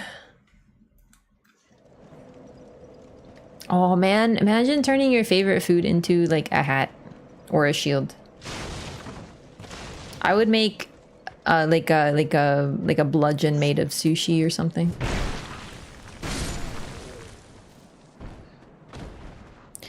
All right, is there a particular pig, or does it just need to be a pig?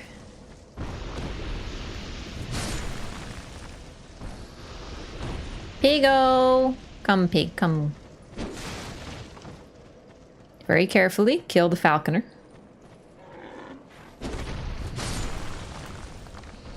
A pig from here? Okay, let's go, Pigo. Come on. Come on, dummy.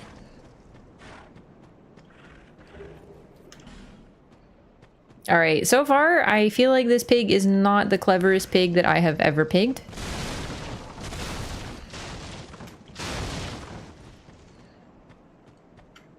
How many playthroughs or time do you have? You know what? We can check sometime. I actually don't know how many hours I have in this game. Less than the others, for sure, because it's one of the last ones I played. But, I think I've done... God, I don't know. I'll have to check. I name him Chris P. Bacon. Kind of dark. I'm into it.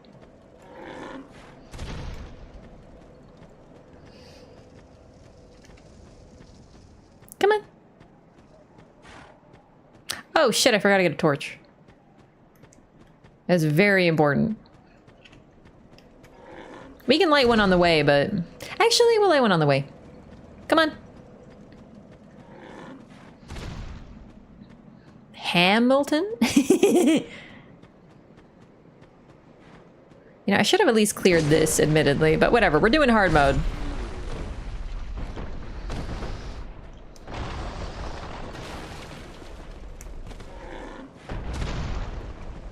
All right. This is the real challenge. Crushing the peasants, but not the pig.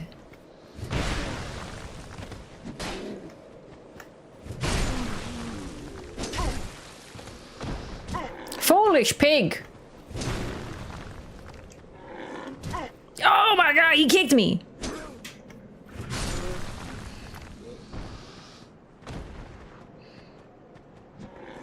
First play Dark Souls 2, I was not expecting it to be so damn long. It is a staggeringly massive game. Yeah. Wait, why I need the pig? Right, I should explain what I'm doing. There's a really, really weird Easter egg in this game. This is basically quintessential Dark Souls 2, and I love it so passionately. You take this pig, and you lead it all the way to that room with the 500 billion spiders that I showed you. And it will acquire a weapon for you. It sniffs it out.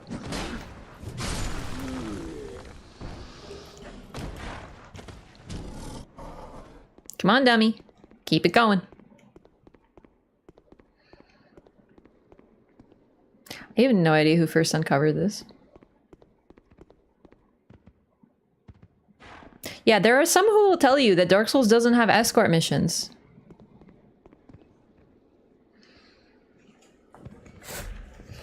Yay!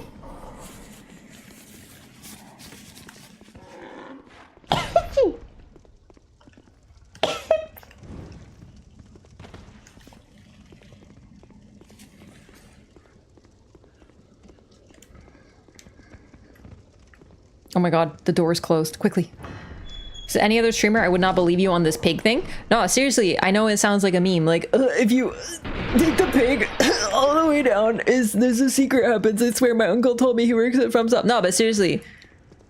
Can you imagine me doing this? And I was trusting my chat. Like, could you imagine if someone like did some massive long con? Like, what if everyone in chat came together during my Dark Souls 2 lore through, the first one? I was like, Raph, there's totally a secret. You just have to get this pig down there. And it was actually fake. But no, it's real. Pig? Pigo? Can we also talk about the Dark Souls 2 pathing? Like, seriously, I'm sorry. This game is so poggy. He's even able to traverse stairs. Alright, y'all need to get the fuck out of the way. You are the problem. Alright, now, this is the part of the escort mission that does not go in my brain good. Fuck, I should have planned. Where do I fucking go now? Jesus. Pig, no! Okay, okay. Because he can drop down. He can drop down. But like, oh man, this is troubling.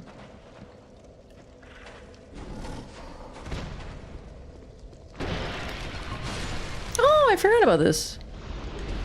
Oh, how nice. Okay. Okay. Go back up. Wait, really?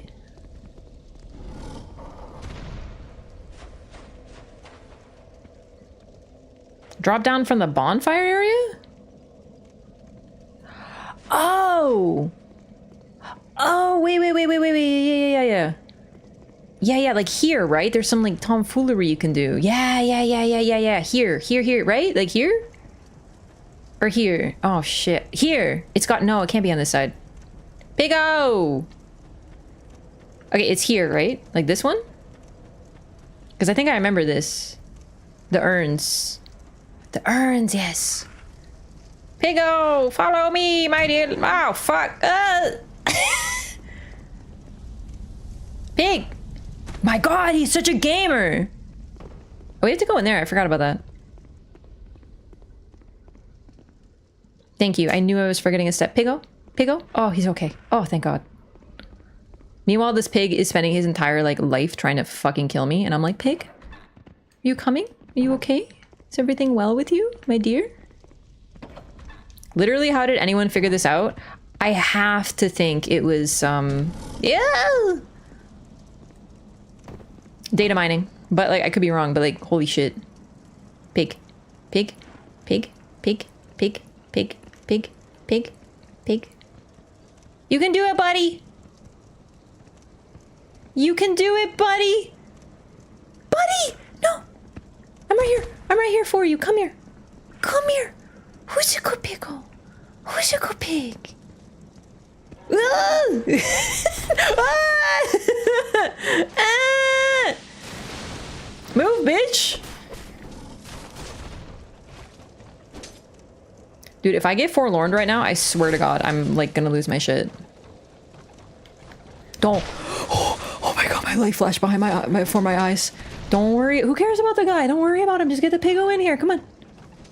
Holy fucking shit. Pigo? Do not block the pig. I swear to God, I will end you. Pig! Pig! It's okay. You can take it. He can take it. He's a strong pig. Pig. Pig. Pig? Maybe I should have named him. He doesn't give a shit about boxes. Come on. Eat the grass. Eat the grass, my darling. My dearest. My sweet pig.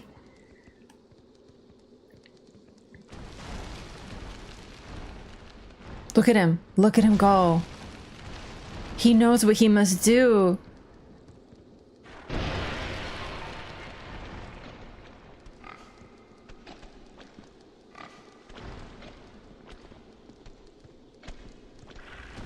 He's Sniffer!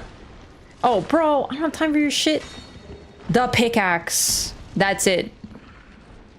We've done it.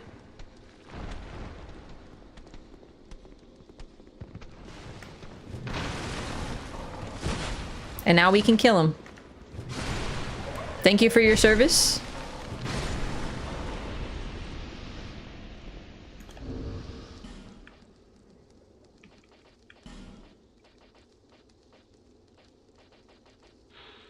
A pickaxe used for mining, not intended as a weapon, but packs a powerful punch. This tool, designed to crush hard rock, can easily puncture weaker forms of armor. That's it. Somehow having to resort to data mining to discover secrets in a game seems pretty cheap on the devs' part. Like, I'm with you to a point, but like, I don't know how people discover this. I genuinely don't know. Does anyone know? Weapon is actually pretty dang good. I have heard that it is. Yeah, genuinely. I don't know. The thing is, how did anyone discover anything in old games? Dark Souls, especially older ones, are very much harkening back to this idea of games that you just had to kind of like figure shit out, look up a guide, ask a friend, like things like that. If you ever play a game and you're like, how the hell are we supposed to figure that out? And a lot of the time it was, well, read a guide, look online, ask your friend. They were meant to be sort of social games where you figure things out. You're not supposed to figure everything out in one go. Collective wisdom and shared knowledge, absolutely. Miyazaki's talked about this in interviews.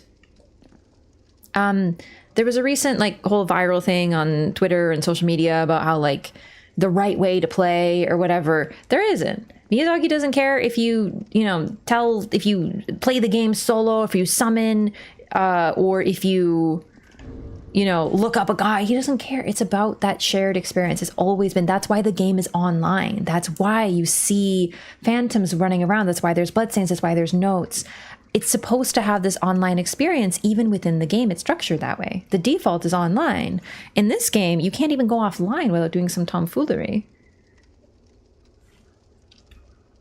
Miyazaki has cited Tower of Draga as an influence, which was an arcade game where you needed social knowledge to beat it. Cool. Who decides, hey, let's see if we can drag a pig through the level and see if it does anything cool? I have done really weird shit in games that I've loved that I'm curious about. In this game, you can drag enemies very far, as you can see. And I wonder if what started it was not people testing the aggro distance for certain enemies. There's this one mission in Super Mario Sunshine where you have your water spout thing. Saying like I don't remember his name is Flood. I guess her name, or well, it is a machine. Anyway, Flood gets taken away from you and the entire area is covered in goo and you have to do a bunch of funny, crazy platforming to acquire your Flood again so you can clean it off. When I was a kid, I made a challenge for myself to try to do the entire area without doing the platforming and without using Flood. And I found a way, if in that game, if you step into the water and you do a backflip, it sprays some water. And it like cleans some of the goo so you can kind of do some platforming to... Basically, I did this for fun. And then when I got Flood, I like roleplayed that I had to clean the entire town and I would clean every last bit of the goo, even though it wasn't necessary for the level. I played the ever-living bejesus out of that game because I loved it. And I love Dark Souls 2 too. But I can actually imagine someone just testing this out and someone finding it. Like, really, I don't know how they found it. I don't. But when you really like something and you're bored and or a child, who knows what you might do. Pianta Village, Chapter 3. Yep.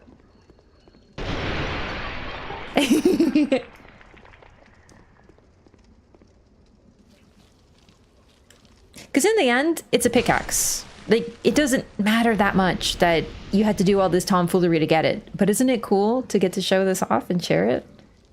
Apparently they released a guide and had the info about how to get the pickaxe. That doesn't surprise me at all. That's really neat, actually. That makes more sense. Yeah. So they told you. Read the guide, dummy.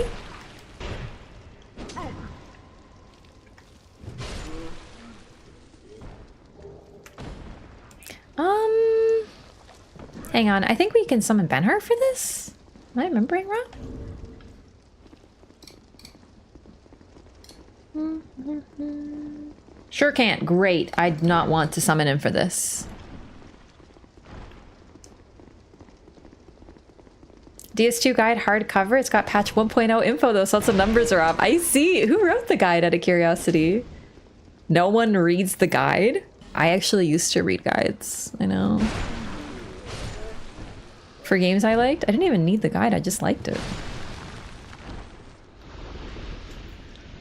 Ah, so many spiders. All right, I think we're actually set. Hang on, mapping out. I didn't find every item, but I found the important stuff, found the NPC. Yeah, I think we're just about set to do this fight. Farm the famous set. You know, I had to. Kind of disappointing. Could have been a secret discovered 5 years after release. Then again, someone had to read the guide and likely share that information. All the games have a guide, yeah. I've had the pickaxe drop from the red phantom peasant in that room. Yeah, no, I think you're right. Chat, is that right? There is totally a chance that you can get the drop from the invader, but those are pretty rare. And you kind of need RNG for that. I think you can. Invaders can drop gear, but they only appear once usually. Like Santier's spear? Very much. It's very fun. Oh, Future Press!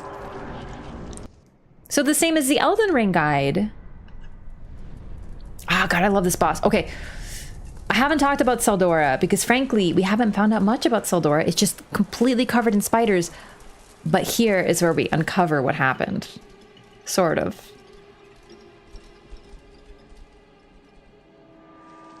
Remember how we talked about Seath?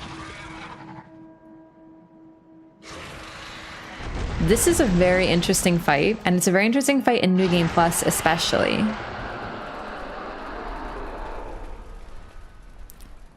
Because this thing is the keeper of Seath's soul. Seath the Pale Drake from Dark Souls 1. But it's not literally Seath's soul.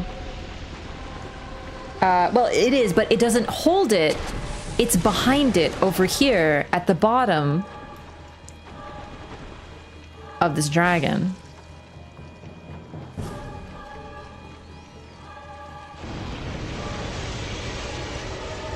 Might notice this thing has two heads. Yup.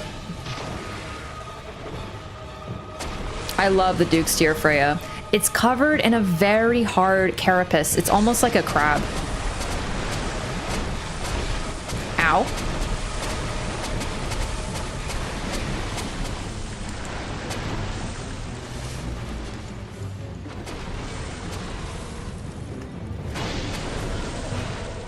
You can only hit it directly in the face.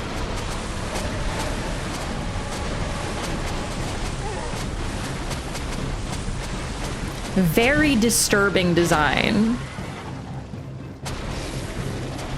And the name is the Duke's Dear Freya. Oh god! Honestly, this one I'm just showing off like the fight. It's neat.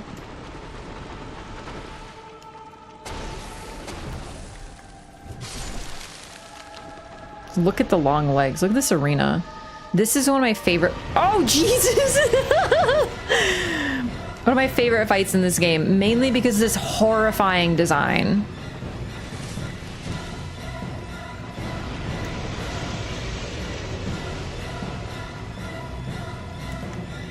You bounce if you hit anywhere else. And it's very horror movie music, yeah. How I imagine Shelob or Ungoliant. Definitely, I would say... I think that's very likely an inspiration. The idea of a spider enemy, I know, it's not exactly the wildest thing, but the fact is, look at this thing. It's such a mixture of beings. The way it moves is so uncanny. It has two heads. Okay, we are gonna die because I forgot about something I want to show off. Kill me. It's gonna be a bit of a run, but I really don't care that much.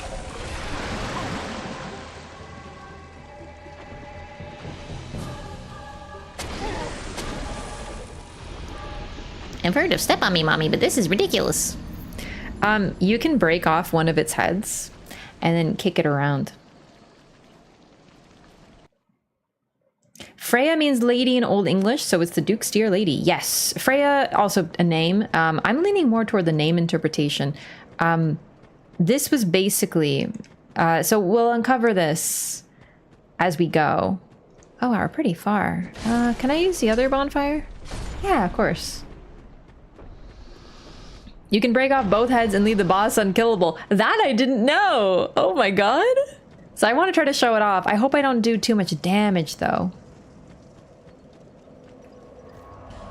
So, Ungoliant and Shelob. Shelob is in the Lord of the Rings movie, so you're probably like more familiar with it. It's a spider-like creature. It's not quite a spider. It was created, so Ungoliant is a sort of unknown, ancient, also spider-like creature that killed the trees that, oh shit, the elves had in their like paradise, basically, that the gods made, to keep it very simple.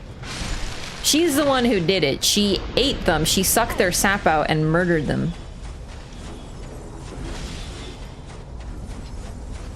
Oh man, where's the freaking door? Maybe the other bonfire is better. Yeah, I think the other bonfire is actually better. Florian? freaking Florian's here? Bro, WTF for real? I can't believe this guy is just following me around. Freaking Florian. Stop invading me, suck one.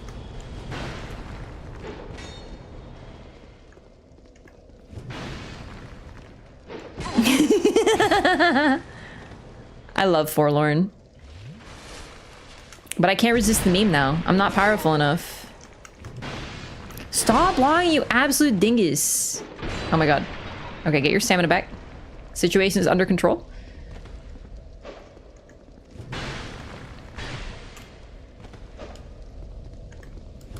Fuck.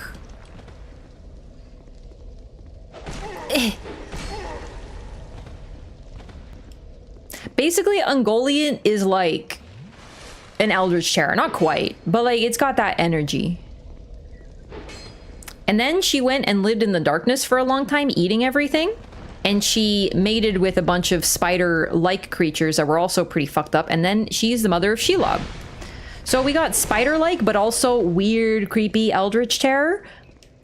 Freya, all right, baby. Why we call him Florian? There was a Reddit post. Someone was getting invaded by the Forlorn over and over again in Dark Souls 2, and they didn't know that it was an NPC, and they misread the name as Florian. So they posted on Reddit, and they were like, yo, Florian, whoever you are, stop invading me, suck one, and other such insults as that. And then the top comment was like, are you sure you don't mean Forlorn?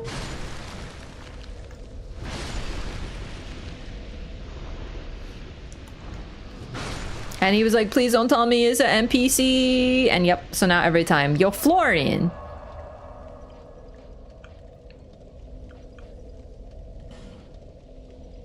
Yeah, I'm gonna go to the other bonfire. Sincerely, this is awful. Yeah, so we don't know what happened to her. She likely got so hungry that she ate herself. Yeah, she's a really, really scary. She made like one of the creators of the world scared. The evil one, but still.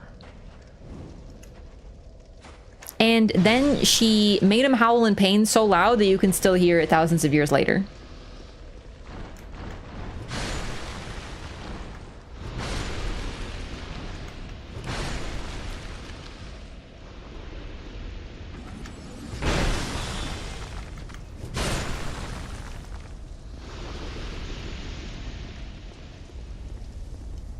Whee! Oh, right, you gotta press forward. What a role-playing game. That's why this is an RPG. It's because you actually have to click the forward button or you don't roll. Oh shit, I'm on the wrong side, aren't I? Yeah, I got distracted by the shiny. And who could blame me? After all, why shouldn't I get a shiny? Huh? Oh my fucking god? I forgot about that. I forgot. It's a good thing I did that. Never mind. Everything is well.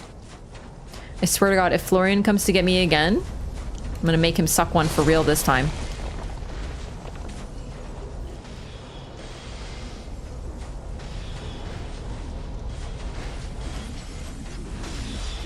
Dude, my brother in Christ, stop.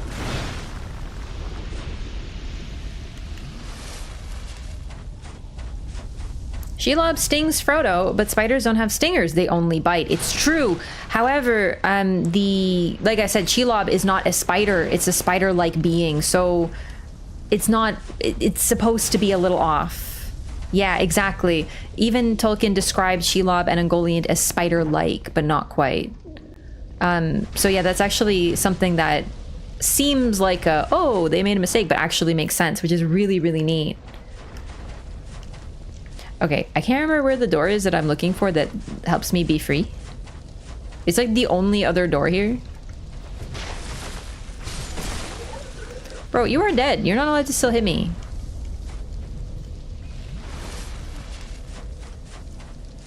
I'm having a Raph moment. Just give me a moment. I think it's over here.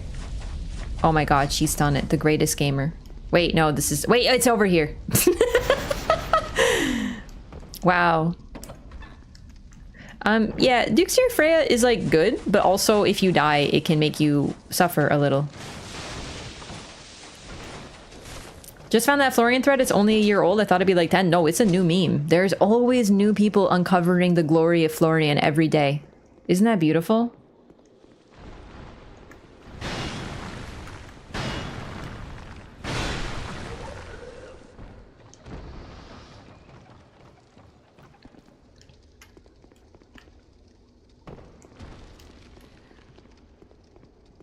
Are people who play DS2 but never watch Happy Souls? I don't even remember how much of it I've seen. I don't think I've seen all of it. Isn't Freya a Nordic name? It sure is. She's the goddess of war and love. But in Norse myth, every god is a god of war. It's just like kind of their thing. She rode, I believe, a chariot. Maybe not chariot, sorry, but like a carriage or like a whatever. Some sort of like ordinarily horse-drawn device, but it was drawn by cats instead. A carriage, that's the word. Yeah, no, Freya's cool as hell. Goddess of love, fertility, and war. So the Duke went crazy and allowed spiders to overtake his land. But he was always fascinated by spiders even before that. And I wonder if Freya was natural or a creation of his. Considering that but the thing is, Freya is the possessor of the soul. She doesn't have it within her. It's not a part of her soul. But she has it as well. Like it's a really interesting case with Freya. But she's the spiritual successor to Seath. But also the Duke is. So I actually had this other theory about the Duke that I wanted to mention. I'll outline all this as I read the item descriptions. Fuck, I gotta focus on a head. Shit, I forgot. Oh my god, if I do all this, I don't even get to break the head off. I guess I'll switch to a weaker weapon. That should work, right? I don't really know the rules of this, to be honest. Like breaking stuff in this game.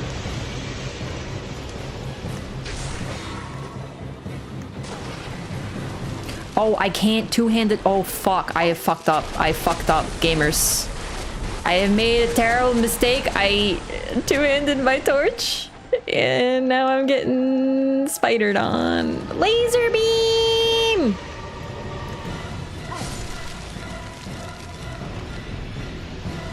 See, this is a very ROM-like fight. Oh, fuck. But it doesn't feel like ROM at all. It's a mother spider with a bunch of baby spiders, but it has its completely own vibe. And that's what I like. FromSoft does recycle, but I still think this is a very separate fight. I don't even relate them. I actually didn't even think they were kind of like ROM until now. Spiders and knowledge. This isn't really a hiding knowledge situation in this particular case. How is Seath related to Freya? So, Seath's soul, its influence leads to people experimenting on things and becoming crazy just like Seath did. That's kind of like what happens. Isolith's soul leads to them committing hubristic sins. Gwyn's / Four Kings soul leads to them being consumed by things or subsumed by things. Tend to be very avaricious or greedy folks. So Seath's spiritual successor is the Duke, but because he allowed his the town that he ruled to be consumed by spiders, but the actual soul of Seath is behind Freya. It's not with the Duke. Magic Pale Dragon reincarnate into a spider. So we get this lore from Tark. Sorry, it's a lot while I'm actually like also still playing the game. Tark tells us that the soul of his master stays alive and it takes over other things and it can start small. I think this is the trigger to get that dialogue, but he really gets into it. So the idea is that at first it's one small thing, like maybe perhaps one small spider, and then that small spider eats more spiders and other things and grows bigger and bigger and bigger. And eventually Seath's soul sees a resurgence through these small creatures.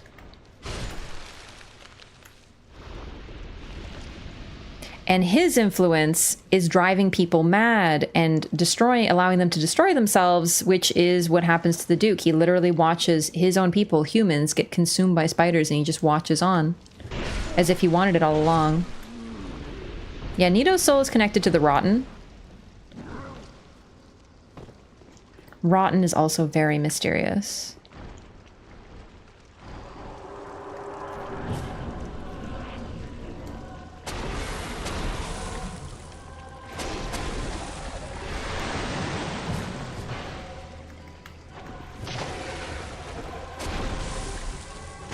Ugh, really wide hitbox.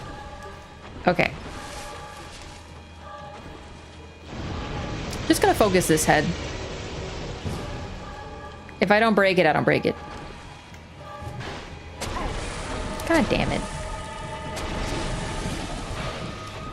Oh, I gotta do the forward swing. Okay, that hit at least.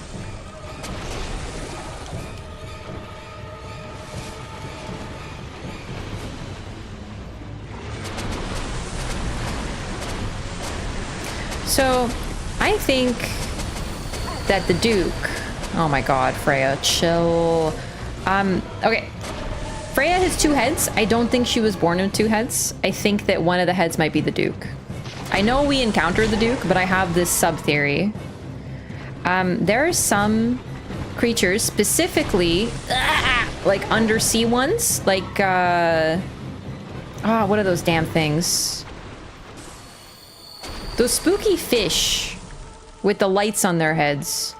The way that they mate is the female is larger, and the male will burrow into her body and then just become a part of her body, providing her with the necessary materials.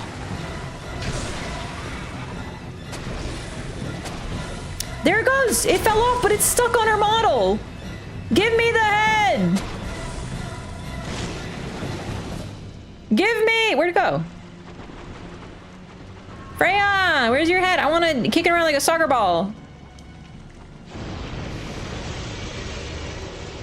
Where's the head?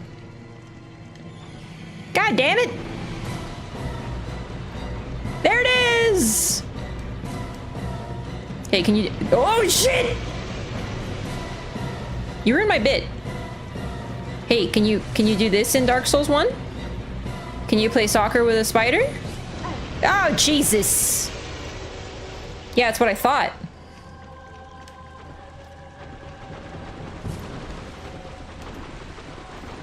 Anyway, I think that's what happened to the Duke, which is why Freya represents Seath, because she is both... Oh my god, what am I getting stuck on? What the shit?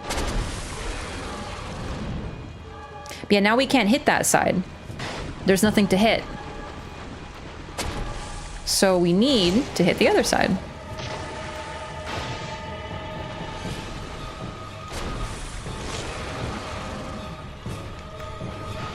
Oh my god.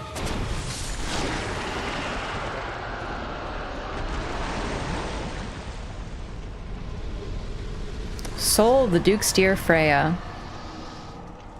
Alright, stay away. I have to lure. Yo, Warrior Jar, what's up? Thank you so much for the raid. What wonderful timing.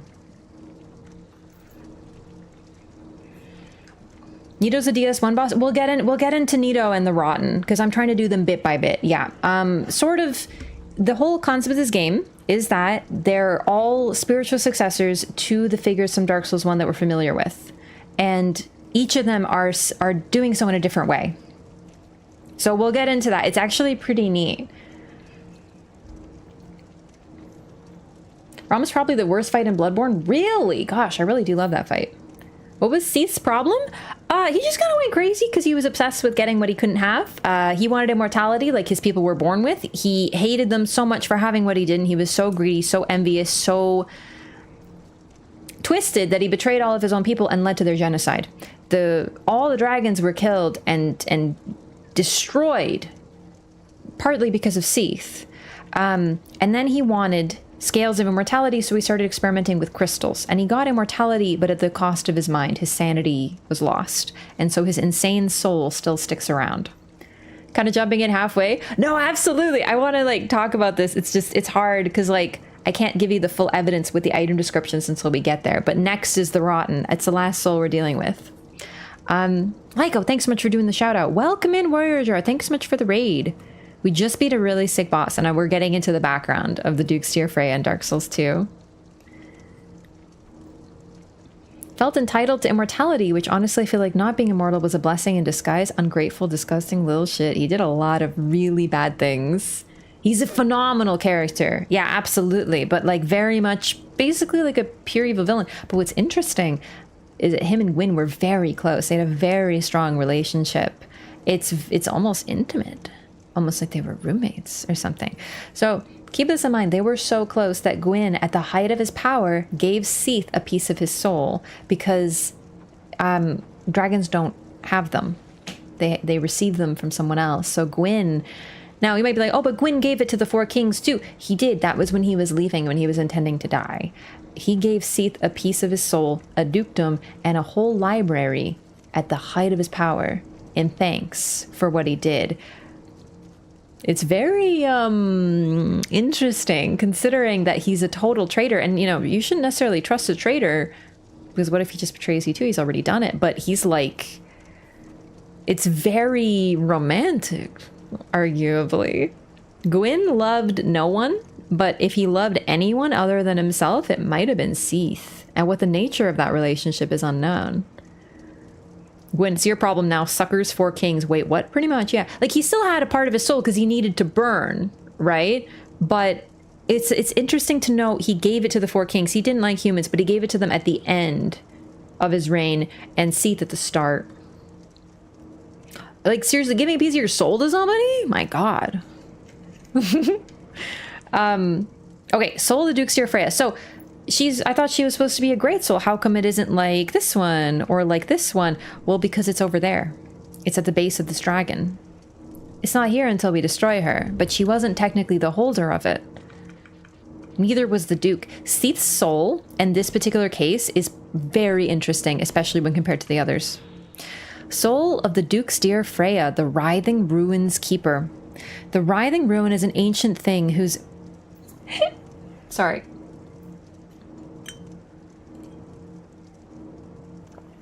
And that's how we got Priscilla? No, seriously, I actually think that's supposed to be the implication of Dark Souls 1. We only know that Gwyn and Seath had a relationship, and then there's suddenly Priscilla. And I think when we're talking about whose child she is, especially since Yorshka was apparently also a child of Gwyn, I think we're figuring out exactly who it was. It's a bit weird, but we don't know anything about how dragons have children, so it's not even that unusual, all things considered. Then they banished her. Gwyn would 100% be the type to banish even his own child because she might be a threat to him. Yeah. Anyway, sorry. All right.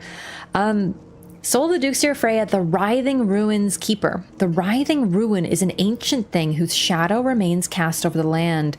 It first took possession of a solitary insect, but grew its power, feasting on the wealth of twisted souls found in the land. Use the special soul of the Keeper to acquire numerous souls or to create something of great worth. As discussed, she is the Keeper of the soul. So she has it but doesn't have it, which is why we pick it up separately from her. The Writhing Ruin is likely Seath. That's why there is this giant dragon corpse here. It's meant to evoke it. It's literally like, it looks like it's drooling out the soul. It's obviously spider silk, but still. And the Duke went insane, just as Seath always did. So it started with one little bit. We get some more lore from, oh my god, what's his face? Tark. We'll go to him now, because I think he has it now.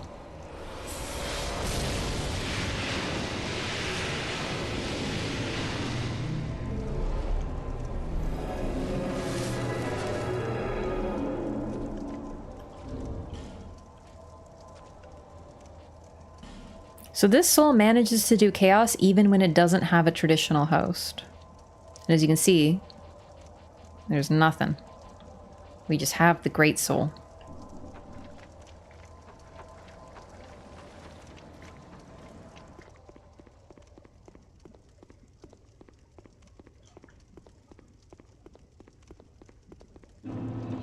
Lord's private chamber.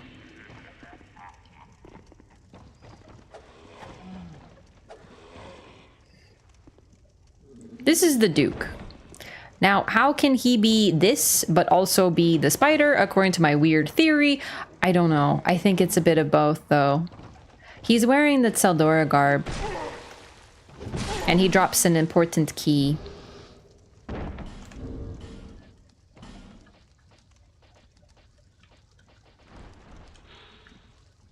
Key to Brightstone Cove, Tseldora. The eccentric Lord Tseldora, known for his fascination with spiders, built a town and a personal fortune by mining Brightstone. One day, the town was overrun by spiders, but Lord Tseldora only stood by and watched, eerily contented.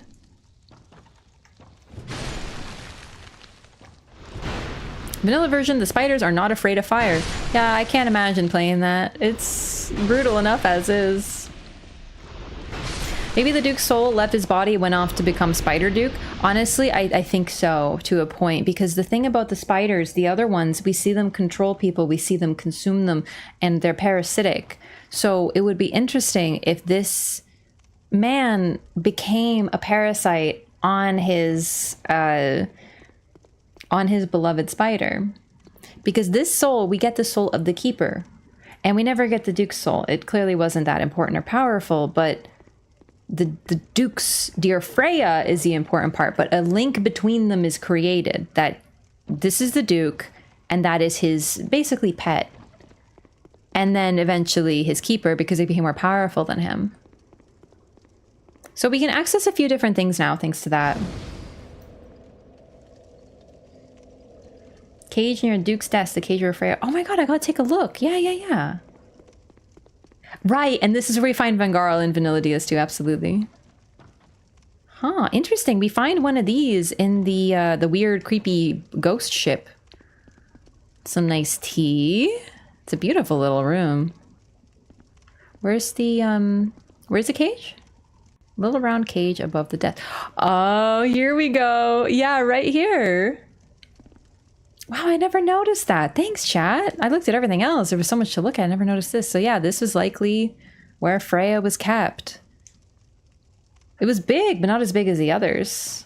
Bars broken from the inside. Yup. Yeah. So that's the thing. I wonder if Freya took over him and then that's why he was just eerily contented, because he was already paired with the spider. And then as it grew and grew and grew, because these spiders are huge. So at first, the writhing ruin, aka Seath, his soul took over an insect. And then from there it builds. But it's almost, in this case, I think it has to be parasitic. So it starts with an insect which is eaten by a spider. And then a spider is eaten by a bird, and then a bird is eaten by a cat, and then you see what I mean? It's almost like this vampiric idea of it grows stronger. The soul within the parasite grows as its host grows, and then eventually, potentially, human. The soul, though, is kept not actually in a body. It's an interesting one. It's a really intriguing one because it doesn't fit with the others, but we get a lot of lore from it. All right, let's go to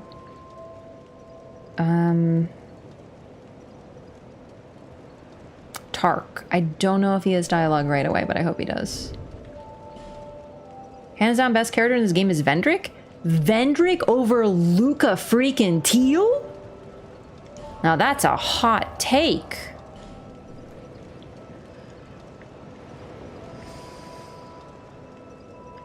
All right, Tark. Over Shalqua? The spider's silk fang description supports this. Oh, we got check pause weapons. Thank you. Vendrick over Maldron?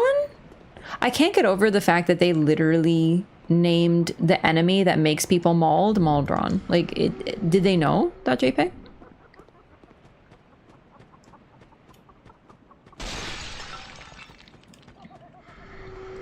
Like, you know, we want to get into, like, kings. You're really going to say Vendrick over the old Iron King? Sorry, Ivory, not Iron. I got cursed?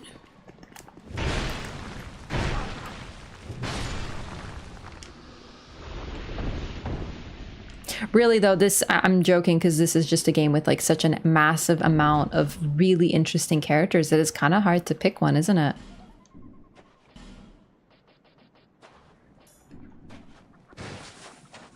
What skill? You've defeated my master. Interesting.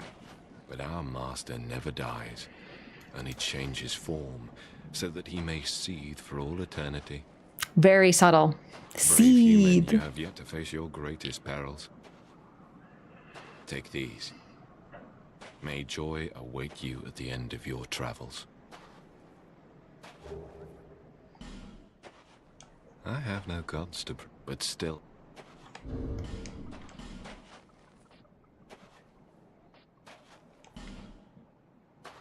Oh my god, I already forgot what it gave me. I was so excited.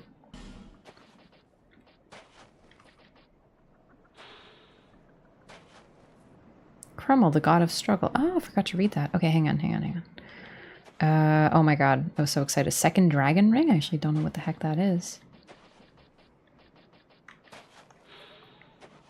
A dragon signet ring grants its bearer the protection of dragons, increases HP, stamina, and maximum load, but is easily broken. Ralmond, Knight of Drangleic, served the king by guarding the fort until his own demise and was said to have cherished this ring throughout his life of service. Oh my god, I forgot what else. Oh, the Scorpion Stinger. Thank you.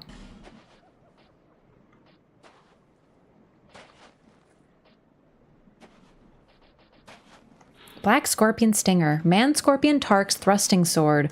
The Scorpion pincer guard contains poison, which is injected into foes pierced by the blade. Tark's past is a thing obscure, but then again, do any of us know who we are, let alone what we may have been? I have no god, but still. That's it. So, his master is Seath, or at least someone who followed in the footsteps of Seath. But based on this, it does sound as if he was created by Seath. So once again, when we get to the end of this path and hit our primal bonfire, we get to kind of see the story that has been told to us. And that's the thing. Each of these 4 directions kind of tells a story in the sense of being almost like a fairy tale. Once upon a time...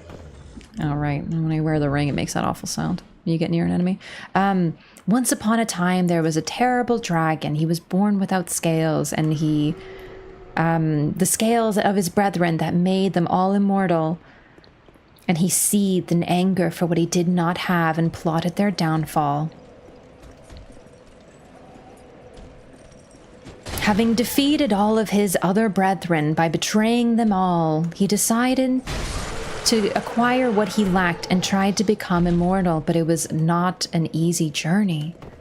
He learned that crystals can create immortality, but unfortunately at a price. They also make you insane. Do you see how like all these games really can be narrowed down into fairy tales? That's the story of Seath, but then time passes and time passes. So let's see, this direction started with the Shaded Ruins, the Shaded Woods. So we went through Old Akalare, which we have no idea what it is, the Rune Fork Road, which also leads to Drangleic Castle. Interesting too, because Gwyn and Seath lived close, right? Like very close. They were the closest of all of them. And the path to the Duke also was Seath's title. It leads through a path that also leads to Drangleic Castle in a different direction.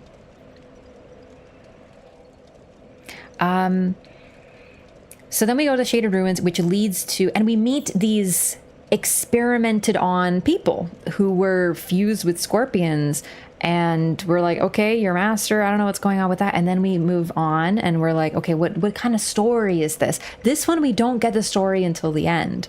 But eventually then we go to the Doors of Pharos. Kind of a weird meander. This one doesn't fit with the rest of them. But then we're in Brightstone Cove Seldora, and in this zone, we learn what happened. We get to hear the entire story of everyone moving backwards. We learn who's Tark's master was, and the game isn't subtle about it. We go through a crystal cavern where a duke lives. who went insane, and there's monstrosities all over the place. It's really interesting. The stinger, the damage is ridiculous if you poison gem it.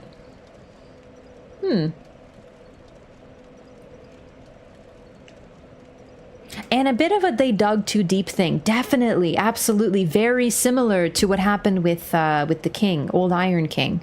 But the writhing ruin, as described by both Tark and by the lore, aka Seath's soul, what's left of it, it will always reemerge. It's always ready to find someone. The way it's described is a lot more aggressive than the others. The others almost reassert themselves just as sort of a consequence, but Seath's appears particularly aggressive and insidious. And I wonder if they're all like that, or if it's just Seath, because Seath himself was a very bitter, angry character. He betrayed his own people. Like, literally, imagine being the last dragon alive, almost, because you killed all your own people because you were jealous of what they had. Like, it's a staggering level of betrayal. Even, you know, Elden Ring, we still have, of course, the killing of the giants and the slaughtering of all these people and the genocide. It's, like, very bad. But Dark Souls 1 does not linger too long on what it was like with the dragons. It's just like, yeah, they were dragons, so they had to die. We had to have our age, so it's fine that we killed them. But no, it was a pretty awful thing to do. And the fact that Seath betrayed his own kind. Imagine if we met a giant and it turns out that he sided with Marika, and, you know, then again, we do have Radagon, so what do we know? But anyway, the point is that it's so twisted, what happened in Dark Souls, and Seath's soul is particularly twisted in this game too. Boss weapons.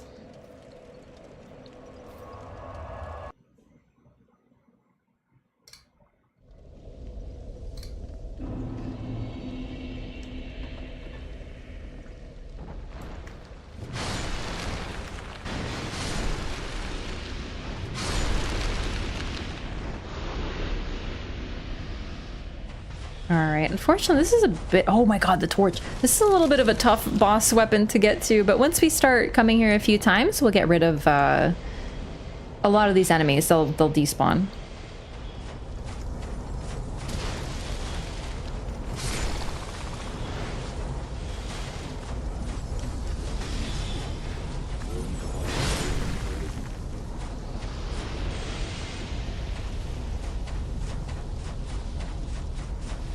The way we get the soul of the Pale Drake in this game, why do we get transported to a stone dragon pocket dimension? Do you mean the memory?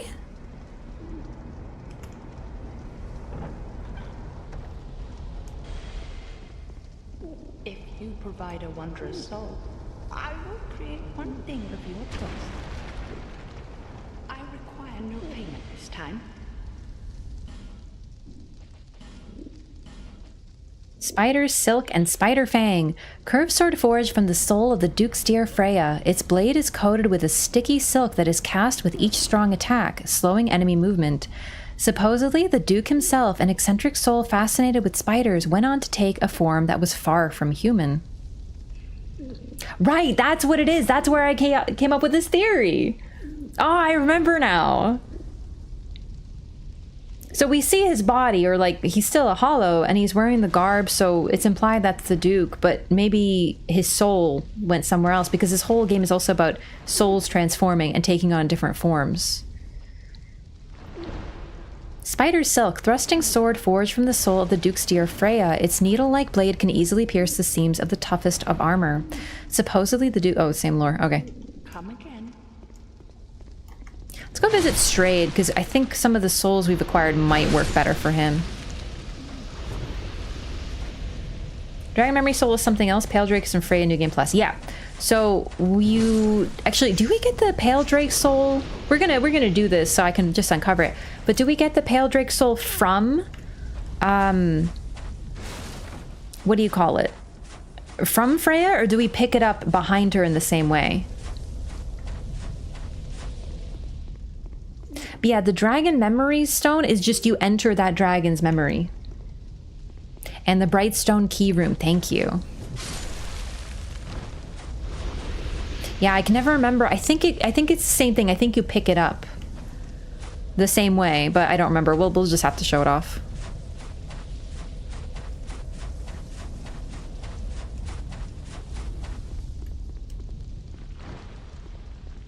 So there was a locked door we couldn't open, and now we can. Who keeps closing his doors on me?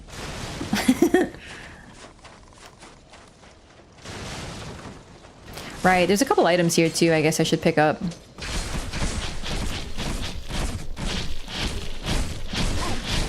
They really do be getting a little pissed when you come over here though.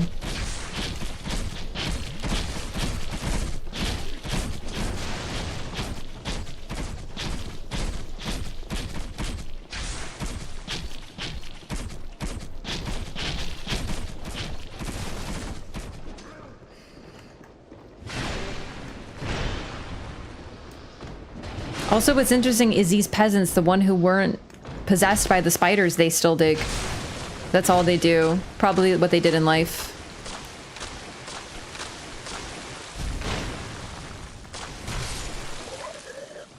Expect those spikes to do a little more damage. Yeah, they're weird. They're very strange.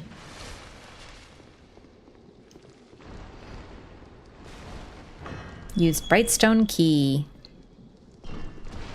Oh my god, this is spooky.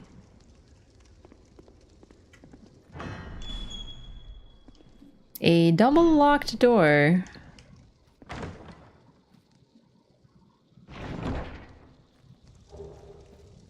Black Knight, Ultra Greatsword, Great Fireball, and Fire Seed. How nice. Kind of your secondary reward. Yeah, look at all these creepy spider burrows. The one about organic circle texture? I know who you're talking about. Tryptophobia? This game gives chunks and slabs like they're candy. I'm not complaining. That's the thing too, yeah. So, I can actually upgrade my greatsword, but I might pick another one. I want to drop by Vengarl's before I forget, so we can get a, how do I get there though? So I can get his sword, because I keep forgetting to go buy it. Remember before I could Google it? It's a very interesting phobia. Oop. Yeah, that's why I try to break the story usually.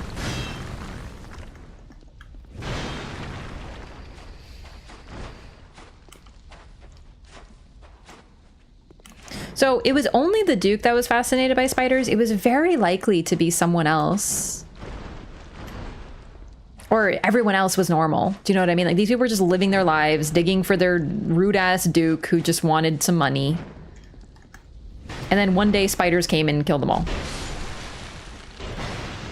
Oh, no.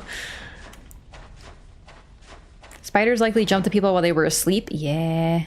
I mean, then again, these spiders are so massive. Like, seriously, if this many spiders just came over a town, like, you're just in shit, you know what I mean? Okay, this isn't necessarily what you would call the intended method, but it's still doable. Miner's Pick seems to carry a cursed grudge, so yeah, it's got a buff, like it curses you, but it's got a buff, like, oh my god, now I can't do it, of course. It looks like dark. Oh my god.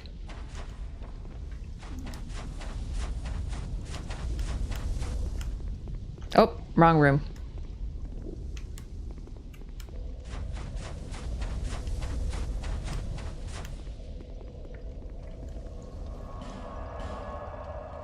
Vengarl first.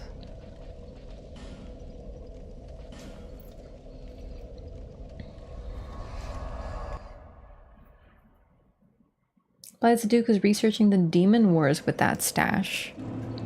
Good point. Yeah, actually, let's take a look. So it was a spell.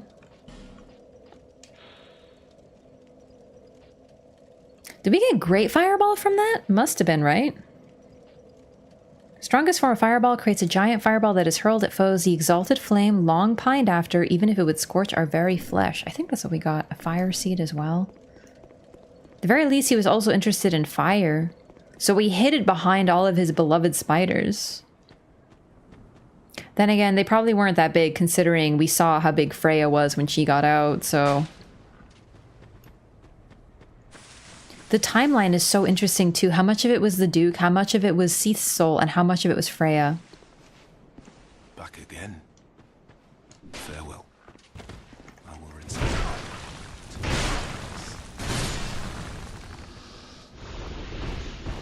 Hello. Back again. Red Rust Scimitar. All right, so we can use both of these. We don't have enough to, Farewell. what do you call it? Not two-hand, power stance yet. But I might as well level those up because that'll be fun. Oh my god, I have 80,000 souls. I'm really glad that I noticed that now.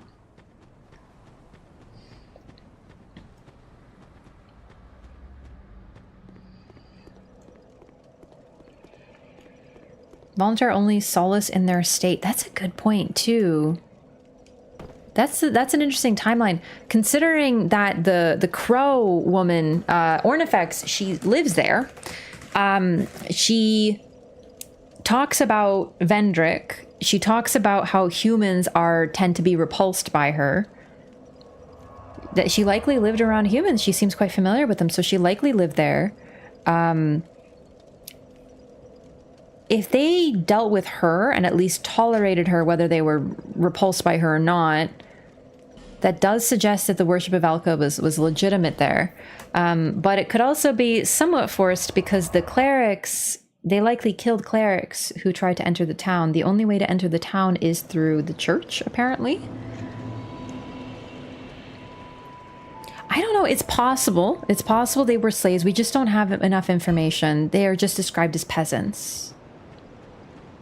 Wonder if Vengarl can be killed. I might try it sometime, but I don't want to because I like Vengarl. Proceed, bearer of the... It is... Oh, right, the Black Knight Greatsword. Good point. So this is just a Black Knight weapon. And now that I think about it, we get another one in the Shaded Ruins, which sort of are linked to this area thematically, like the story as I described. Like we go forward and we don't understand the story until we're at the end, and we look back and we realize what the story was all along. We get another Black Knight weapon. We get the halberd earlier too. Interesting. We don't know very much about the Duke. But considering this game has a massive focus on flame and light and souls as light and dark, it's interesting. Maybe the Duke was, though he was not quite as high ranked as the king, still interested in fire in his own way. Black Knight Axe and Iron Keep. Yeah, that one's a different area, but still, like, the idea of acquiring them in these areas does make sense. Alright, let's upgrade some weapons.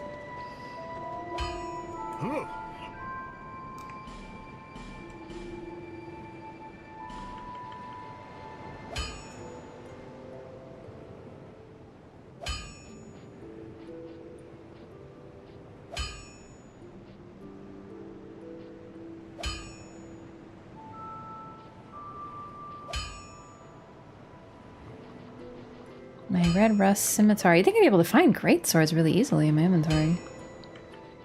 The best game ever? Sure is! Sword that does fire damage in this game, but not DS1. Oh, interesting. Because how DS2 handles damage, infusing the greatsword would just be a net damage gain. Is that with Macduff? Is that how I do that? I haven't really messed too much with infusing. I know it's very strong in this game. Netflix confirmed another Witcher and Cyberpunk season for their animes? I really don't know if I trust Netflix. I'm really bummed. I found another show that I liked that got canceled by Netflix after season 1. But we're getting season 5 of Emily in Paris! I'm actually so pissed at Netflix, dude. I'm not over it. Every time I like a show, cancel after season 1. But Emily in fucking Paris? Ugh. I can't find anything. Now I'm tilted. I'm upset about my show being canceled. There it is. It's like literally the first one. Oh, but it requires twinkling. Chad, is this a good weapon?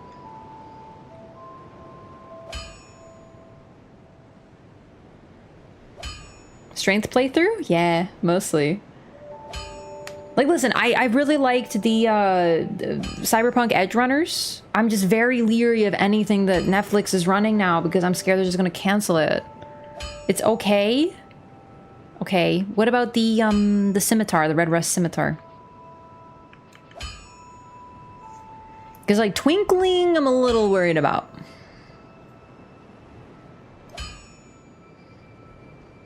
Equip and look at his moveset. It's a little too smart, actually. Don't waste my time.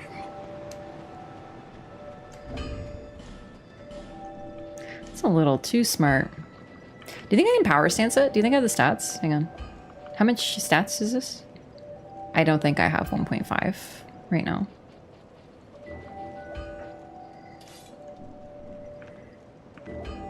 Chat. Chat, am I cool? Do I look cool? I can't power stance. I didn't think so. Look, I got a big sword. I can't help but notice that it looked a little bigger when Vengarl was holding it, though.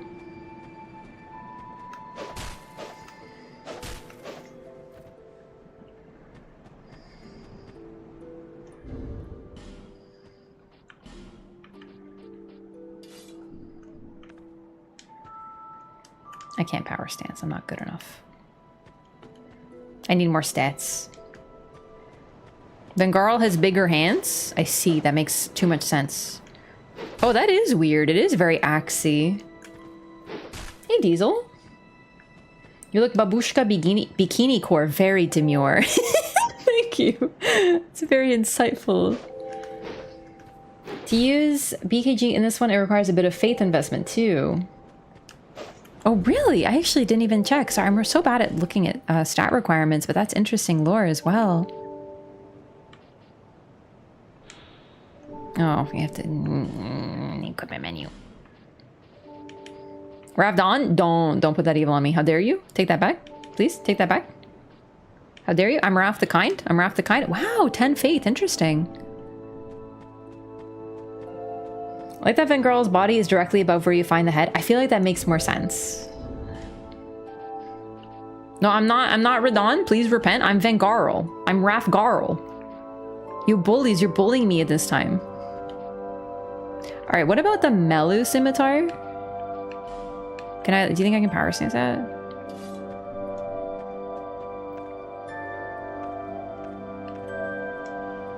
No, I don't understand yet. You would rather be Rat than Ravdon? Of course, rats are respectable. They have a king and they're like cool and they say like, my servant, you shall cut off rat tails and be a badass and such. You need armor? Go ahead. Anything new? Wow, you have nothing new? You're so useless. Just kidding, you're actually like really Are not... you sure?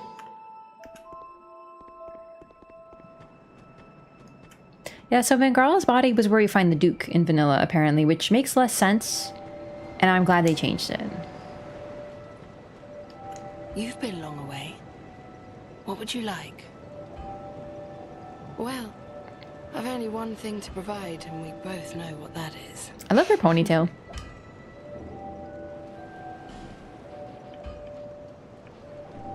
You know how they call this place Drang Lake, right? Well, in the old lore, in stories and the like, they said it... What was it? Sorry, we already heard this. Like maybe that... No interest. Suit yourself. Send Majula a few times and get the butterfly stuff. Is that a shard? I had to be really careful using it. To see light. However... Oh my god, that might have been new. I'm so sorry. The instinct to bear seek lest, bro. Those who come to Drang Lake seeking salvation soon lose hope and turn hollow. It happens to them all, sooner or later. You'll be one of them, sooner or That later. knight at the base of the tower, his spirit is already broken.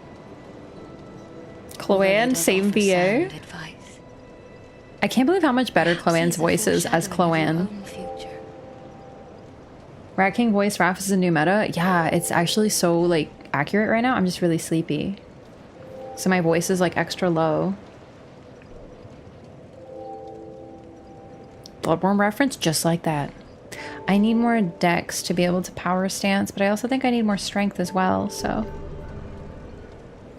Was Dranglake called before? I don't know, as Strayed. I love Strayed because he doesn't give a shit. He could tell you so much and he does not care.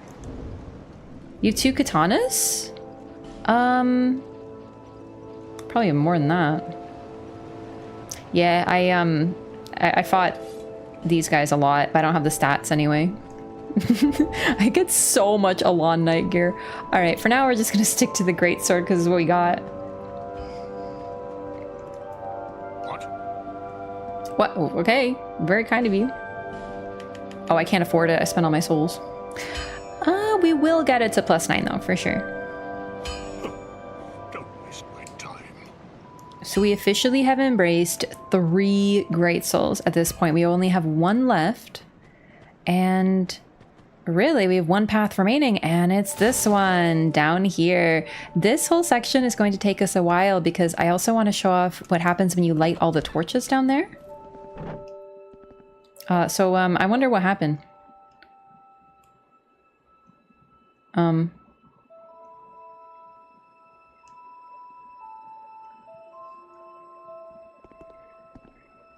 love a cat with a bunch of bloodstains around her. Iconic.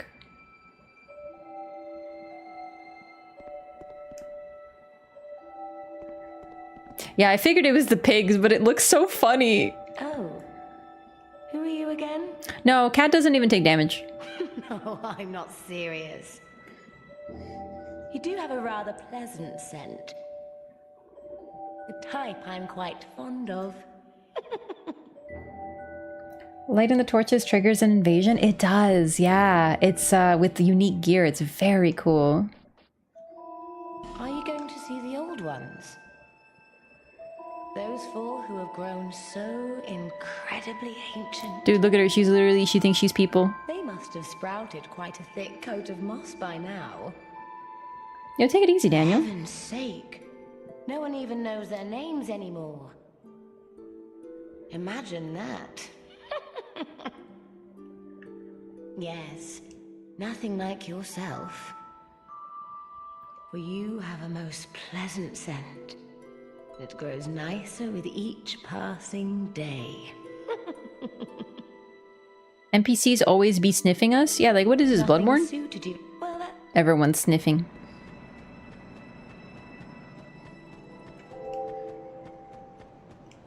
May not harm cat, but here's the last dragon of its kind. Kill it. The cats are very... Both Alvina and Shalqua are very Cheshire cat coded in that they don't seem to really care what happens in the world because they won't be affected by it. It's been a while since I've read the Alice books, but I wonder... I don't remember. The Cheshire cat kind of goes like, "Ooh, the queen's pissed at you. Sucks for you." But I don't think the Cheshire cat is concerned about it because I don't... Like, it just vanishes into a smile. It doesn't need to worry about what's going on in the world. They're very much like just commentators who just kind of observe. Alvina is almost as old as the First Flame. And Shalqua appears to have knowledge from that era too. They're very similar.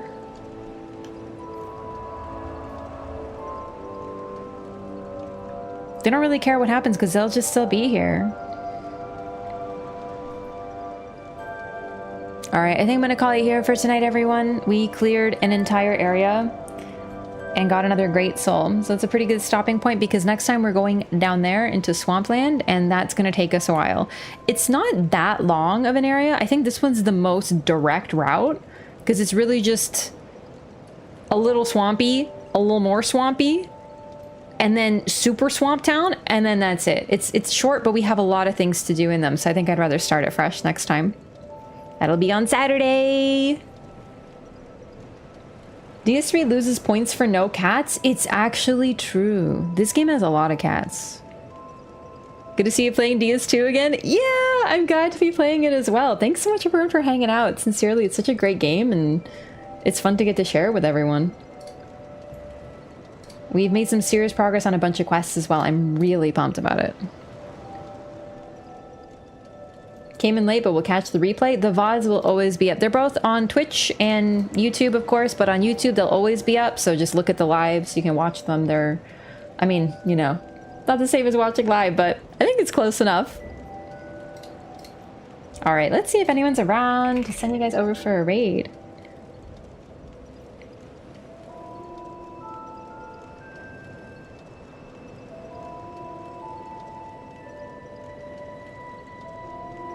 Oh wow, it's Maynard's birthday. We gotta raid him. I didn't even know. What the heck? Make sure to say happy birthday. But yeah, see you all Saturday. Thank you so much for watching Dark Souls 2. Thanks for the copy of the raid message that Lyco so kindly posted. Join the Discord or follow on Twitter, whatever. Social media is the best way to make sure you don't miss a stream because I have an adaptable schedule sometimes. And sometimes YouTube and Twitch don't even post that I'm live because they're fun like that. So make sure. And there's cat pictures. Raid message. Goodbye, everyone. See you next time. Concept, Lyco, Tana, Zeno, Lux, Garrett, Comrade Bork, Diesel, S, Peepo, hey, Master MPS, Kieran, King Calamite, Fiterian. Bye. Nova.